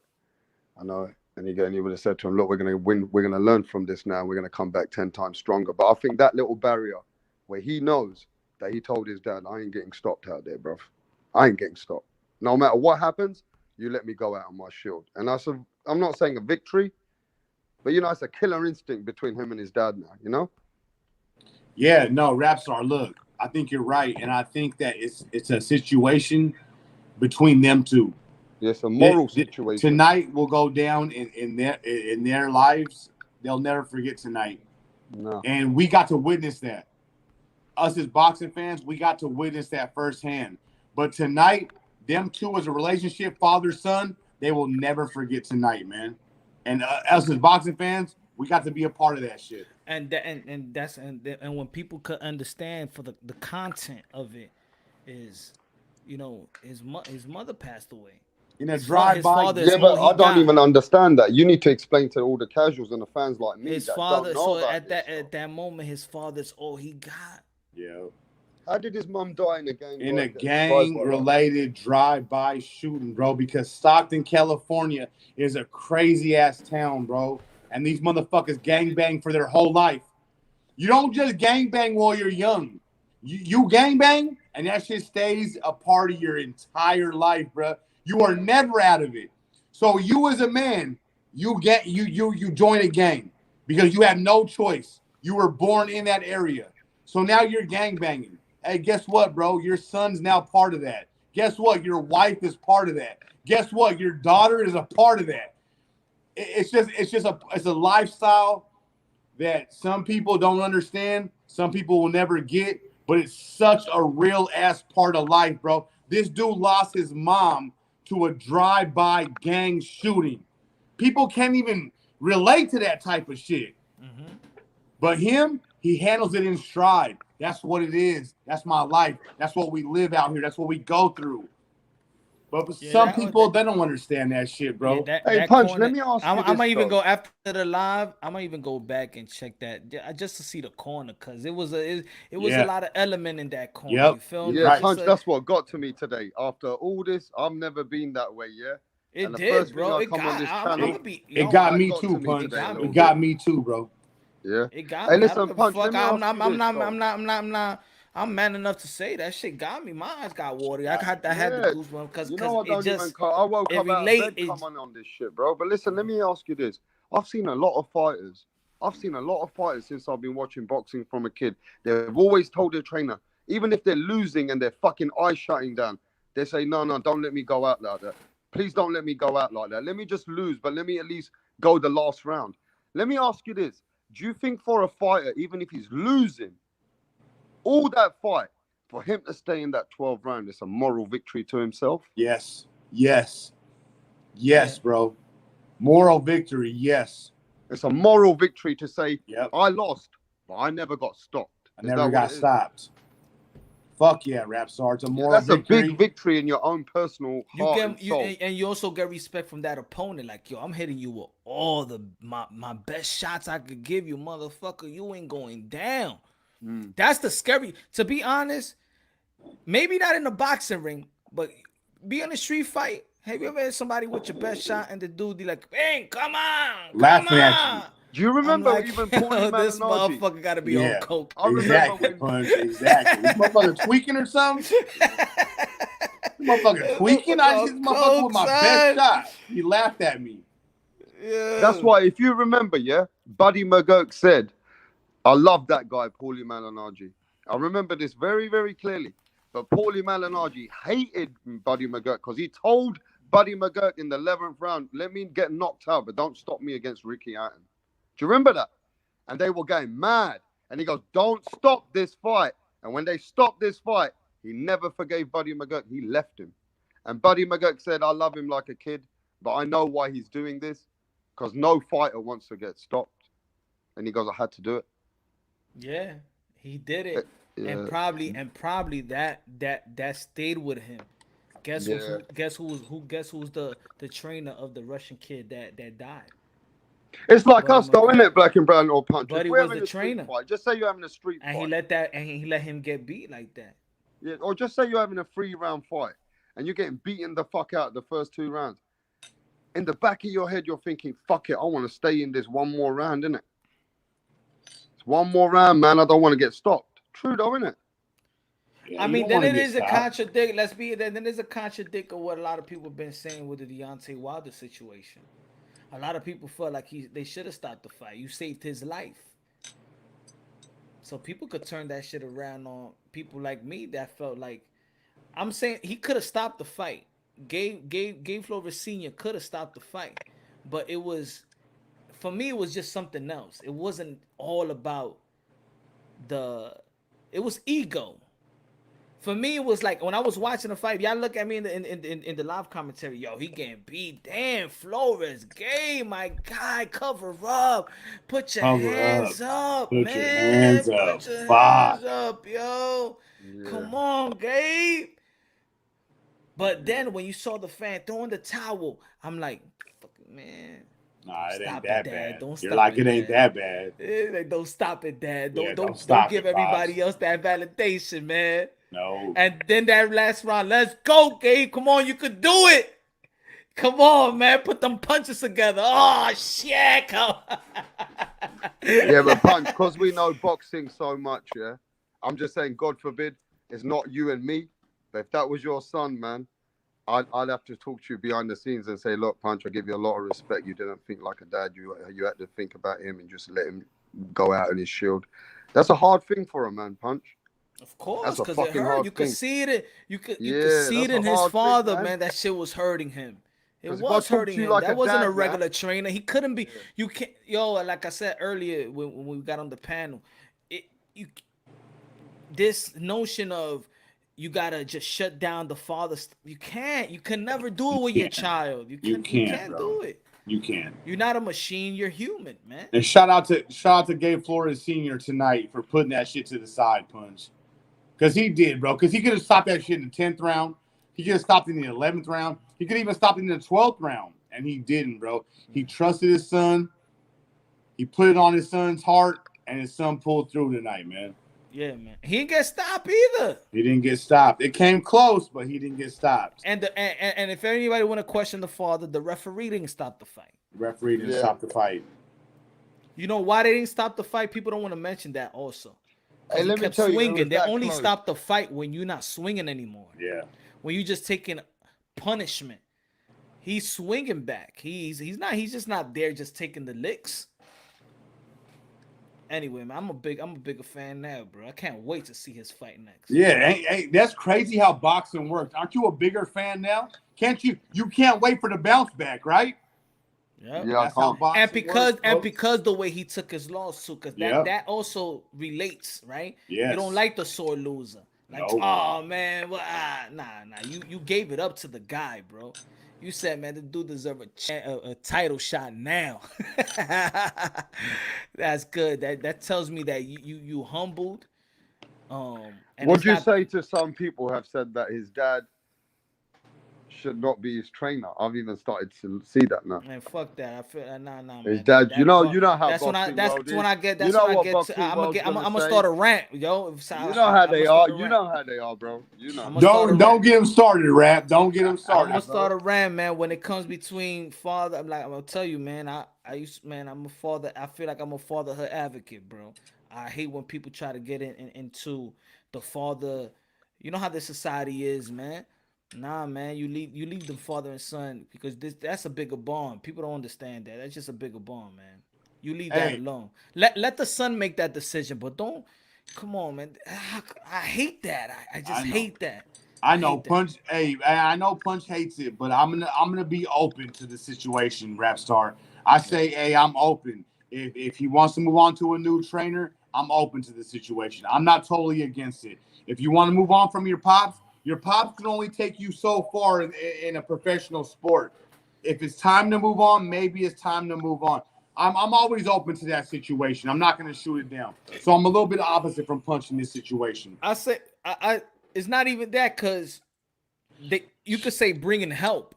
Yeah, bringing help. There you could go. say bringing help because they do. Yeah. Look, who is Earl Smith's trainer? Derek James. Derek James. Who's in the corner?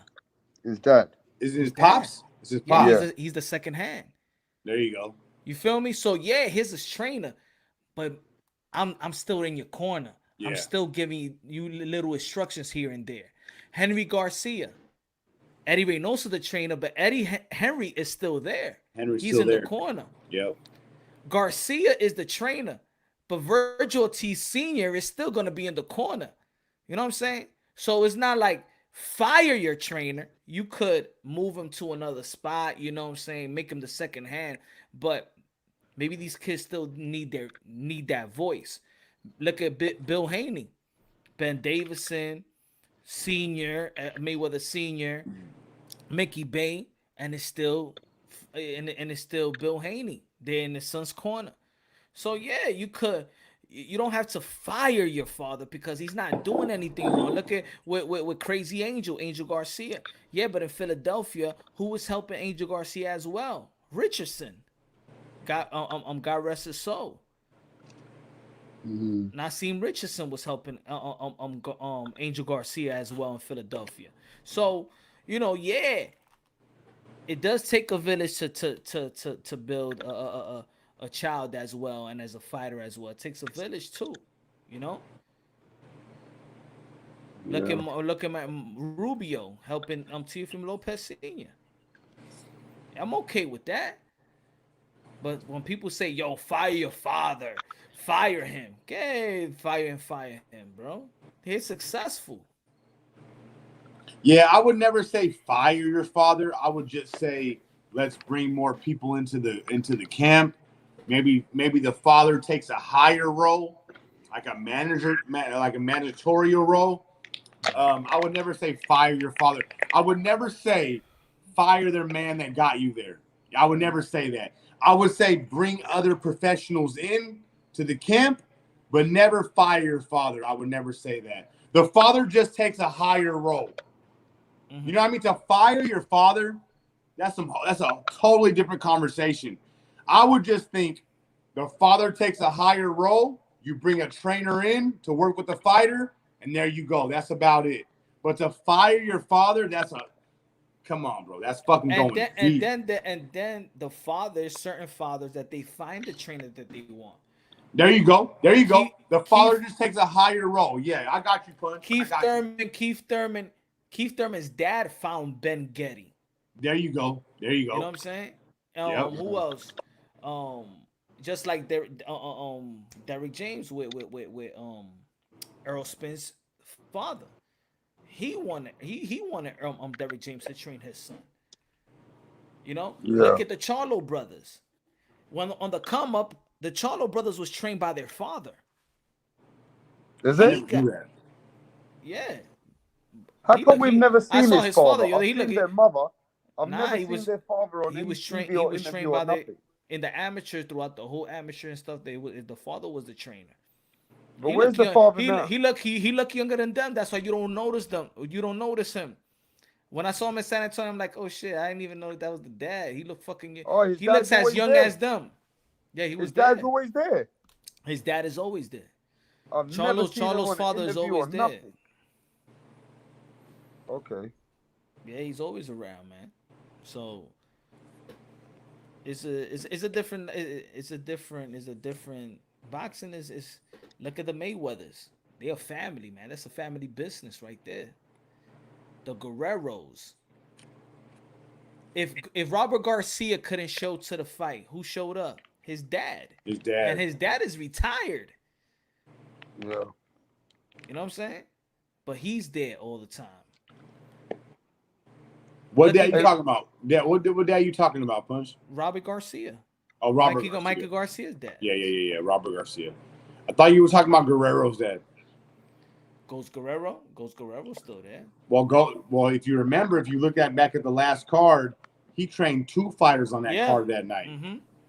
He had two fighters on that card. Yeah, he's funny. He's a Chicano for Yeah. life. He's funny, bro. He's funny.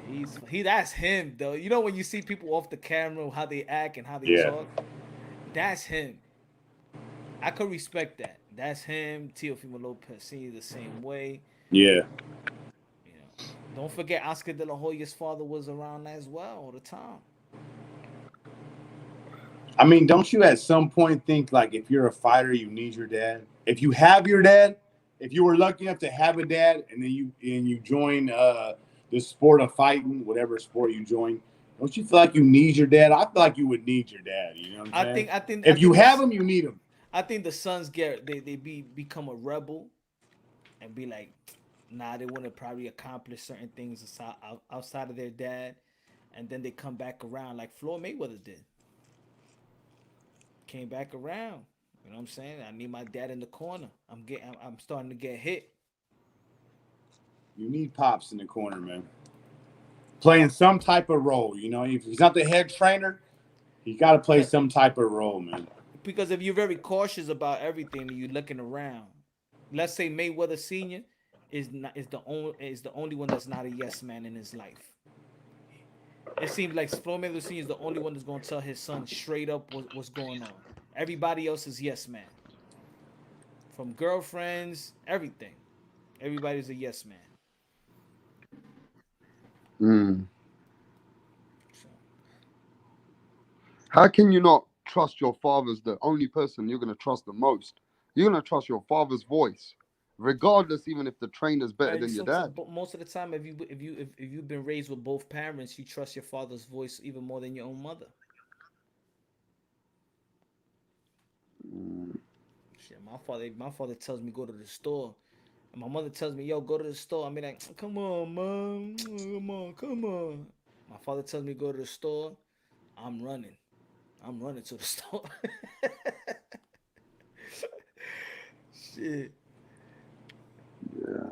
Yeah, man. I think some of these fathers right now, man, like Virgil Ortiz Sr., Gabriel Flores Sr., Teofimo Sr., Bill Haney.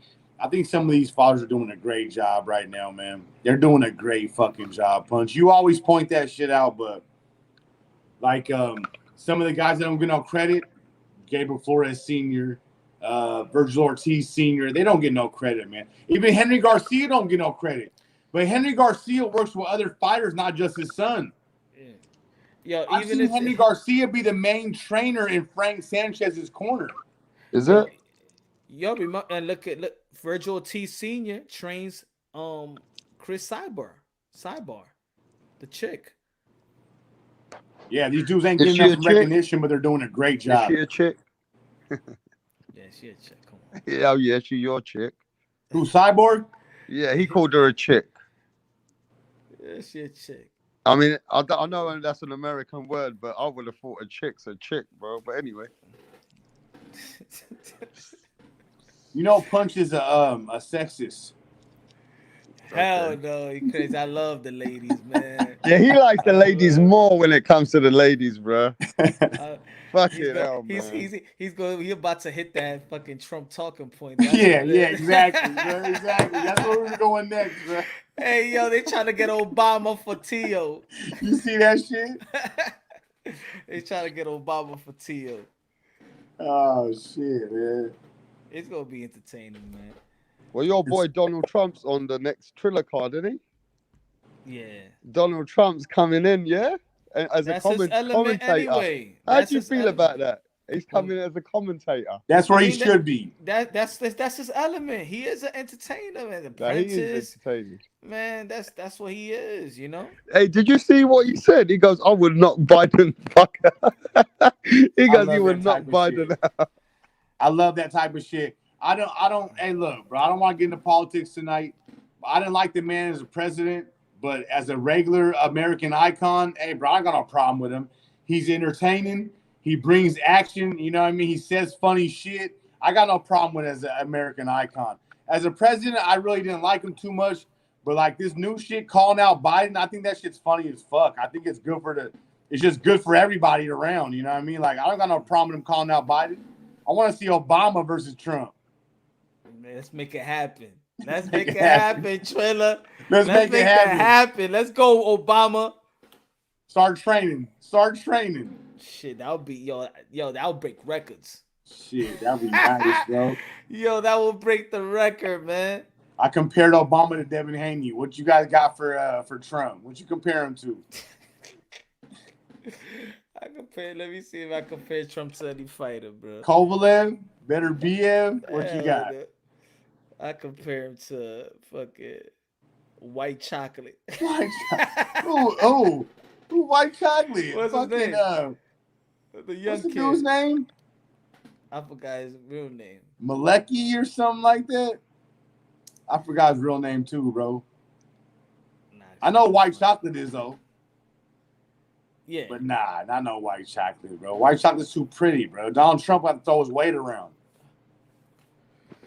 Who you got? I compare him to Kovalev. I compare him to Better Biev. Why? Because Kovalev beat a woman up. Nah, just because he's like bigger a little bit. You know what I mean? Hey, How Throws his about man's weight a Billy Joe holy around. bro. Saunders? How about Billy Joe? I don't know. Billy Joe's too pretty. Billy Joe's too You slick. want him white and ugly? Yeah, I want him white and ugly, baby. I want him white and ugly, baby. What Joe the Smith fuck are we Jr. type talking shit. about, bro? I just came back. What are we talking Motherfucker, about? you don't Rap want to bring star. this shit up? Hey, Rap, who you Mm. compare Donald Trump's fighting style to? Joe Smith Jr. or Billy Joe Saunders? Butter bean. But yeah. Joe Smith Jr., bro. Man, I can't even imagine Donald Trump fighting, bro. Who you think But hey, all right, this is a good one. Who you think who sniffs more? Trump Jr. or Biden Jr.? Oh, shit. now you Ah, guys it's are a going draw. somewhere else with this. It's a draw, bro. What the fuck? Both for coke heads. What you talking about? Yeah, hey, it's funny that we're not talking about their sons getting in the ring. We're talking about the old man getting in the ring. That's you know what I right. mean? That should be good too. The two These sons. fucking burnt out ass sons ain't getting in the ring. That's for sure. Shit, man. Nah, that's just some funny shit though, man. I made a video about that shit just to keep it light, keep it funny. I don't got no problem with celebrity boxing. I think this shit's entertaining. I don't take it too serious. I just laugh at it. So when we talk about like Trump fighting Biden, that shit's funny as fuck. Trump fighting Obama, that shit's funny as fuck to me, man. Yeah, I don't have no, to be honest. At first, yeah, I had a problem. I thought it was a circus, but then when we saw that they was giving boxers opportunities, and they getting paid well at the same time, you know, Regis Prograis got what 800,000 for that Jake Paul. So a lot of people Punch don't like the celebrity boxing, but if you just pay attention to the facts, I mean, these dudes are bringing their own fan base, right? They're not relying on the boxing fan base. They're bringing their own fan base, and on top of that, they're putting on real professional boxers who, in other hand, wouldn't get this type of attention. Tommy Fury, he wouldn't have got this type of attention. Yo, Mello, you always come through with that shit. Like, nobody talking about race, and then you always, like, what is this fever with you, Mello, man? What do you say? Bro, you always on the comment Just box give with the African American fighters credit for paving the way. What do you say?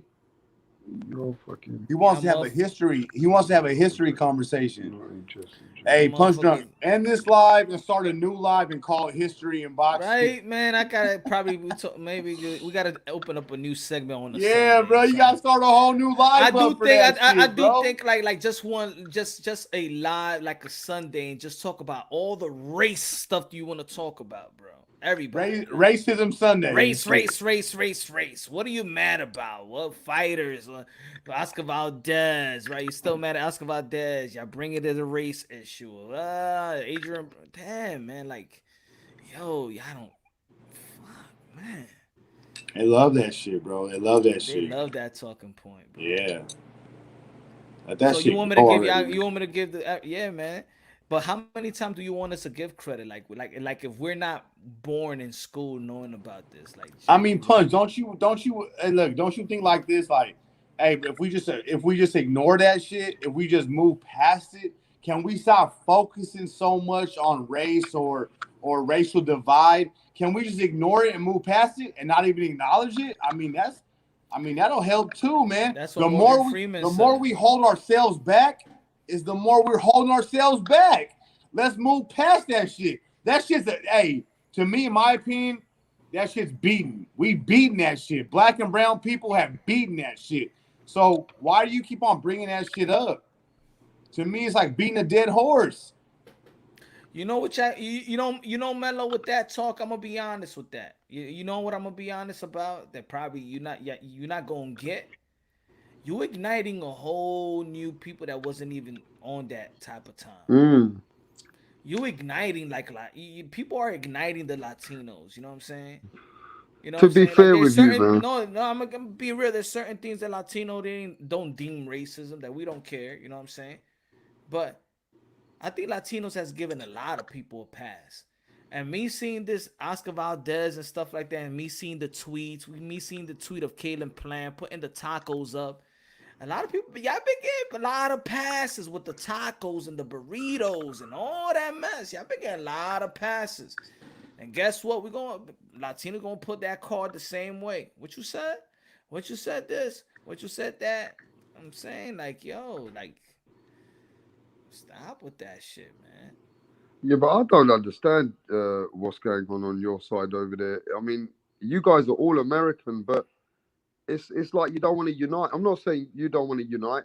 You've always preached unity and all that stuff. I've seen Black and Brown. He's been rocking with people, even though there's shady people. He gives them a chance, even though he knows that he don't want to be in between that Black and Brown. He wants to give everyone a chance.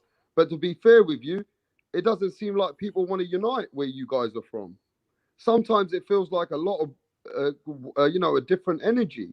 A lot of people like to see a dividance. A Because lot they of want to people like to see a divide. difference Because they between the want to black and the divide when brown. they don't have to. Because people want to divide when they don't have to. That's what it is. I The don't only think the the unity is only thing that you preached. could divide in Latinos and blacks or anything like that in the community, that there's a lot of Latinos gonna speak a different language. They're gonna speak Spanish, right? It's the only thing. But it's becoming a thing where, you know what I'm saying, like, again, Latinos has given a lot of people a pass. It's almost like Asians been bullied all over around. Yeah, but So where's the unity punch? I mean, at the end of the day, it's an American unity, right? It You should have be to an want American it, bro. unity. You have to yeah, want it. Hey, rap star, you have to want it, bro. The unity Yeah. part, you have to want it. If you're like a person who's just like, nah, fuck that. I'm just gonna represent my race, and this goes on. This goes for all sides. Blacks, Hispanics, whatever. You have to want that unity. If you don't want it, then it's never gonna happen. Well, we don't have the unity in boxing anymore. Like we never had it that way, but it wasn't in our face. It wasn't everything wasn't open in our face the way that shit is now. You know what I mean? And through social media, you're allowed to make these videos and send it around the world. It just is in your face and it's toxic, right? But let's keep it real. I done some homework the other day, and this just is what it is. I never knew that Bill Haney and all these guys go to this kind of seminars. I never knew that there's a black fight fan a group of people which only support a certain amount of fighters, and I never even knew that people like Bill Haney and all those people were part of those seminars that they're having. You know what I'm saying? And it happens all over America. They do these kind of seminars where all these alphabet boys and people like they get sponsors like Bill Haney and Wilder, Deontay Wilder, and all these people. They support these groups now. I never knew there was these groups where they're only supporting this and bringing the calls to boxing and saying they're only going to support these kind of fighters. So it exists, Punch, and the professionals are part of it. You know what I'm saying? yeah, I understand that. I think that, I've but done I'm my. just I saying, didn't know this, Punch. I think that people's insecurities when it comes to whatever racism you're gonna make other people look at certain, like, let's say you go, I'm gonna give you an example. You're gonna make Latinos look at certain things that could be racist, but we never looked at it. Like, it didn't bother us before. But because you're complaining about something, it is, you know what I'm saying, and then people gonna use it against you too. Yeah, but I don't mind you supporting your own If people. Kalen Plant would have used the chicken emoji, the chicken and watermelon emoji, talking about, let's say if you let's say if he's talking about the Jamar Charlo, that would be his racist. But this guy could have the taco burrito emoji in his tweets, and nobody say nothing. And Latinos is like, you know what, it is what it is.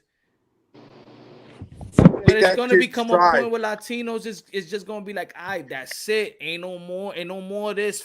Ain't no more of these free passes. Ain't no more of these hall passes no more. No more hall passes. Ain't no more of these little jokey joke. Ain't no more of these little Spanish jokey joke. Ain't none of that no more. And then it's gonna create something bigger, and then that's when people gonna be like, oh, yo, that's when I talked about it, people are like, oh, what you mean, Punch, but you're this. Nah, I'm gonna give you a taste of your own medicine. I want you to know how it tastes like. How do you feel? Oh, you started trying to start a war. No, you trying to start a war. Shut the fuck up. Cause we not even looking at shit like that. We try to ignore half that shit and keep, take it in stride. take it in stride. That's how that's how we look at a lot of shit. Take it in stride. But there's only so much we can take. There's only so much we can take, bro. No. You want to Yeah, mock but this us? doesn't seem right. You want to though. mock us and you want to treat us like we're a joke and shit, like a second-class citizen. Hey, bro, we ain't gonna stand there and just take that shit. You know what I mean? We ain't gonna stand there and just take that shit. We're gonna speak up and we're gonna use our YouTube channels. We're gonna use our voice and we're gonna speak up, man. We ain't just gonna sit there and keep taking that. We're not punching bags, bro. We ain't the Mexican fucking Latino fucking punching bags. Fuck no, man. We ain't gonna continue taking that shit, man. That's what it is. Yeah, And but then and then when Latinos react like, hey, bro, you're part Yeah, of us. yeah, We're together. Yeah. yeah. Chill, Man, chill, bro. Chill. chill. Yo, ain't even that serious. Yeah. Yeah, right. Come on, stop, man. Stop the games. And if you're gonna Yeah, be I hear listening, motherfuckers mocking Latinos, mocking Mexicans, making whole live streams about, Mexican this, Mexican that. But if it was the other way around, if it was some watermelon jokes or some fried chicken jokes, it wouldn't be cool. But when it's some chalupa jokes and some burrito and taco jokes, then it's all good. Oh, why are you being sensitive? But if it was some fried chicken jokes, then it'd be some race shit. I mean, bruh, that shit needs to be that shit needs to be started. We need to start holding that shit accountable across the board. You know what I mean? Like, fuck that, bruh. If fried chicken jokes ain't acceptable, then fucking burrito jokes ain't acceptable neither, motherfuckers. Like, I'm tired of that shit, Punch. I'm tired of it, bro. I've been dealing with that shit on my own channel. I'm tired of it. I ain't accepting that shit no more. and this y'all going in the nah. It's just it boils over. You know what I'm saying? Just it's a reaction now. Look and this then is this the black people have been hearing stereotype for 300 years, so we need to hear it for 300 years. I got you, right? Bruh, do So you so know how just long? right. Come Bro, do you on, know man. how long Native Americans have been here, motherfucker? Do you know how long Mexican American? See, people don't understand geography. Look,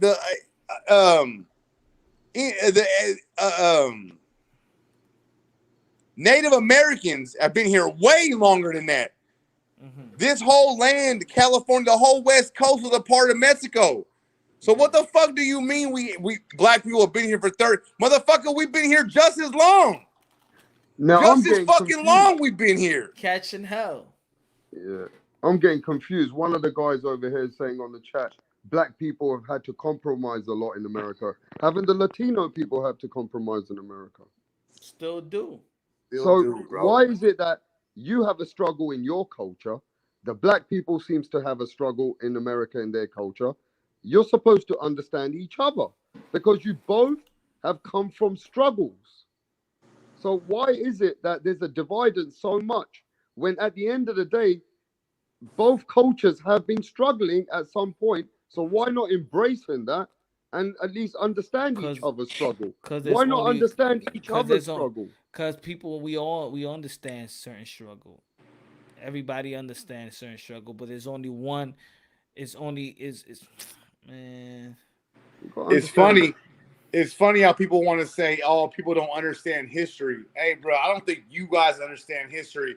Latins and Native Americans were already here, motherfucker. So we want to talk about history.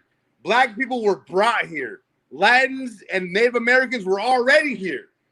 So what the fuck are you talking about? You black people were brought here by fucking white Americans when Mexicans and Native Americans were already here. So our land was stolen from us. The blacks got brought here. I mean, we've all been through our own shit. You know what I mean? I don't see why one race got to go through worse shit than another race, and one race is more credible than another race. Hey, bro, we're all going through the same fucking struggle. You know what I'm Because saying? it's the what about me effect. That's why. It's but what about me effect. That's what it is.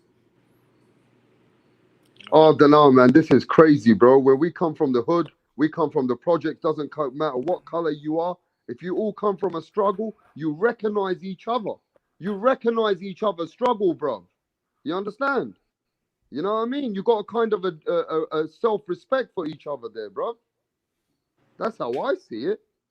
I don't know why it's such a dividance, hating. I mean, it shouldn't be that way. They should be able to carry each other. You guys, as Latinos and black people, as Americans, you should be able to stand together in the worst times and in the best times. That's what I think. You know what I'm saying? Should be able to recognize each You know other. what? You know what's crazy is that people who were never alive back then want to talk about history. Bro, you weren't alive back then. How the fuck do you know who went through what? How the fuck do you know who went through what? When Mexicans were already here before the fucking white people even got here. So how the fuck do you know who went through what, motherfucker? That shit's crazy to me. Oh, motherfuckers talking about history. Motherfucker, you weren't alive. How the fuck do you know what the fuck the history was? Motherfuckers. See, you guys got me started, man. I'm already tipsy a little bit, man. I'm better off leaving this alone. Hey. I'm better off leaving this alone, man. Nah, you said edit this shit out. Edit this part out. Nah, you know what it is? It's because I even noticed this shit was gonna go ongoing. It's gonna keep on going. They're gonna find another story like this. Like, yo, I think when this Oscar Valdez thing hit up, right? I think a lot of people was all hands on deck. Like, yo, what? Nah. WBC gotta say something. Everybody, every creed, every race, every boxer, black, bro, whatever. Yo, you tested positive. There gotta be some consequences, right? But then the narrative came about. And I knew the narrative was going to come about. Right? Motherfuckers started making videos trying to say in 2014, Adrian Broner got suspended, or this guy didn't get suspended. But fucking David Benavidez got suspended. Why you ain't bring David Benavidez in an Oscar Valdez situation? Oh, because he's Latino, it didn't fit your narrative. You know what I'm saying? Like, y'all create this shit, bro. Y'all want this divide. Or y'all wouldn't be talking about it like that. So, there you go. Then Latinos gonna be like, man, fuck y'all, man. Yeah, we're gonna see Oscar Valdez fight. Then that's the energy.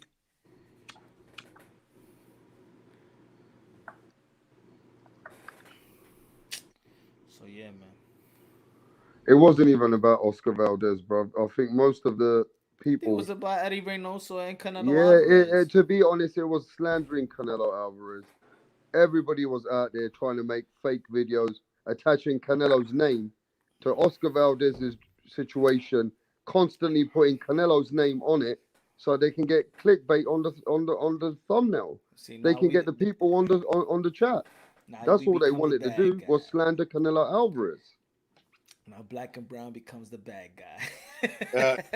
As you sound ignorant from a history major. Oh, that's fine, brother. But I know this: that California was once part of Mexico, and this motherfucker got taken from us. You know what I'm saying? So, I mean, I don't know what your point is. I don't know what the point is. SF Giants, you sound ignorant from a history major. Hey, that's fine, history major. You can have it. I'm not tripping, but I don't see what the difference is. What black people go through and what Mexican people go through. I don't see the difference. But hey, you can have it. It's all good. You can have it, brother. You're a history major, so you know more than me. But you know what? To be fair, black and brown, when we watch TV, we do see a lot of crime and a lot of police brutality on black people. Is that because the media want to show us that? You know what I'm saying? I mean, it just seems to me the media always try to pinpoint or try and make, you've always heard this kind of thing where there's like the cops in America are always being brutal to black people. We see that on TV. It's like they show us that. Latinos get shot more by cops than any other any other race or any other people in America.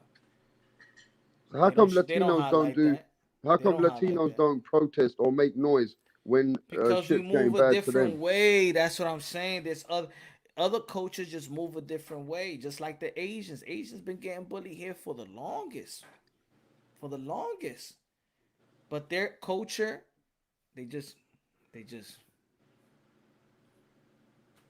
don't say shit. You know what I'm saying? Just like certain Latinos, like let's say if you call a black man a ape, oh shit, Racist, monkey. Oh, how the fuck? But you could call the fucking Mexican a chihuahua. Mexican go and be like, what the fuck? He probably laugh at you. But that's the same shit.